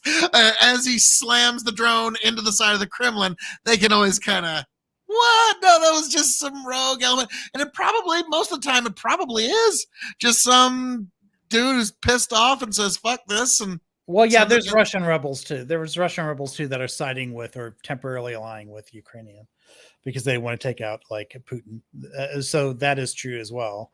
But absolutely, they're working with Ukraine. I've heard kind of conflicting reports because, I always keep in mind, we here in the West, we always hear, oh gosh, they hate Putin so bad over there. It's maybe, but I don't know, No, they probably look at it differently. It's not. No, they live under propaganda. So for the most part, they but his approval rating is getting mighty close to 50% now, which that's a great approval rating in the United States, but in Russia, that's, I was about to say, it's very rare. Yeah. I think did you ever hear The Onion where it goes, Kim Jong-un's approval rating plummets to only 140% approval rating? Yeah, exactly. Yeah. Yeah, and I think the last one I saw was like at 58%, which that's the lowest I've ever seen. Putin, like way lower than Yeah, that anything. motherfucker's been in power for like Yeah, every single president at the end of 8 years is damn near let out of that place in cuffs. But see, because this is everybody's the- so frustrated. This is the whole reason for the drone attacks, right? Because like Russia's been drone attacking Ukraine this whole time. And so what Ukraine wants to do is they want to tell the Russian people, this is what it's like. This is what it feels like. Maybe you wouldn't be cheering it on so much if you're starting to see it happen to some of your own buildings. And so that's what they're doing. Well, like, it's so funny, like the rules of war that we have. It's like Russia just like throwing all this shit on the Ukrainian ground, and like these Ukrainians just getting hit with bombardment and all this kind of shit, and then some drones are like, oh, yeah, exactly. How dare you, sir? This violates the rules of war. This isn't the playground. Yeah. Like, and so it's like it's. But now, granted, I'm not endorsing terrorism. I think that should not. Well, that's not terrorism. Terrorism happens during a time of peace. This is war. So it's different. Like, let's be frank. The Taliban and Al Qaeda, they were terrorists. They were and terrorists, we were at war but not with every act, right? But not everything they did was an act of terror. Some of the things they did were war crimes. Like I And get war the crimes argument. Like, are also bad. There's a difference between a war crime and an act of terror. are you a terrorist when you're like?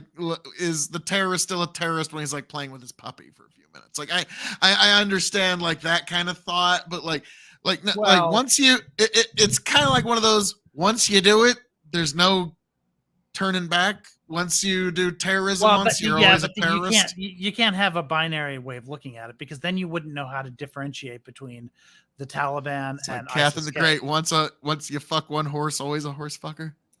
Yeah, that doesn't work, right? Because you have to, on the battlefield, be able to tell the difference between something that the Taliban's doing in Afghanistan, right, which is their own home country or whatever, and something ISIS-K is doing. Right, ISIS-K is a terrorist organization. The Taliban is like a bunch of warlords that are committing war crimes for sure, but that's not war crimes and terrorism are not the same thing. And not one's not better than the other, by the way. They can be equally heinous. Well, like I'll never forget. It was a line from a James Bond movie. I think it was Tomorrow Never Dies. It was the last one. Pierce Brosnan was James Bond. And it wasn't a very well acclaimed movie because it got way too heady. It was like talking about the media. And then there was this one. There was one line when he was in Cuba, and I'll never forget this one. And it's like wow, it something that always kind of kept me in mind that like in every conflict, the other person is still human. Okay, they're not orcs. They're not from the Lord of the Rings. These are still people, human beings. And like this guy, he says it in a really thick accent. He goes, Let me make sure I get it right. He said, one man's terrorist is another man's freedom fighter. But that's also an old saying that's way older than that movie. Yeah, Die Another Day. But yeah, but I was like, oh gosh, I want to say like in my teens when that movie came out, and I just thought like, there's a point there. And so like there's always another perspective. Now I'm not saying the other perspective can be wrong, and it most certainly is many times, but it's like, I mean, hell, the founding fathers, they were considered. But listen, not all. Sometimes your own side can be terrorists, right? Bakunin basically defines the term terrorism, and it's just political violence in a time of peace. That's all. So if the point of the violence is to do something political, then it's terrorism. And he was like in his case, he believed he wanted to commit acts of terror against the state in order to get the change enacted that he wanted. Right. What makes it terrorism isn't that it's evil, even though we see it that way. We've been seeing it that way since 9/11 at the very least. But what makes it terrorism is that it's violence in a time of peace in order to enact political change. That's like by the definition what it is. So that's I'm not. So would you say that the people that were fighting against us in Iraq and Afghanistan, let's just use broad brush, Al Qaeda, Taliban. Right. So you would say that the person that's like, they had nothing to do with 9/11, but they're firing an AK on our boys, and our boys are firing back at them. Yeah. I would classify that person as a terrorist. They're Oh, part no, of the definitely- wider organization. Definitely not. Yeah, no, they're not terrorists. We'll put it this way: from their point of view, they've been invaded by a foreign power, and they're defending their land. Oh, I understand their perspective. It's just that they're wrong. Their perspective is incorrect. But it's not a in time how of they're- peace, right? We're at war. I mean, it's true that we call everything a police action now, but we're at That's what war. I say. And We're so it's opening a not terror- can like- of police action on their. But here's the thing: like, if they attack us in the battlefield, then that's an act of war. It might not be a war crime, or it might be a war crime, but it's an act of war. Either way, it's not terrorism. But if they come over here and they attack like a civilian building, yeah, then that's terrorism. So that's the difference. It might be equally unjustified both times, but those words are words that actually have meaning. Like, if something's a terrorist act or not a terrorist act, neither one of those labels make it right or wrong. I don't know if Willie Nelson nor Trace Atkinson would agree with them definitions there, sir. But no, you don't know how. You know only who one of them is. Probably they're country singers. Right. Yeah. You know who Willie is. Well, yeah, absolutely. I know who Willie is. He's a great progressive activist. I had a chance to see him and Bob Dylan years ago, and I passed it up yeah. when I was a teenager. I'm still kicking myself for that one. Well, they're both still alive. I doubt they're going to be hitting Omaha if they hit their tour. Oh yeah, that's good. that's like that. Well, I mean, Willie performs in Texas constantly, just not constantly. Like there are always so, like, opportunities to see him. but, But like, who knows how much longer he'll last, because he's getting up there in age. yeah, but like bringing it back to this a bit. Like the question is, like, say we do like pretty damn close to a total rout here for the Russians, where they get this road, things get really tough here. Right. They let's say that they even have a couple really good days on some of the other spots, and Russia just abandoned ship on a couple of places, and they bring in thousands of kilometers. It's still going to end up with some sort of Berlin Wall 2.0, and everyone's going to have to talk it out eventually. And so, But if they can't supply their soldiers, all Ukraine has to do is wait. well, yeah, like even that, like there's going to be there. I just don't see a point where Russia is pushed all the way back to its own border. You know what I mean? Like they're like even if Well, it they doesn't just have have to to be. for their own fucking dick waggling ego, they just have to keep their own little like let's say like that little green spot you got on the map there. Let's say they find a piece of Ukraine that's only that big, and they've got half their fucking military there just to make sure that, like, do you see what I mean? Like at the end of the Yeah. day, there's some piece of ground. Like Ukraine, Yeah, but that's they're not in what a matters. they're in a shitty spot, but they're gonna have to give at some point. Yeah, but the thing is, they need Sevastopol. That's what they need. And Ukraine's already made the offer to give them a 100-year lease on Sevastopol. So, like, if they would rather have Sevastopol than that patch of ground that you're talking about. They would rather have Sevastopol than anything else. And if what Ukraine is doing is threatening to make Sevastopol like no longer viable for them, yeah, I think they'd make that trade. Maybe Putin doesn't personally, because it becomes a point of pride for him or whatever. But at some point, like the oligarchs are going to say, okay, enough is enough. And he's not going to be able to, I mean, the cracks are forming inside Russia like they have been for a while. It's not just that one run like that Prigozhin made, but it's also like you see what's been happening with their currency this year. And you've seen like what's been happening to them economically. And the thing is, like, that country is run by oligarchs. Like, they're the ones that call shots, and they want to keep their shit. Oligarchs is a very fancy, like I know enough Russian folks to know that oligarchs is a fancy word for mafia with law enforcement connections. Right. Like that's who runs. Like, and so like Yeah. I knew the first wave of shit that was gonna hit this battle, like it's all gonna fall apart Why? Because half the people that have been in charge have been corrupt for 20 years and never thought their shit was ever going to have to actually roll out of the fucking hangar. Well, and so that's they've been pocketing a lot of the repair money.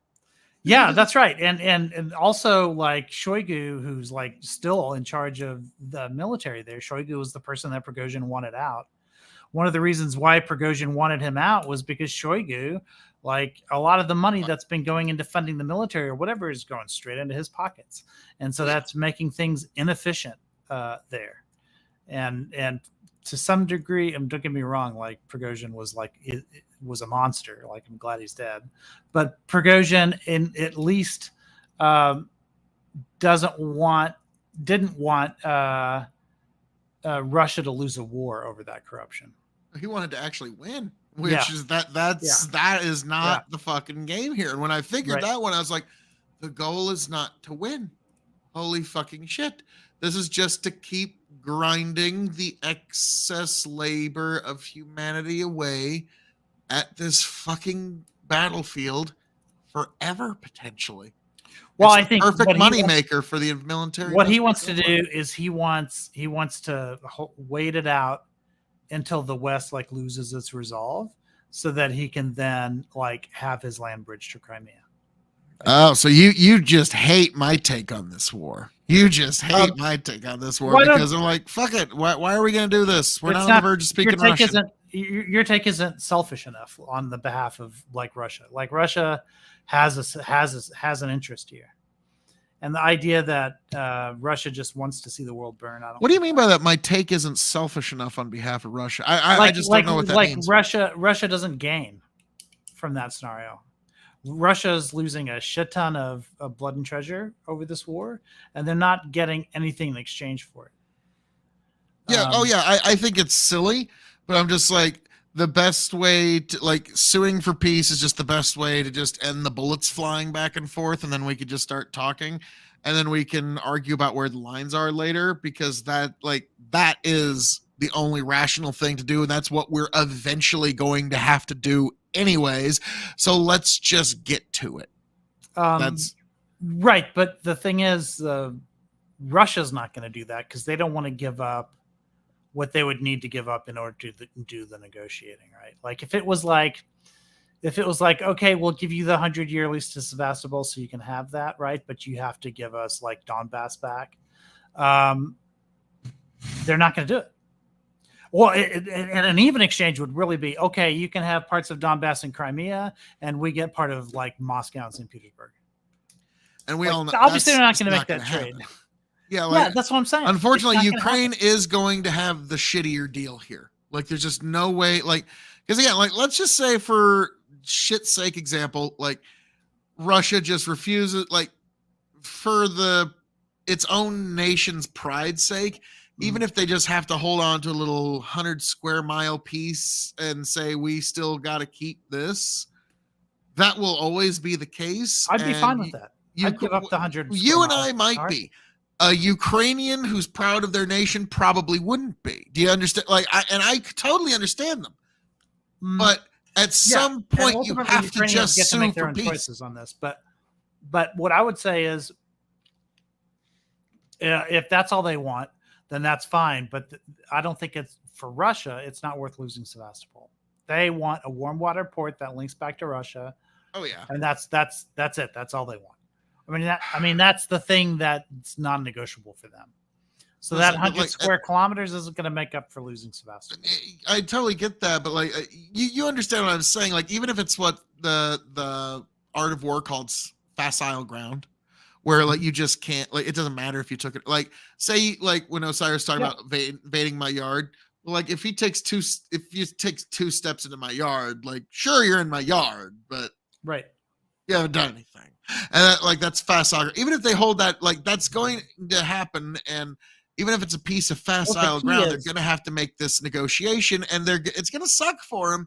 But like, well, no, it's going to suck. Zelensky said he's refusing to come to any negotiation right now with Russia so long as Putin's in power. So he's like so he's setting it. Yeah, but he says that. But look, if it's a facile ground situation, it's Russia that won't make that deal because the whole point would be to make it so that whatever Russia gains is worth less than what it cost them. And the fact is they've lost a generation. So it's going to take them, 20 years to then be able to rebuild back from this and have enough people in their military to try to think of something like this again. And in the meantime, NATO will have absolutely shorn up its position. Putin's done more to unify. That'll sound like Europe. a Berlin Wall 2.0. But a Berlin Wall 2.0 under those circumstances would be very beneficial to the West and not at all to the Russians. Regardless, I'm spiking the football on that one when that day comes. But because it's hold on, no, because the Great Wall of Phil has a very I never said exactly where. No. I never said exactly where Berlin Wall 2.0 is going to be. I said you're not going to see a major move of the lines till the end of June. And what you showed me is nice, but it's there's a lot of map there, man. There's a lot. Let's see where it's at the end of September, and then you can if at the end of September, if what the things you say actually happen, November, then you can cut. Or September, November. You get if the things you say actually come to fruition, and they can make the lines that you just predicted here earlier. Then you can come with some heavy football spikery. Then I will make some heavy concessions. Well, this is what I'm saying. I'm not talking about, I said best case scenario is they take Tokmak. But what I expect to see instead is they get close enough to where they can lob missiles at the roads in and out of Tokmak all day, every day for all winter. That's that. If they get to that point, that's a good enough situation to where, because then they'll have a whole other summer, right? Because the election's not until November. So they'll have a whole other summer to make further gains. And then at that point, this is something else I wanted to mention earlier when the screaming was happening, was that I don't think it's going to be Americans on the ground doing this sort of thing. If there's that kind of escalation, it's going to be Poland. And Russia would be able to handle it. If Poland put boots on the ground in Ukraine, that would be it for Russia. Here's the thing. I always get a little skeptical whenever there's these broad sweeping, that would be it. That would be the definitive hammer, because all plans of combat don't ever survive contact with the enemy. It's a strange, as Russia proved when they tried to take it's every and so when you say, it's going to be totally it, I don't know, because here's something to keep in mind. And I remember hearing this, and this was enlightening. And it was an account from World War I. And it was a commanding officer who said, if you were to take one of the finest boys of, and I don't have the exact years right, but one of the finest boys of 1910, and you would have plucked him out of the summer of 1910 and put him on the battlefield 18 months later, he would have been as uninformed as to what was going on as your most rookie soldier. What is successful on the battlefield year 1 will be failure on the battlefield year 2 and year 3. And so this is going to morph, but eventually it's going to settle. And it looks like we're seeing more or less where it's going to settle. If they can break those fucking lines, hopefully they could just drive all the way home on that one and just get end it right then and there. But I don't think it'll be I was going to ask you to do the robot on stream at some point, because this is all happening around the area of Robotine. I think if you're talking about breaking through the lines, this is the first line. This is the second line. So you can argue in certain spots they've broken through the second line, but they've certainly broken through the first line. So if the only line they need to break through next is the third one, which is this one right here. And that's without having any kind of backup from Poland or, Lithuania, the Baltic states, whatever. But what I'm saying is that if there's that kind of an escalation, the Americans, first of all, people have been asking Biden to open the door even an inch, for that kind of an escalation for American boots on the ground, and he won't do it. He won't even hear it when the Pentagon because brings he'll it get up. impeached. Are you kidding me? Well, no, because so far the public is with him, but what he's afraid of, I think, is that the public won't be with him on that. And also, the majority of the Republican Party, like in Congress, is with him on the Iraq on this war too. It's just like maybe 30% of the House that isn't. Oh no, 30% of the House Republicans that aren't. Like the majority of even House Republicans are for it. Like they have voted for every single tranche of aid that's going into Ukraine. So like Trump's like line on this is might be representative of his base, but it's not representative of the party. But the fact is, though, he's representative of those pesky voters, just not the people in DC. No, his base, which is maybe about 25% of the electorate. The other 75% of the electorate is Ukraine. You know, like, here's the funny thing is you say that with a lot of confidence right now, Iko, but on election night, when it's Trump as the candidate, no, first of all, it's going to be a nail biter, and you're going to be like, "Fuck, this is going to be close." No, I've been saying that from the beginning. I don't know why you keep pretending I disagree with you. Well, you just said his base is like 25%. Like, no, because okay, but you're going to be shocked when 70 some odd million, and that's not about his base. It's not about his base. It's about who the normies are going to vote for. If he's only getting his base, then he's losing. Tony just told you. I think the normies. Yeah, but that's what I said too. I agreed with them. You keep pretending that I disagree with you on this. I think it's a 50-50 race or a 60-40 race, one way or another. But it's not because of Ukraine. If it were based on Ukraine, then he would be losing.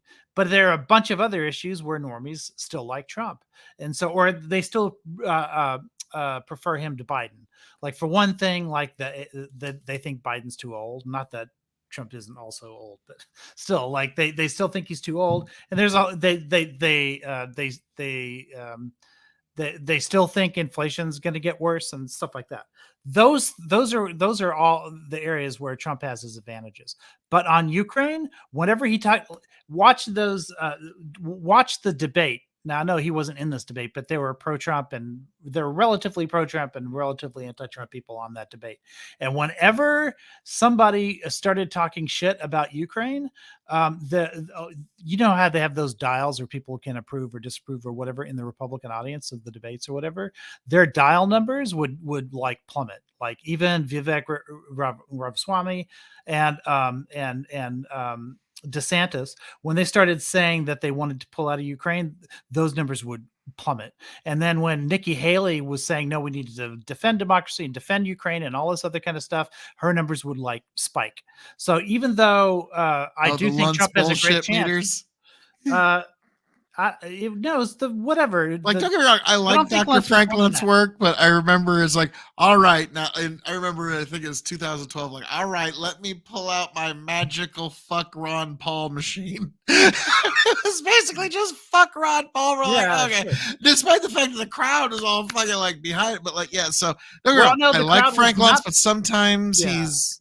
But if you think that the Republicans at that time were against the Iraq and Afghanistan war, I mean, come on, they weren't. They were absolutely 100% for it. And whatever Ron Paul would say that like we shouldn't go to war, I was cheering him on because I was against the Iraq war. But the Republicans weren't. They thought his positions were terrible there. They agreed with him on cutting taxes. They agreed with his Dr. No stuff where he voted against like every spending package or whatever. Republicans loved that. The earliest vanguards of like the libertarian type like Republicans liked him on legalizing weed and stuff like that, but they did not like him. Republicans did not like him on Iraq and Afghanistan. Now that's where the party was at that time. I was a very enthusiastic Ron Paul supporter in 2008 and 2012. Right. In 2008, I could not bring myself to vote for John McCain, so I wrote in Ron Paul because McCain never saw a war that he didn't like, and well, I probably don't need to explain like this whole anti-war thing wasn't a new thing for me. Yeah, by 2008, Republicans were starting to shift already. Because it was obvious that the wars were horribly mishandled. It's obvious that economy Bush was lied about WMDs and all that stuff, right?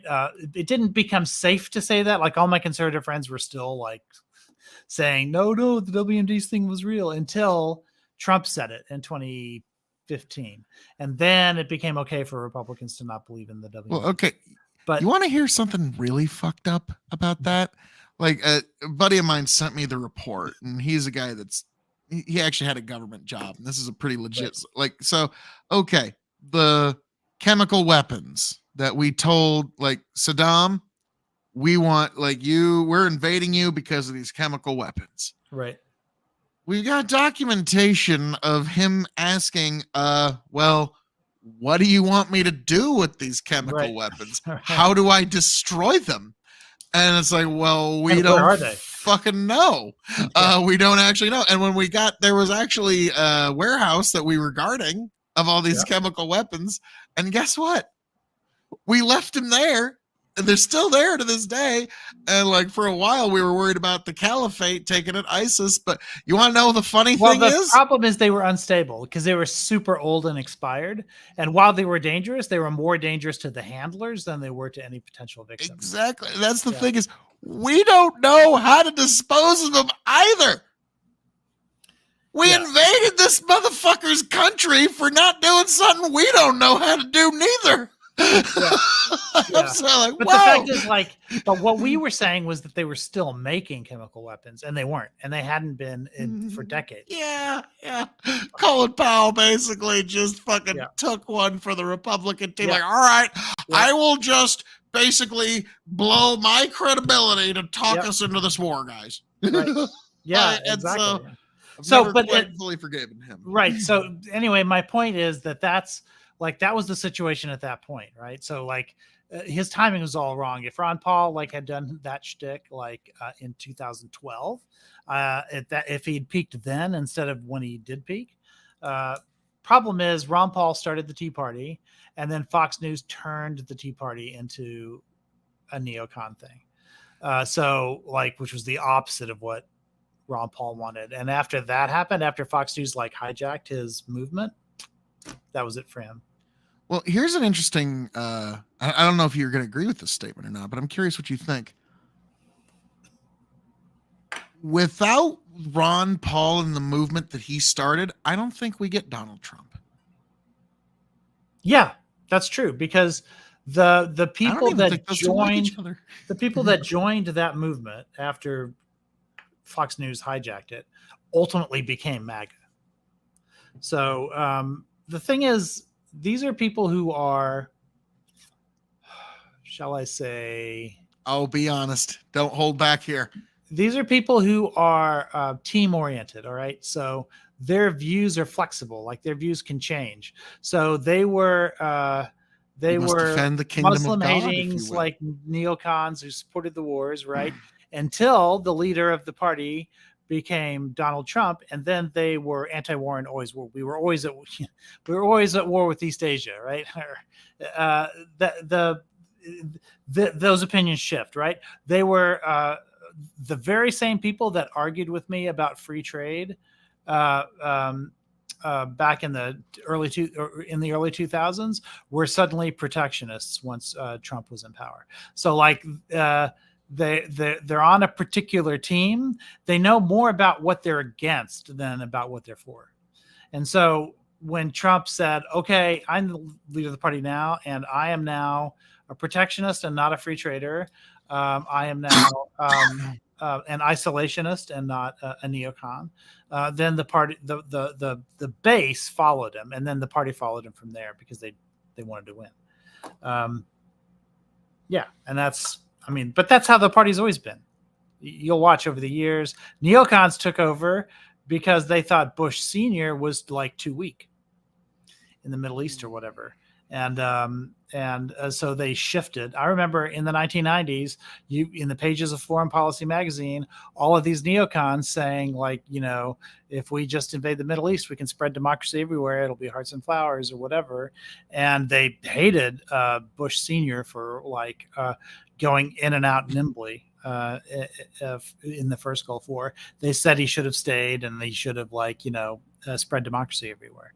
And their first big failure was Palestine, where they said, oh, if we just give Palestine democracy, then you'll see, Palestine flourish and there'll be peace in the Middle East. And the first thing they do with democracy is vote in Hamas. I was about to say, it's like, I remember the Daily Show had a really good joke about the first Iraqi election, and it showed this pie chart with 8 million fucking slices. Yeah. And it says, and it shows that the Islamic Party has lost some ground to the unbelievably Islamic Party. Right. And so that, that's again, if people don't philosophically kind of, now, I will say that it's very hard to impose a different system. I will say we have a better relationship with Iraq as it stands today. It's a marginally better government than it was under Saddam Hussein. But again, like I said, with Russia and Ukraine, what we lost for what we gained, not worth it. Nowhere close to being worth it. No, again, once we got to any American losses, it's why, what for what? It just seemed kind of now. Here's I gotta ask you here, because you're a guy on the left here, and you're ostensibly I was against Iraq from the beginning, from okay, even on day one. I can't tell you how heartbreaking it was to see the anti-war left essentially vaporize with the election of Barack Obama, because when after that, it was it kind of felt like how much of that anti-war stuff under Trump was just some sort of, under Bush Jr., how much of that anti-war stuff under Bush was just a craven, we fucking hate Bush and we don't give a fuck, we'll even undermine the war effort if we have to because we hate Bush so bad. And then when Obama came into power, suddenly, poof, the anti-war left was gone. Everyone was okay with the new imperial presidency, and his drone powers were just all explained away. Inside of, you realize the drone strikes under Trump went way, way up. That doesn't Trump used the power he inherited from the previous guy does not excuse the previous guy. Schools, but here's why I bring it up. There were two schools inside of the Obama camp, inside of the White House. There was the Biden camp. They were the doves. They were the ones that said we need to end these drone wars, they're not legitimate and we're not using it in the right way or whatever. And then there was the Hillary Clinton camp that said, no, we need to escalate the drone war, and here's why and what the reasons were and stuff like that. And so it was constantly Biden versus Hillary in terms of what the vision was for that, which is why when Biden took over, drone strikes plummeted to near zero. People don't realize it. One of the reasons why no one's reporting on it anymore is because it's not an outrage anymore. Because Trump also kind of shut down the reporting, so Biden can be like, "Yeah," and she's like, "None of them, thanks, Trump." That's one of the few. Well, no, the reporting fact, but also Biden championed the use of that. What was it that sword drone that killed that one guy? Oh, okay. Even the guy standing next to him. They're using a different drone. It's no, we've got the new drone that's even more efficient. So cuts down on the civilian casualty collateral by 14%. They're going to have shit like that. It cut down on it to that's zero. a good thing, but it cut down on to zero. That guy was standing on a balcony next to two other people. Those two other people got splattered with his blood, but they weren't hurt. That was it. I should laugh, but fuck, that's where we're at now. Well, what's wrong with that? Well, hold on a second. No, I'm wow, we're in fucking year 9000 shit. Yeah, I know. Unfortunately, you have to go to an underground bunker pretty soon. I'm all for killing terrorists. What I wasn't for was killing way more civilians than terrorists. That made no sense because all it does is make people hate you, right? And so the fact that we escalated that for 4 years and then all of a sudden it just kind of went away shows you that we never needed it, right? There was no reason to do it to begin with. I think that's what the current administration is proving, is that we never need to do that to begin with. I'm just thinking about like how much money did fucking Raytheon have to spend to get do us the to sword the point gen? where we can just like liquefy one dude standing in Yeah. between two other dudes, Yeah. and the other two dudes are just now traumatized rather than having to go to the trauma. Well, you ER. read Dune, right? Back in the day? Like, do you remember yeah. Hunter Seekers? Oh yeah. Yeah, that's basically what we have now. But we have thinking machines, so it's Yeah. even more like, oh man. Now the Dune movie, I gotta say, like, this is a bit of a shift. Some of the better showing of like Kali as an actual active martial art, or Arnis as it's known to Philippine. Although I was shocked at how much of it borrowed from Lynch in terms of style. I was I really fucking surprised. loved it. Yeah, yeah. Like I had to say, like, my daughter and I, we watched it one time. Now Mhm. it's a long movie. She Sure. fell asleep at the last 15 minutes. And Mhm, so mhm. like before we go watch the next one in the theater, we're gonna watch the last 15 minutes Yeah, and sure. then go to the theater. Because here's the weird thing. When she was growing up, when she was a wee little baby, she would watch Disney shows starring Zendaya. Oh yeah. And sure. so she's like, I gotta see what Zendaya's up to these days. It's like, Yeah, okay, sure. she's doing some shit. She's fucking Johnny. She's got the knife and she's ready. Now, Aiko, even if we like drop broadcast in the middle of this, I just want to say it's only $6-7. Maybe do a little Google. See if Odessa VSOP brandy is available in your city. I would love to do a review of this with you. Right. Right. Because it's only $7. But and there's it's a another. product from Ukraine. But there's 2 S's on Odessa on that bottle, which is the Russian spelling. The Ukrainian spelling has 1 S. So I wonder if the brand is just old enough to where they just kept the brand, like trademarks and stuff like that. And that must be It why. says original recipe since 1803. Oh yeah, that makes sense. They were so, yeah. definitely. They were not 18. Well, the recipe is 1803, but back then it was Odessa was.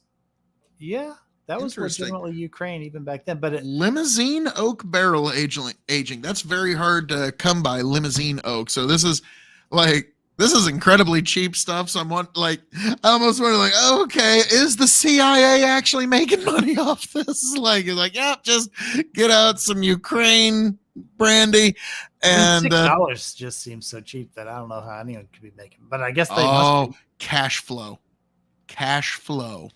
Trust me, if you can just get continual, constant cash flow, you can make it work. Like, trust me, these war efforts, these war chests, these national treasuries, they're just like a pot in poker. You ever played much poker, Aiko? No, not really. Oh, okay. Rarely.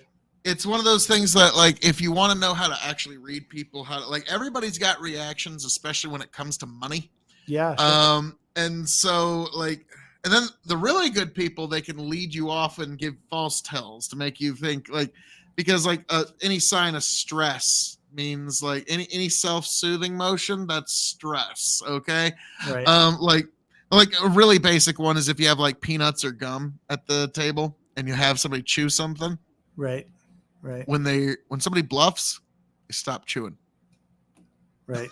It's a weird little and so, like, playing poker, you learn how people operate. And so, like, to me, that's one of the essential, like, an essential life skill in, like I've told my kiddo, like, if I were to die tomorrow, there's an uncle you need to seek out who's also another poker master. He can be your Obi-Wan Kenobi if I die tomorrow. So, but yeah, I like I said, I would love to review this with you sometime because I get a feeling but now I remember where I was going with it. Because so long as you can just keep cash flow coming, Right.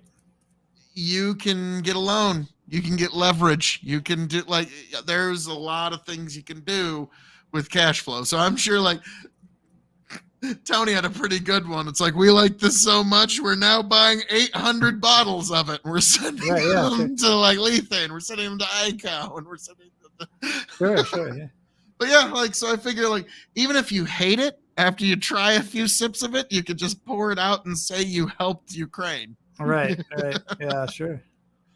But, well, Ike, any other things you want to touch on in regards to Ukraine or theology, sir? No, I think that kind of was it for me. I'm sure next time there'll be new developments the next time I'm on, but yeah. All righty. Well, sir, again, just be on the lookout for that particular brandy. So I would love to do it with you, sir. I think it would be perfect. It'd be perfect. Yeah. But other than that, ladies and gentlemen, as I'm known to say around here, all that being said, thank you for joining us here at the KOE Nation Hazard Analysis and Big Buckin' Empire on YouTube, TikTok, Twitch, Twitter, Facebook, folks. Thank you for being here. Thank you for joining us. Raise a glass to yourselves, and I hope all of you make it back here happy, healthy, much the wiser. God bless every last one of you.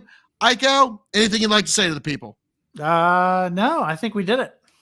Rock and fucking roll, folks.